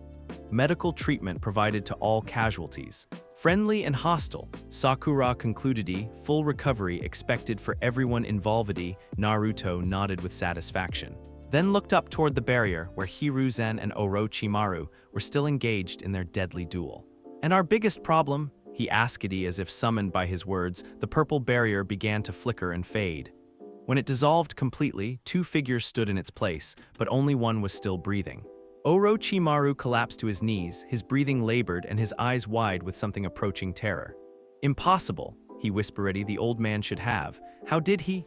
Hiruzen stood over his former student with an expression of profound sadness but unshakable resolve. You forgot something important, Orochimaru, the third Hokage said quietly. You can master every technique in the world, but power without wisdom is just sophisticated destruction. His gaze found Naruto in the arena below, and his smile was brilliant with pride. These children have learned what you never could, that true strength comes from the connections you build, not the abilities you hoard. As if to emphasize his point, the 8 finalists moved as one, their coordination so perfect that they seemed to share a single mind. Their combined presence radiated something that made even Orochimaru, one of the most dangerous shinobi alive, seem small by comparison. The Age of Legends, Hiruzen continued, belongs to those who understand that power exists to protect, not to conquer. Thunder rolled across the arena despite the clear sky, and everyone present could feel the world shifting toward possibilities that no one had imagined just hours before. The invasion was over, the revolution had begun, and nothing would ever be the same. Location: Hokage's office time. 1 week after the invasion, the morning light streaming through the office windows seemed brighter than usual, carrying with it the promise of changes that would reshape the shinobi world. Hiruzen sat behind his desk. But for the first time in years, the weight of leadership felt manageable rather than overwhelming. Across from him, 8 young shinobi who had redefined what it meant to protect one's home waited with the kind of patient confidence that marked those who had found their true purpose. The council has reached its decision, Hiruzen announced, though his smile suggested the outcome had never really been in doubt. Effective immediately, all 8 finalists are promoted to Chunin rank. All 8? Temari asked with surprise. Even though the tournament was interrupted. Especially because it was interrupted. Hiruzen replied, your response to the invasion demonstrated tactical thinking, coordination, and leadership capabilities that exceed anything we could have measured through individual combat. He gestured toward reports scattered across his desk, damage assessments, casualty figures, and intelligence analyses that painted a picture of the most successful defense in Konoha's history. 0 civilian casualties, minimal property damage, enemy forces captured rather than killed, providing intelligence that has already prevented 3 other planned attacks. His expression grew more serious. Most importantly, you accomplished all of this while working with shinobi from other villages, people who should have been your rivals. They were never our rivals, Naruto said simply. They were potential crew members who just needed to remember what they were capable of. The casual way he referred to international diplomatic relationships as recruitment opportunities would have alarmed most village leaders. Instead, Hiruzen found himself nodding in agreement. Which brings us to the more significant matter, he continued. Representatives from every major village have requested formal meetings to discuss. New arrangements? What kind of arrangements? Sasuke asked, though his analytical mind had probably already deduced the implications. The kind that recognize what everyone witnessed during the invasion, Hiruzen replied, that the old system of village competition and mutual suspicion has become obsolete. He pulled out a scroll marked with multiple official seals, documents that represented negotiations conducted at the highest levels of international diplomacy. The 5 cages have agreed to establish a new organization, he announced, an alliance of villages dedicated to mutual protection, shared resources, and coordinated responses to threats that endanger civilian populations. And they want us to lead it, Sakura concluded. They want you to be it. Hiruzen corrected. The demonstration you provided has convinced them that the next generation possesses capabilities that transcend traditional village boundaries. Naruto leaned back in his chair, processing implications that went far beyond simple political realignments. What the cages were proposing represented fundamental changes in how the shinobi world operated. Cooperation replacing competition, protection prioritized over power, wisdom valued more than raw ability. What would this organization actually do? He asked. Whatever needs doing, Hiruzen replied, respond to threats that no single village could handle alone. Provide assistance to regions suffering from natural disasters or economic collapse. Most importantly, serve as proof that different peoples can work together toward common goals. A crew with international jurisdiction, Temari said thoughtfully, operating under principles that prioritize helping people over advancing political interests. Exactly. Hiruzen's smile widened. The formal title would be the International Defense Initiative, but I suspect you'll find your own name for it. The Straw Hat Alliance, Zoro's voice came from the window where the swordsman had materialized with his characteristic disregard for conventional entrances. Has a nice ring to it. Behind him, the rest of Naruto's extended crew filtered into the office with the casual ease of people who belonged wherever their captain was. Nami carried weather instruments that suggested she'd been monitoring atmospheric conditions throughout the village. Usopp's crossbow and various gadgets marked him as ready for whatever challenges might arise. Sanji's presence somehow made the entire room feel more welcoming and comfortable. The whole crew's here, Naruto observed with satisfaction. Goody, this kind of decision shouldn't be made by just the official team members. What decision? Zabuza asked, though his tone suggested he already suspected the magnitude of what was being discussed, whether to accept responsibility for reshaping the shinobi world. Haku replied, their analytical nature allowing them to read between the lines of diplomatic language. The cages are offering us the authority to operate across village boundaries, Naruto explained, to build the kind of organization that can actually solve problems instead of just managing them. He looked around at the assembled faces, people who had chosen to follow him not because they had to, but because they believed in something greater than themselves. The question is, are we ready for that kind of responsibility? We've been ready since the day we decided to liberate the land of waves, Lee said with passionate conviction. Everything since then has been preparation for this moment. The principles haven't changed, Neji added, his newfound understanding of choice rather than fate evident in every word. Protect those who can't protect themselves. Build rather than destroy, turn enemies into allies whenever possible. The scope has just gotten bigger, Gaara concluded, his protective instincts now extending far beyond his immediate siblings to encompass entire populations. Naruto stood and walked to the window, gazing out over Konoha's rooftops toward horizons that seemed suddenly filled with infinite possibility. There's something you all should know, he said quietly, about what we really are, what we're really capable of, and why the world is ready for changes that would have been impossible just a few years ago. He turned back to face the assembled group, his expression carrying the weight of revelations that would challenge everything they thought they knew about reality. We're not just shinobi who happen to work well together, he continued. We're the reincarnation of something that existed long before the current village system, before modern chakra techniques, before the limitations that people have accepted as unchangeable facts. What do you mean? Temari asked, though something in her tone suggested she was beginning to understand. Naruto replied with his characteristic lazy grin, that we've done this before. Different world, different circumstances, same essential truth, that freedom is something you earn by being strong enough to protect it for everyone. The revelations that followed would have seemed impossible under normal circumstances. Stories of a crew that had sailed seas that didn't exist in their world, of adventures that transcended normal understanding of what was achievable, of bonds forged through shared dedication to principles that elevated everyone they touched. But as Naruto spoke, describing memories that felt more real than reality, each member of his crew began to understand why their coordination felt so natural, why their dedication to each other ran deeper than normal friendship, why they moved together as if they shared a single soul. "We're the Straw Hat Pirates," he concluded simply, "reborn in a world that desperately needs what we learned in our previous life." "Pirates," Hiruzen repeated thoughtfully. "That explains the emphasis on freedom and the casual disregard for traditional authority structures.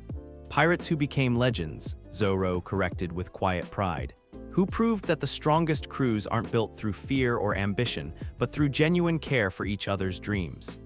"And now," Nami added, consulting instruments that seemed to respond to more than just weather patterns, "we get to do it again. Build something that lasts, that inspires others to reach beyond what they thought was possible. The International Defense Initiative," Sanji said thoughtfully. "A crew with the authority to help anyone who needs it, anywhere in the world."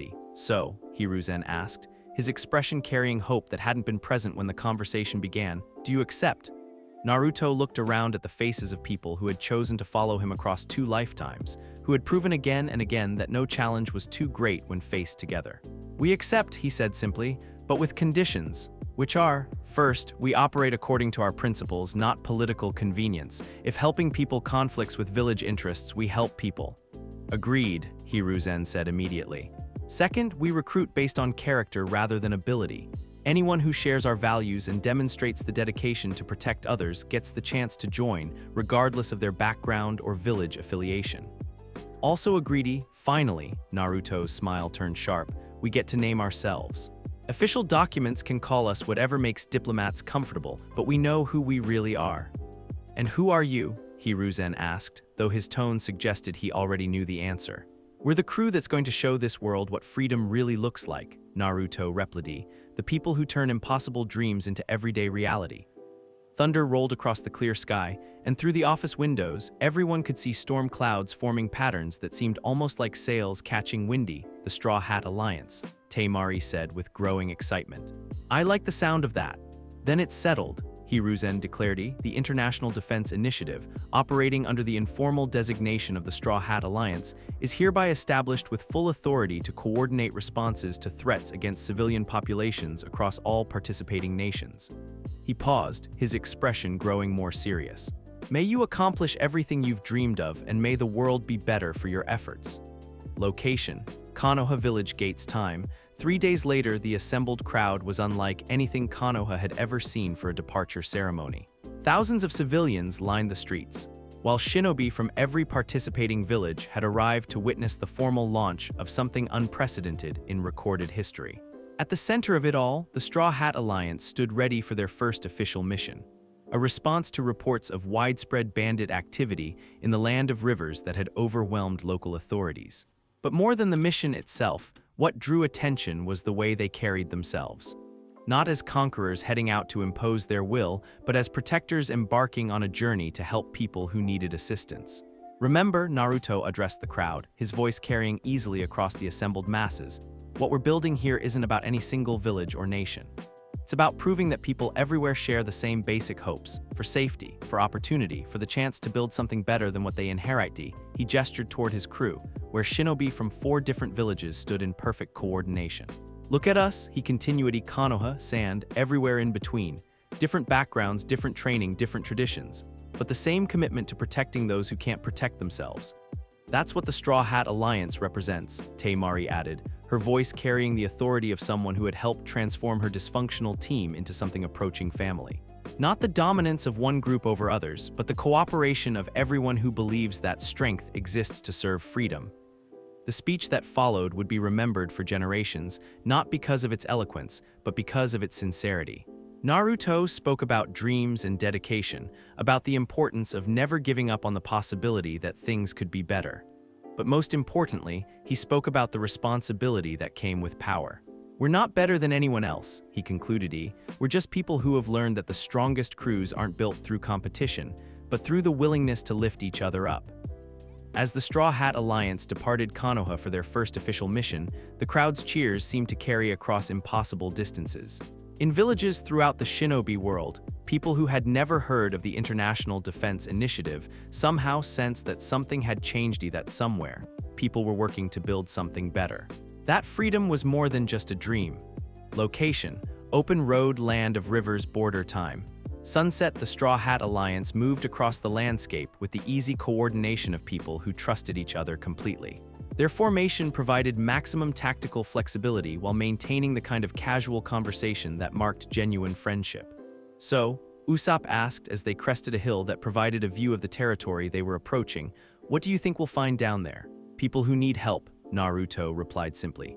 "Everything else is just details to be managed." Details like organized criminal networks backed by rogue shinobi, Nami observed, consulting intelligence reports that painted a picture of systematic oppression similar to what they'd encountered in the Land of Waves. Details like local authorities who have been either corrupted or intimidated into ineffectiveness, Sasuke added, his analytical mind already processing tactical approaches that would minimize civilian casualties while maximizing impact on hostile operations. Details like populations who have given up hope that anything could ever change, Sakura concluded, her medical background allowing her to recognize the psychological symptoms of prolonged oppression. "Good thing we specialize in impossible situations," Zoro said with satisfaction, his hand resting comfortably on his sword hilt. "Good thing we're getting better at turning enemies into allies," Lee added with passionate conviction. "Good thing," Gaara said quietly, his protective instincts now extending to encompass entire populations rather than just his immediate siblings, "that we understand the difference between justice and revenge." Naruto looked around at the faces of people who had chosen to follow him across 2 lifetimes, who had proven again and again that no challenge was too great when faced with genuine cooperation and unshakable determination. "Good thing," he said with his characteristic lazy grin, "that we're just getting started." The sun set behind them as the Straw Hat Alliance descended toward their first official mission, their silhouettes against the darkening sky looking remarkably like sails, catching favorable windy somewhere ahead. People who had given up hope were about to discover that impossible dreams had a way of becoming everyday reality when the right crew decided to make them happen. The Age of Legends had begun, and this was only the first chapter of adventures that would reshape the worldy location, various locations across the shinobi world time.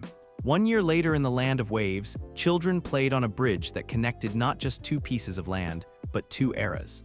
Their laughter carried across water that had once been controlled by fear, now free to reflect whatever dreams people chose to build upon its surface.